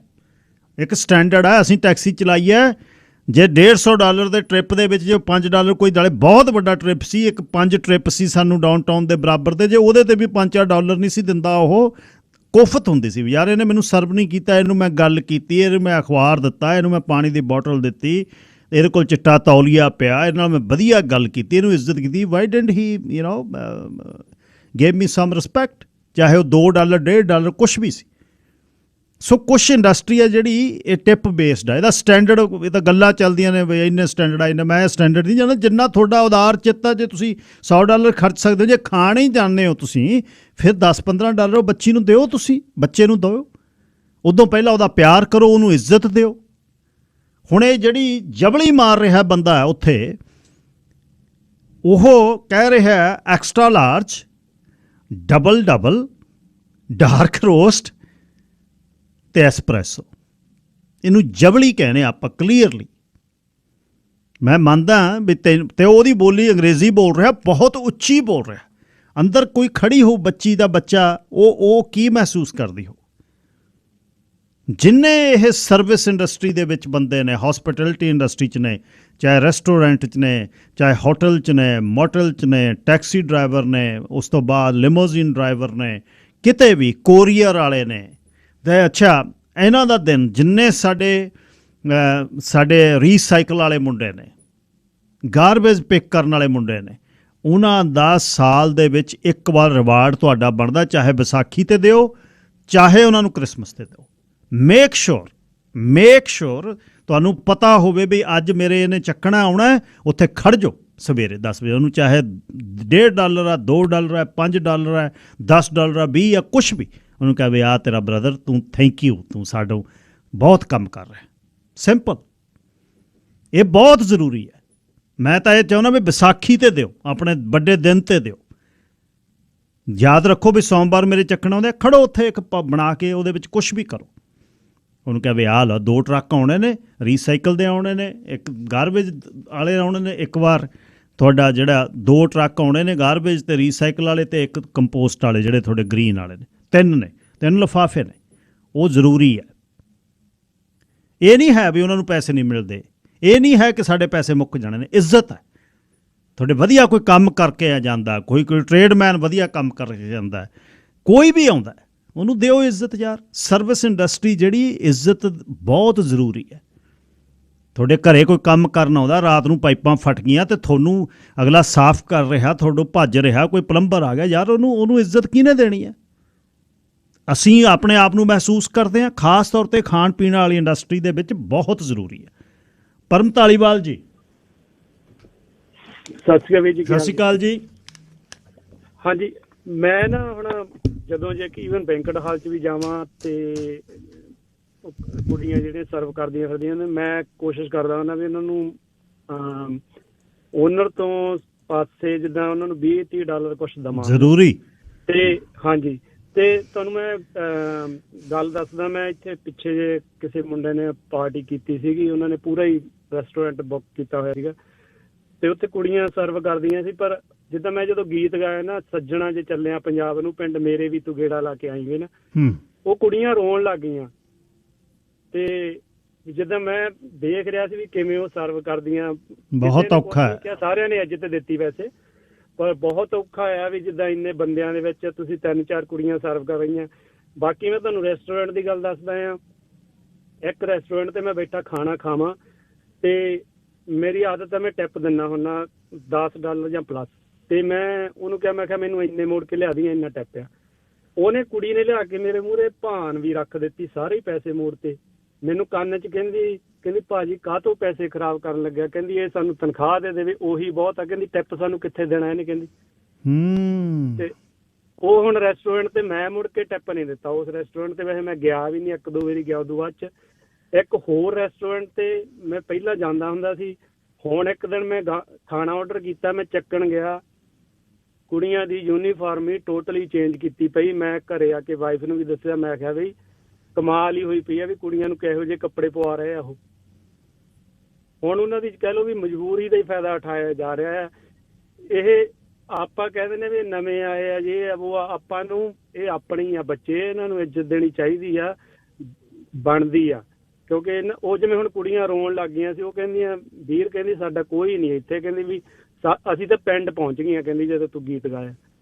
ਥੈਂਕ ਯੂ ਵੀਰ ਜੀ। ਇੱਕ ਪੋਸਟਮੈਨ, ਉਹਦਾ ਵੀ ਸਾਲ ਦਾ ਇੱਕ ਗਿਫਟ ਪੱਕਾ, ਉਹਦਾ ਤੁਸੀਂ ਮਰਜ਼ੀ ਆ ਤੁਹਾਡੀ, ਕ੍ਰਿਸਮਸ ਦਾ ਚਾਹੇ ਤੁਸੀਂ ਕਰੋ ਉਹਨੂੰ ਆਪਣੀ ਤੇ ਵਿਸਾਖੀ ਤੇ। ਭਾਈ ਸਾਹਿਬ ਸੁਨੀਲ ਜੀ। ਹਾਂਜੀ, ਸਤਿ ਸ਼੍ਰੀ ਅਕਾਲ ਜੀ। ਸਤਿ ਸ਼੍ਰੀ ਅਕਾਲ। ਮੈਨੂੰ ਦਿਨ ਚੇਤੇ ਕਰਾਤੇ ਯਾਰ, ਪੁਰਾਣੇ ਜਦੋਂ ਆਪਾਂ ਇਕੱਠੇ ਕੰਮ ਕਰਦੇ। ਹਾਂ, ਖੁਸ਼ ਹੁੰਦੇ ਸੀ ਆਪਾਂ। ਹਾਂ, ਮੈਂ ਤੁਹਾਨੂੰ ਇੱਕ ਪਹਿਲਾਂ ਟਿਮ ਹਾਰਟਨ ਵਾਲੀ ਗੱਲ ਦਾ ਦੱਸਦਾ ਕੀ ਹੈ ਚੱਕਰ। ਪਹਿਲੀ ਗੱਲ ਤਾਂ ਉਹ ਬੰਦਾ ਜਿਹੜਾ ਸੀਗਾ, ਮੇਰਾ ਖਿਆਲ ਹੈ ਜੇ ਮੈਂ ਆਪਾਂ ਉਦਾਂ ਪੰਜਾਬੀ ਚ ਨਾ ਗੱਲ ਕਰਦਾ, ਮੈਂ AH ਕਹੂੰਗਾ ਉਹਨੂੰ, ਸਮਝ ਜਾਣਗੇ ਲੋਕ। ਹਾਂ ਬਿਲਕੁਲ। ਇਹ ਨਹੀਂ ਉਹਦਾ ਦਿਨ ਖਰਾਬ ਸੀਗਾ, ਇਹ ਕਈ ਬੰਦਿਆਂ ਦੀ ਆਦਤ ਹੁੰਦੀ ਆ। ਉਹ ਵੀ ਮੈਂ ਇਹ ਵੀ ਕਹਿ ਦਿੰਦਾ ਵੀ ਸ਼ਾਇਦ ਉਹ ਥੋੜਾ ਸਿੱਖ ਵੀ ਹੋਵੇ, ਕਈ ਵਾਰੀ ਕੈਫੀਨ ਦੀ ਲੈਕ ਵੀ ਬੰਦੇ ਨੂੰ ਇਦਾਂ ਦਾ ਕਰ ਜਾਂਦੀ ਆ। ਬਟ ਐਨੀਵੇਜ਼ ਮੈਂ ਜਿਹੜੀ ਗੱਲ ਕਹਿਣਾ ਚਾਹੁੰਦਾ ਮੇਰਾ ਵੀਰ, ਜ਼ਿਆਦਾਤਰ ਜਦੋਂ ਆਪਾਂ 1994 ਦੀ ਮੈਂ ਗੱਲ ਸੁਣਾਨਾ, ਸਾਰੇ ਸਰੀ ਦੇ ਵਿੱਚ 4 ਟਿਮ ਹਾਰਟਨ ਸੀਗੇ ਤੇ ਇੱਕ ਆਪਣੀ ਲੇਡੀ ਕੰਮ ਕਰਦੀ ਸੀ, ਉਹ ਵੀ ਇੱਕ ਆਪਣੇ ਨਾ ਟੈਕਸੀ ਡਰਾਈਵਰ ਸੀ, ਉਹਦੀ ਵਾਈਫ ਜਿਹੜੀ ਕਿ ਬਹੁਤ ਪੜ੍ਹੀ ਲਿਖੀ ਸੀ ਇੱਕ। ਠੀਕ ਹੈ, ਤੇ ਅੱਜ ਤਾਂ ਸਾਨੂੰ ਇਹੀ ਖੁਸ਼ੀ ਆ ਕਿ ਸਾਡੇ ਬੱਚਿਆਂ ਨੂੰ ਆਂਦੇ ਕੰਮ ਮਿਲ ਰਿਹਾ। ਠੀਕ ਹੈ ਨਾ, ਸਾਨੂੰ ਉਹਨਾਂ ਦੀ ਬਿਲਕੁਲ ਰਿਸਪੈਕਟ ਕਰਨੀ ਚਾਹੀਦੀ ਹੈ। ਹਾਂ, ਇੱਕ ਚੀਜ਼ ਦੀ ਘਾਟ ਜ਼ਰੂਰ ਹੈ ਜਿਹੜੀ ਮੈਂ ਇਹ ਵੀ ਮੈਂਸ਼ਨ ਕਰਨਾ ਚਾਹੁੰਦਾ, ਉਹ ਇਹ ਆ ਕਿ ਜਿਹੜੇ ਟਿਮ ਹਾਰਟਨ ਜਾਂ ਜਿਹੜੇ ਹੋਰ ਫਰੈਂਚਾਈਜ਼ ਆ ਜਾਂ ਜਿਹੜੇ ਆਪਣੇ ਰੈਸਟੋਰੈਂਟ ਵਾਲੇ ਆ, ਉਹਨਾਂ ਨੂੰ ਬੱਚਿਆਂ ਨੂੰ ਟ੍ਰੇਨਿੰਗ ਤੇ ਨਾ ਕਿ ਮਿਨੀਮਮ ਵੇਜ ਤੋਂ ਜ਼ਿਆਦਾ ਵੇਜ ਦੇਣ ਦੀ ਲੋੜ ਆ। ਇੱਕ ਟ੍ਰੇਨਿੰਗ, ਇੱਕ ਮਿਨੀਮਮ ਵੇਜ ਤੋਂ ਜ਼ਿਆਦਾ ਵੇਜ ਦੇਣ ਦੀ ਲੋੜ ਆ। ਟਿਪ ਜਿਹੜੀ ਆ ਬਹੁਤ ਜ਼ਰੂਰੀ ਆ। ਉਹਦੀ ਮੈਂ ਇੱਕ ਐਗਜ਼ਾਮਪਲ ਦਿੰਦਾ, ਆਪਾਂ ਨੂੰ ਟੈਕਸੀ ਵਾਲਿਆਂ ਨੂੰ ਪੁਰਾਣੇ ਜ਼ਮਾਨੇ ਦੇ ਵਿੱਚ ਜਦੋਂ ਨਵਾਂ ਸਾਲ ਚੜ੍ਹਦਾ ਸੀਗਾ ਤਾਂ ਕਾਫੀ ਜ਼ਿਆਦਾ ਪੈਸੇ ਬਣਦੇ ਸੀਗੇ। ਇੱਕ ਮੈਂ ਟ੍ਰਿਪ ਚੁੱਕਿਆ ਤੇ ਇੱਕ ਕੋਈ ਬੱਚਾ ਸੀ ਇਟਾਲੀਅਨ, ਤੇ ਉਹ ਕਹਿੰਦਾ ਮੇਰਾ ਤਾਂ ਅੱਜ ਦਿਨ ਖਰਾਬ ਆ। ਮੈਂ ਕਿਹਾ ਕੀ ਗੱਲ ਹੋਈ? ਕਹਿੰਦਾ ਜਿਹੜੇ ਨਾ ਟਿਪ ਉਹ ਇਕੱਠੀ ਕਰਦੇ ਸੀਗੇ ਤੇ ਵੀ ਉਹ ਜਿਹੜਾ ਸਾਡਾ ਹੈਡ ਕੁੱਕ ਸੀ ਉਹ ਲੈ ਗਿਆ, ਆਪਣੇ ਬੰਦੇ ਨਹੀਂ ਸੀ, ਮਤਲਬ ਕੋਈ ਗਰੀਕ ਹੀ ਸੀਗਾ ਰੈਸਟੋਰੈਂਟ। ਤੇ ਉਹ ਬੱਚਾ ਬੜਾ ਅਪਸੈਟ। ਮੈਂ ਕਿਹਾ ਯਾਰ ਮੈਂ ਤੇਰੀ ਇੰਨੀ ਕੀ ਮਦਦ ਤਾਂ ਕਰ ਸਕਦਾ, ਤੈਨੂੰ ਮੈਂ ਰਾਈਡ ਦੇ ਰਿਹਾ, ਮੈਂ ਤੈਨੂੰ ਰਾਈਡ ਫ੍ਰੀ ਦੇ ਸਕਦਾ, ਬਸ ਹੋਰ ਨਹੀਂ ਮੈਂ ਕੁਛ ਕਰ ਸਕਦਾ। ਸੋ ਕਹਿਣ ਦਾ ਮਤਲਬ ਬੱਚੇ ਜਿਹੜਾ ਸੀਗਾ ਕਿ ਯੰਗ ਜਿਹਾ ਸੀ, ਘਟਨਾ 95 ਦੀ ਹੈ, ਮੈਂ ਭੁੱਲਿਆ ਨਹੀਂ ਹਜੇ ਤੱਕ। ਹੁਣ ਮੈਂ ਤੁਹਾਨੂੰ ਸਰਵਿਸ ਦੀ ਵੀ ਗੱਲ ਸੁਣਾ ਦਿਆਂ ਤਾਂ ਕਿ ਲੋਕਾਂ ਨੂੰ ਪਤਾ ਲੱਗ ਜੇ ਬੰਦੇ ਕਿਵੇਂ ਕੰਮ ਕਰਦੇ ਆ। 122 ਤੇ 72 ਤੇ ਵੀਰ ਜੀ ਟਿਮ ਹਾਰਟਨ। ਮੈਂ, ਤੁਸੀਂ ਜਾਣਦੇ ਹੋ, ਮੈਂ ਘਰ ਦੀ ਡੀਲ ਸਾਈਨ ਕਰਨੀ ਦੀਪ ਝੱਜ ਦੇ ਨਾਲ। ਮੈਂ ਤੇ ਮੇਰੀ ਵਾਈਫ ਬੈਠੇ, ਉੱਥੇ ਗੋਲੀ ਚੱਲੀ ਨਾਲ, ਜਿਹੜਾ ਸ਼ੈਵਰਨ ਦਾ ਗੈਸ ਸਟੇਸ਼ਨ। ਇੱਕ ਅਫਰੀਕਨ ਮੂਲ ਦਾ ਬੱਚਾ, ਉਹਦੇ ਗੋਲੀ ਪੱਟ ਚ ਵੱਜੀ, ਉਹ ਭੱਜ ਕੇ ਟਿਮ ਹਾਰਟਨ ਚ ਆ ਵੜਿਆ। ਉੱਥੇ ਇੱਕ 60 ਤੋਂ 65 ਸਾਲ ਦੀ ਇੱਕ ਬਜ਼ੁਰਗ ਔਰਤ ਸੀਗੀ, ਗੋਰੀ, ਮੈਂ ਉਹਦਾ ਭੁੱਲ ਵੀ ਨਹੀਂ ਸਕਿਆ। ਉਹਨੇ ਕੀ ਕੀਤਾ, ਬੜੀ ਹੁਸ਼ਿਆਰੀ ਨਾਲ ਅੰਦਰੋਂ ਦਰਵਾਜ਼ਾ ਬੰਦ ਕਰ ਲਿਆ ਤਾਂ ਕਿ ਉਹਦੇ ਪਿੱਛੇ ਨਾ ਕੋਈ ਸ਼ੂਟਰ ਆਵੇ। ਦੇਖੋ ਕਿੱਡੀ, ਹੁਣ ਉਹਦਾ ਕੋਈ ਜ਼ਰੂਰੀ ਨਹੀਂ ਬਣਦਾ ਸੀਗਾ ਕਿ ਉਹ ਕਰਦੀ, ਉਹ ਤਾਂ ਇੱਕ ਉੱਥੇ ਕੰਮ ਕਰਨ ਵਾਲੀ ਸੀ। ਇਹ ਮੈਂ ਜਿਹੜੇ ਬੱਚੇ ਕੰਮ ਕਰਦੇ, ਜਿਹੜੇ ਬੰਦੇ ਆਪਾਂ ਲੈਣ ਜਾਂਦੇ, ਮੈਂ ਸਾਰਿਆਂ ਨੂੰ ਦੱਸ ਰਿਹਾ ਕਿ ਇਹ ਜਿਹੜੇ ਬੰਦੇ ਆ, ਉਹਨੇ ਲਾਈਫ ਬਚਾ ਲਈ। ਹਜੇ ਕਿ ਤੁਹਾਨੂੰ ਪਤਾ ਕਿ ਅਸੀਂ ਰਿਐਕਟ ਕਰਦੇ, ਪਰ ਸਾਨੂੰ ਰਿਐਕਸ਼ਨ 'ਚ ਲੇਟ ਹੋ ਗਏ ਸੀ ਬੱਚੇ ਨੂੰ ਜਾਣ ਵਾਸਤੇ। ਉਹਨਾਂ ਨੇ ਪੁਲਿਸ ਕਾਲ ਕਰ ਦਿੱਤੀ, ਪਰ ਉਸ ਜਿਹੜੀ ਅੰਦਰ ਕੰਮ ਕਰਨ ਵਾਲੀ ਸਰਵਿਸ ਇੰਡਸਟਰੀ ਦੀ ਉਹ ਲੇਡੀ ਆ, ਮੈਂ ਅੱਜ ਤੱਕ ਉਹਨੂੰ 13 ਸਾਲ ਬਾਅਦ ਵੀ ਭੁੱਲ ਨਹੀਂ ਸਕਿਆ। ਸੋ ਜਿਹੜੇ ਬੱਚੇ ਬੰਦੇ ਕੰਮ ਕਰਦੇ ਆ ਨਾ, ਚਾਹੇ ਉਹ ਗੋਰਾ ਚਿੱਟਾ ਜਿਹੜਾ ਮਰਜ਼ੀ ਰੰਗ ਆ, ਉਹ ਤੁਹਾਨੂੰ ਸਰਵਿਸ ਇੰਡਸਟਰੀ ਦਾ ਮਤਲਬ ਸਰਵਿਸ ਕਰ ਰਹੇ ਆ। ਉਹਨਾਂ ਨੂੰ ਉਹਨਾਂ ਦਾ ਬਣਦਾ ਸਤਿਕਾਰ ਦਿਓ। ਉਹਨਾਂ ਨੂੰ ਬੇਸਿਕ ਇਨਕਮ ਤੋਂ ਇਲਾਵਾ ਇਨਕਮ ਚਾਹੀਦੀ ਆ, ਇਹ ਮੈਂ ਜ਼ਰੂਰ ਕਹਿਣਾ ਚਾਹੁੰਦਾ। ਉਹਨਾਂ ਨੂੰ ਬੇਸਿਕ ਇਨਕਮ ਤੋਂ ਇਲਾਵਾ, ਉਹ ਚਾਹੇ ਗੋਰੇ ਨੇ ਚਾਹੇ ਆਪਣੇ ਨੇ, ਕੋਈ ਵੀ ਬੰਦੇ ਆ, ਉਹਨਾਂ ਨੂੰ ਜ਼ਿਆਦਾ ਪੈਸੇ ਦਿਓ। ਆਪਾਂ ਨੂੰ ਉਹਨਾਂ ਦਾ ਸਤਿਕਾਰ ਵੀ ਦਿਓ, ਟਿਪ ਵੀ ਦਿਓ। ਤੁਹਾਡਾ ਧੰਨਵਾਦ। ਧੰਨਵਾਦ ਜੀ। ਹਤੇਸ਼ ਜੀ, ਹਤੇਸ਼, ਹਾਂਜੀ ਹਤੇਸ਼ ਗੋਲ ਜੀ। ਸਤਿ ਸ਼੍ਰੀ ਅਕਾਲ ਜੀ ਬਾਈ ਜੀ, ਕੀ ਹਾਲ ਚਾਲ ਹੈ? ਸਤਿ ਸ਼੍ਰੀ ਅਕਾਲ ਗੋਲ ਸਾਹਿਬ, ਠੀਕ ਠਾਕ, ਤੁਸੀਂ ਦੱਸੋ? ਬਾਈ ਜੀ ਗੱਲ ਇਹ ਹੈ ਵੀ ਮੈਂ ਪਹਿਲਾਂ ਇੰਡਸਟਰੀ ਕੰਮ ਕਰਿਆ ਜੀ 4-5 ਸਾਲ ਬਾਅਦ। ਉਸ ਤੋਂ ਬਾਅਦ ਮੇਰੀ ਹੁਣ ਸਟਾਫਿੰਗ ਕੰਪਨੀ ਹੈ ਜੀ। ਬਾਈ ਜੀ ਸਟਾਫਿੰਗ ਕੰਪਨੀ 'ਚ ਮੈਂ ਜੀ ਬੰਦੇ ਪ੍ਰੋਵਾਈਡ ਕਰਾਉਣਾ ਸਾਰੇ ਰੈਸਟੋਰੈਂਟਾਂ ਨੂੰ, ਕਿੱਥੇ ਵੀ ਜਿਹੜੀ ਵੀ ਇੰਡਸਟਰੀ ਨੂੰ ਬੰਦੇ ਚਾਹੀਦੇ ਹੋ। ਤੇ ਬਾਈ ਜੀ ਤੁਸੀਂ ਇਹ ਲਾ ਲਓ ਵੀ ਪਾਇਲ ਬਿਜ਼ਨਸ ਸੈਂਟਰ ਦੇ ਵਿੱਚ ਇੱਕ ਬਹੁਤ ਵੱਡਾ ਰੈਸਟੋਰੈਂਟ, ਕੁਛ ਕਹਿ ਲਓ ਸਵੀਟ ਸ਼ਾਪ ਕਹਿ ਲਓ, ਕੁਛ ਕਹਿ ਲਓ। ਭਾਈ ਜੀ ਉਹਨਾਂ ਨੇ ਮੇਰੇ ਤੋਂ ਬੰਦੇ ਮੰਗੇ, ਉਹ ਕਹਿੰਦੇ ਨਾ ਤਾਂ ਅਸੀਂ ਦਈਏ ਮਿਨੀਮਮ ਵੇਜ, ਨਾ ਅਸੀਂ ਕੁਛ ਹੋਰ ਦਈਏ, ਨਾ ਦਈਏ ਉਹਨਾਂ ਨੂੰ ਅਸੀਂ ਟਿਪ। ਹਾਏ ਹਾਏ। ਅਸੀਂ ਦੇਵਾਂਗੇ $8 ਘੰਟਾ। ਵਾਹ ਜੀ ਵਾਹ। ਮੈਂ ਕਿਹਾ ਜੀ $8 ਘੰਟੇ ਦਾ ਕੀ ਹਿਸਾਬ ਕਿਤਾਬ ਹੈ? ਮਿਨੀਮਮ ਵੇਜ ਦੋ ਤੇ ਟਿਪ ਵੀ ਦੋ। ਕਹਿੰਦੇ ਨਹੀਂ ਟਿਪ ਸਾਡੀ ਹੁੰਦੀ। ਮੈਂ ਕਿਹਾ ਜੀ ਟਿਪ ਤਾਂ ਉਹਨਾਂ ਦੀ ਹੁੰਦੀ ਹੈ ਜਿਹੜੇ ਸਰਵਿਸ ਕਰਦੇ ਆ, ਤੁਹਾਡੀ ਕਾਹਦੀ ਟਿਪ ਹੈ? ਚਲੋ ਜੀ ਉਹਨਾਂ ਨੇ ਜੀ ਮੇਰੇ ਤੋਂ ਬੰਦੇ ਲੈਣ ਤੋਂ ਇਨਕਾਰ ਕਰਤਾ। ਤੇ ਗਿੱਲ ਸਾਹਿਬ ਮੈਂ ਹੁਣ ਦੱਸਦਾ ਵੀ ਚਲੋ ਪਰ ਬਾਬਾ ਜੀ ਦੀ ਕਿਰਪਾ ਨਾਲ ਮੈਂ ਹੁਣ ਇੱਕ ਕੰਮ ਸਟਾਰਟ ਕਰਾਈ 2 ਮਹੀਨੇ ਪਹਿਲਾਂ ਜੀ। ਤੇ ਮੇਰੇ ਕੋਲ ਵੀ 4-5 ਬੱਚੇ ਕੰਮ ਕਰਦੇ ਆ। ਤੇ ਮੇਰਾ ਬੇਟਾ ਵੀ ਮੇਰੇ ਨਾਲ ਹੀ ਕੰਮ ਜੁਆਇਨ ਕਰਿਆ ਜੀ। ਤੇ ਉਹ ਪਹਿਲਾਂ ਟਾਇਰ ਕੰਪਨੀ 'ਚ ਕੰਮ ਕਰਦਾ ਸੀ। ਤੇ ਹੁਣ ਮੇਰੇ ਬੇਟੇ ਨੇ ਜੀ ਕੀ ਕਰਿਆ, ਉਹ ਪਹਿਲਾਂ ਉਹ ਕਰਦੇ ਨਹੀਂ ਸੀ ਬੱਚੇ, ਉਹ ਜਦੋਂ ਵੀ ਕੋਈ ਬਿੱਲ ਪੇ ਕਰਾਉਂਦਾ ਜੀ ਉਹਦੇ ਨਾਲ ਟਿਪ ਦੀ ਆਪਸ਼ਨ ਲਾ ਦਿੰਦਾ। ਤਾਂ ਸਾਡਾ ਮੋਸਟਲੀ ਸਟੋਰ ਦੇ ਵਿੱਚ ਗੋਰੀ ਆਉਂਦੇ ਜੀ, ਵੈਨਕੂਵਰ ਹੀ ਹੈ ਜੀ। ਤੇ ਸ਼ਾਮ ਤੱਕ ਨਾ ਜੀ ਇੱਕ ਬੱਚੇ ਨੂੰ $50-50, $60-60 ਟਿਪ ਬਣ ਜਾਂਦੀ। ਤੇ ਉਹ ਮੇਰੇ ਬੇਟੇ ਨੂੰ ਕਹਿੰਦੇ ਵੀ ਭਾਜੀ ਸਾਨੂੰ ਪਹਿਲਾਂ ਤਾਂ ਕਿਸੇ ਨੇ ਦੱਸਿਆ ਹੀ ਨਹੀਂ, ਨਾ ਸਾਨੂੰ ਕਰਿਆ। ਤੇ ਉਹ ਕਹਿੰਦੇ ਵੀ ਤੁਸੀਂ ਵੀ ਇਹ 'ਚੋਂ ਆਪਣਾ ਹਿੱਸਾ ਲੈ ਲਿਆ ਕਰੋ। ਹੁਣ ਮੇਰਾ ਬੇਟਾ ਵੀ ਛੋਟਾ ਸੀ ਜੀ, ਉਹਨੂੰ ਆ ਗਿਆ ਲਾਲਚ। ਉਹ ਕਹਿੰਦਾ ਵੀ ਬਾਪੂ ਮੈਂ ਵੀ ਲੈ ਲਿਆ ਕਰਾਂ ਹਿੱਸਾ 'ਚੋਂ। ਉਹ ਮੈਂ ਕਿਹਾ ਨਹੀਂ, ਇਹ ਤਾਂ ਇਹਨਾਂ ਦੀ ਹੱਕ ਬਣਦਾ ਹੈ ਤੇ ਆਪਾਂ ਨੇ ਵੱਧ ਤੋਂ ਵੱਧ ਆਪਸ਼ਨ ਲਾਇਆ ਕਰ। ਤੇ ਇਹਨਾਂ ਨੂੰ ਦੱਸਿਆ ਕਰ ਜੇ ਕੁੜੀਆਂ ਨਵੀਆਂ ਨੇ, ਸੰਗਦੀਆਂ ਨੇ, ਕਿਉਂਕਿ ਉਹ ਨਵੇਂ ਬੱਚੇ ਆਏ ਜੀ ਸਭ, ਠੀਕ ਹੈ ਨਾ ਜੀ। ਤੇ ਜਿਵੇਂ ਤੁਸੀਂ ਗੱਲ ਕਹੀ ਹੈ ਵੀ ਵੱਡੇ ਵੱਡੇ ਘਰਾਂ ਦੇ, ਚੰਗੇ ਚੰਗੇ ਘਰਾਂ ਦੇ ਬੱਚੇ ਵੀ ਆਏ ਨੇ, ਉਹਨਾਂ ਨੂੰ ਸੰਗ ਲੱਗਦੀ ਟਿਪ ਮੰਗੀਏ। ਪਰ ਮੈਂ ਤੁਹਾਨੂੰ ਇੱਕ ਲੈਂਗਲੀ ਦਾ ਕਿੱਸਾ ਹੋਰ ਸੁਣਾ ਦਿੰਦਾ ਜੀ। ਉੱਥੇ ਮੈਂ ਜੋਬ ਕਰਦਾ ਸੀ ਜੀ, 4 ਸਾਲ ਪਹਿਲਾਂ ਦੀ ਗੱਲ ਹੈ ਜੀ, ਰੈਸਟੋਰੈਂਟ 'ਚ। ਤੇ ਉੱਥੇ ਦਾ ਜੀ ਜਿਹੜਾ ਮਾਲਕ ਸੀ ਉਹ ਟਿਪ ਨਹੀਂ ਦਿੰਦਾ ਸੀ ਕਿਸੇ ਨੂੰ ਵੀ, ਸਾਰੀ ਟਿਪ ਆਪ ਰੱਖਦਾ ਸੀ ਜੀ, ਪੰਜਾਬੀ ਮਾਲਕ ਸੀ। ਫਿਰ ਕੀ ਬਣ ਜੂ? ਹਤੇਸ਼ ਜੀ ਹੋਰ ਬੰਦਿਆਂ ਨਾਲ ਗੱਲ ਕਰ ਲਈਏ। ਦਵਿੰਦਰ ਬਾਜਵਾ ਜੀ। ਸਤਿ ਸ਼੍ਰੀ ਅਕਾਲ ਜੀ। ਜੀ ਸਤਿ ਸ਼੍ਰੀ ਅਕਾਲ ਬਾਜਵਾ ਸਾਹਿਬ। ਬਹੁਤ ਧੰਨਵਾਦ ਤੁਹਾਡਾ। ਮੈਂ ਗੱਲ ਬਹੁਤ ਦੇਰ ਦੀ ਕਰਨਾ ਚਾਹੁੰਦਾ ਸੀ, ਪਰ ਮੈਂ ਤੁਹਾਡੇ ਘੱਟ ਵੱਧ ਗੱਲ ਕਰਾਂ, ਸੁਣਦਾ ਜ਼ਿਆਦਾ ਮੈਂ। ਤੇ ਮੈਨੂੰ ਵੀ ਏਦਾਂ ਹੀ ਹੋਇਆ ਸੀ। ਮੈਂ ਇੱਕ ਦਿਨ ਲਹਿੰਗਲੀ ਮਾਲ 'ਚ ਗਿਆ ਤੇ ਮੈਨੂੰ ਘਰੋਂ ਫੋਨ ਗਿਆ ਕਿ ਉੱਥੇ ਪੀਜ਼ਾ ਆਇਆ ਉੱਥੋਂ, ਤੇ ਉਹ ਫੜ ਲਿਆ ਆਉਂਦੇ ਹੋਏ। ਬਦਕਿਸਮਤੀ ਤਾਂ ਮੇਰੀ ਜੇਬ 'ਚ ਕੈਸ਼ ਨਹੀਂ। ਮੈਂ ਕ੍ਰੈਡਿਟ ਕਾਰਡ ਜਦੋਂ ਦਿੱਤਾ ਮੈਂ ਬੇਟੇ ਨੂੰ ਕਿਹਾ, ਛੋਟੀ ਬੱਚੀ ਹੀ ਕੰਮ ਕਰਦੀ ਆਪਣੀ ਦੋਵੇਂ, ਮੈਂ ਬੇਟੇ $5 ਦਾ $18 ਦਾ ਪੀਜ਼ਾ ਹੀ $5 ਮੈਂ ਆਪਣੀ ਟਿਪ ਦਵਾ ਲਿਆ। ਕਹਿੰਦੀ ਅੰਕਲ ਸਾਨੂੰ ਮਿਲਣਾ ਹੀ ਨਹੀਂ। ਮੈਨੂੰ ਇੰਨਾ ਦੁੱਖ ਹੋਇਆ ਉਸ ਵੀ ਮੇਰੀ ਜੇਬ 'ਚ ਕੈਸ਼ ਪੈਸੇ ਹੈ ਨਹੀਂ ਕੋਈ। ਮੈਂ ਫੜਾ ਦੇਵਾਂ, ਮੈਂ ਫੜਾ ਦੇਵਾਂ। ਹੁਣ ਮੈਂ ਕਿਤੇ ਸੋਚਿਆ ਮੈਂ ਕਿਤੇ ਮੈਂ ਸਪੈਸ਼ਲ ਜਾਣ, ਮੈਂ ਪੀਜ਼ਾ ਦੇਖਣ ਲੱਗੀ, ਉਹ ਬੰਦਾ ਸਾਡੇ ਹੀ ਇੰਡਸਟਰੀ, ਟਰੱਕਿੰਗ ਇੰਡਸਟਰੀ 'ਚ ਨਿਕਲ ਕੇ ਪੀਜ਼ਾ ਸਟੋਰ ਖੋਲ੍ਹੇ ਦਾ ਇਸ ਨਾਂ ਦੇ ਉੱਤੇ, ਸਟਰੀਟ ਦੇ ਨਾਂ ਉੱਤੇ। ਨਾ ਕੀ ਉਸ ਬੰਦੇ ਲੈਣਾ ਵੀ ਇਹਨਾਂ ਨੂੰ ਮਾਸਾ ਵੀ ਸ਼ਰਮ ਨਹੀਂ ਆਉਂਦੀ ਜਦੋਂ ਕੰਮ ਕਰਾਉਂਦੇ। ਬੱਚੀਆਂ ਮੇਰੀ, ਸਾਡੀ ਵੀ 2 ਬੇਟੀਆਂ 22 ਸਾਲ ਦੀ 23 ਸਾਲ ਦੀਆਂ, ਘਰ ਕੱਪ ਚਾਹ ਦਾ ਕੱਪ ਨਹੀਂ ਫੜਦੀਆਂ ਸੀ। ਉਹਨੇ ਤੁਰਦੇ ਛੋਟੀ ਛੋਟੀਆਂ ਬੱਚੀਆਂ ਕੰਮ ਕਰਦੀਆਂ, ਦੁੱਖ ਹੁੰਦਾ ਉਹਨਾਂ ਵੱਲ ਦੇਖ ਕੇ। ਪਰਸੋਂ ਮੈਂ ਗਿਆ ਸੀ ਪੀਜ਼ਾ ਹਟ ਤੇ, ਛੋਟੀ ਬੱਚੀ ਸੀ, ਮੈਂ ਕਿਹਾ ਬੇਟਾ ਕਿੱਥੋਂ ਦੀ? ਕਹਿੰਦੀ ਨੇਪਾਲ ਦੀ ਅੰਕਲ। ਮੈਂ ਪੇਟ ਟਿਪ ਮਿਲ ਜਾਂਦੀ ਹੈ ਤੁਹਾਨੂੰ? ਕਹਿੰਦੀ ਅੰਕਲ ਸਾਨੂੰ ਮਿਲ ਜਾਂਦੀ ਆ। ਤਾਂ ਮੈਂ $10 ਆਪਣੇ ਕੱਟ ਲੈ ਦਿੱਤਾ। Thank you Bajwa Sahib. Sir Baldev Singh ji.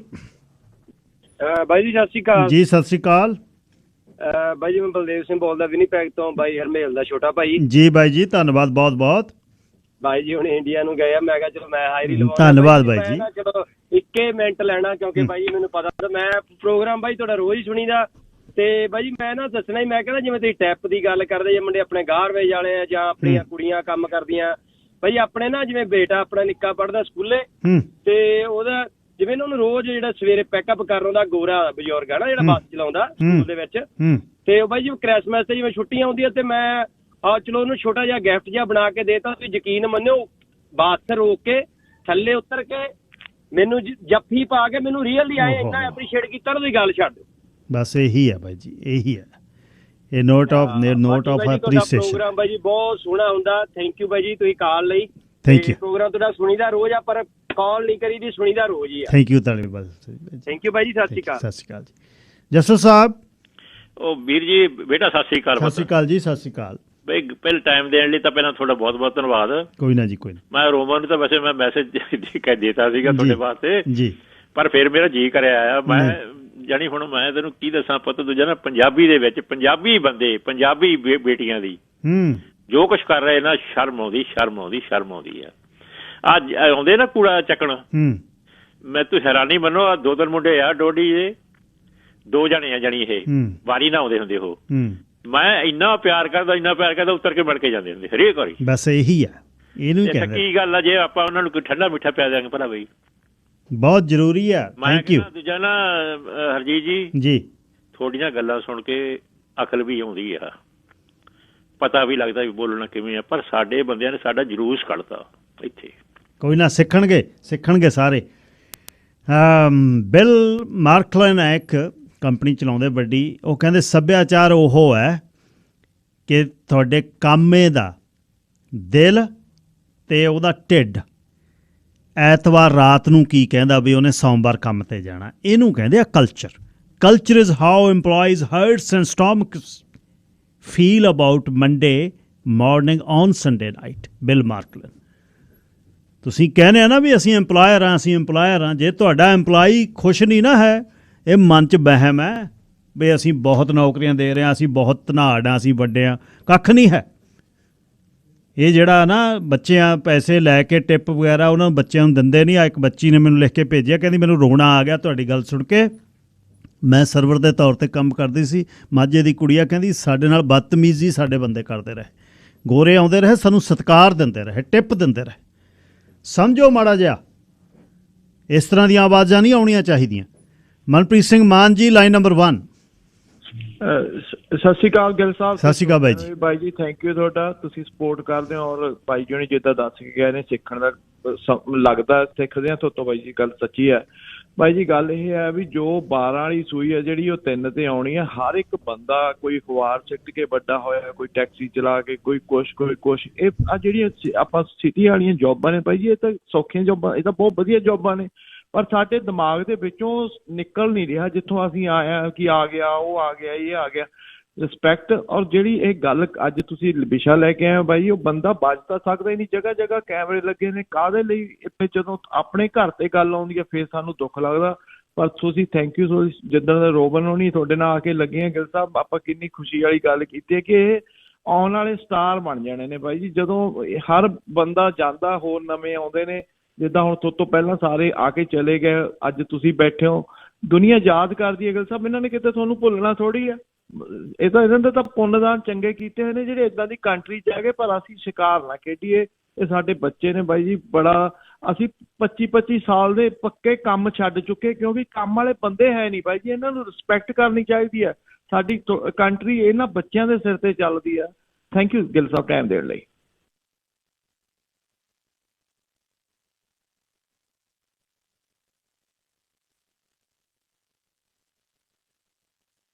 ਇੱਕ ਹੋਰ ਮੈਸੇਜ ਆਇਆ, ਪੰਜਾਬੀ ਬੇਟੀ ਨੇ ਲਿਖ ਕੇ ਭੇਜਿਆ। ਉਹ ਕਹਿੰਦੀ ਬੰਦੇ ਕਹਿੰਦੇ ਨੇ ਤੁਹਾਡੇ ਸ਼ੋਅ 'ਤੇ ਅਕਸਰ ਵੀ ਸਾਡੀਆਂ ਕੁੜੀਆਂ ਸਾਡੇ ਨਾਲ ਵਧੀਆ ਨਹੀਂ ਬੋਲਦੀਆਂ। ਕਹਿੰਦੀ ਕਾਰਨ ਹੈ ਜੇ ਹੱਸ ਕੇ ਬੋਲਦੀ ਹੈ, ਦੂਜੀ ਘੜੀ ਜਦੇ ਕਹਿੰਦੀਆਂ ਨੇ phone number. Phone number exchange ਕਰੀਏ। ਅਤੇ ਨਾਲੇ ਕਹਿੰਦੀ ਸਾਨੂੰ ਪਤਾ ਹੁੰਦਾ ਵੀ ਉਮਰ ਜਿਹੜੀ ਹੈ ਵੀ ਜਿੰਨਾ ਮੈਂ ਗੱਲ ਕਰ ਰਹੀ ਹਾਂ ਜਾਂ ਮੇਰਾ ਉਹ ਚਾਚਾ ਤਾਇਆ ਜਾਂ ਮੇਰੇ ਬਾਪੂ ਦੀ ਉਮਰ ਦਾ। ਸੰਭਲਣ ਦੀ ਲੋੜ ਹੈ, ਸੰਭਲਣ ਦੀ। ਥੋੜ੍ਹਾ ਬਹੁਤ ਜੇ ਹਲਕਾਸ ਛੁੱਟਣ ਦੀ ਕੋਸ਼ਿਸ਼ ਕਰੇ, ਪਾਣੀ ਪੂਣੀ ਕੋਲ ਰੱਖਣਾ ਚਾਹੀਦਾ। ਹਰਪਿੰਦਰ ਸਿੰਘ ਜੀ। ਹਾਂਜੀ ਬਾਈ, ਸਤਿ ਸ਼੍ਰੀ ਅਕਾਲ। ਸਤਿ ਸ਼੍ਰੀ ਅਕਾਲ ਜੀ। ਹਾਂਜੀ ਬਾਈ, ਮੈਂ ਟਰੱਕ ਚਲਾਉਣਾ, ਮੇਰਾ ਆਪਦਾ ਟਰੱਕ ਆ ਜੀ। ਤੇ ਸਿੰਪਲ ਜੀ ਗੱਲ ਸਮਝਾਉਣੀ ਚਾਹੁੰਦਾ ਵੀ ਜੇ ਮੈਂ ਆਪਦੇ ਟਰੱਕ ਨੂੰ ਨਾ ਪ੍ਰੋਪਰ ਵਰਕਿੰਗ ਕੰਡੀਸ਼ਨ 'ਚ, ਵਧੀਆ ਕੰਡੀਸ਼ਨ 'ਚ ਨਾ ਰੱਖੂੰਗਾ ਤਾਂ ਮੈਨੂੰ ਉਹਨੇ ਪੈਸੇ ਕਮਾ ਕੇ ਨਹੀਂ ਦੇਣੇ। ਸੇਮ ਥਿੰਗ EMPLOYEES ਦੀ ਆ। ਜੇ ਤੁਸੀਂ EMPLOYEES ਨੂੰ ਖੁਸ਼ ਨਹੀਂ ਰੱਖੋਗੇ ਨਾ ਆਪਦਿਆਂ ਨੂੰ ਤਾਂ ਉਹਨਾਂ ਨੇ ਖੁਸ਼ ਹੋ ਕੇ ਕੰਮ ਨਹੀਂ ਕਰਨਾ। ਹਾਂ, ਘੰਟੇ ਲਾਉਣ ਵਾਸਤੇ ਕੰਮ ਕਰ ਲੈਣਗੇ।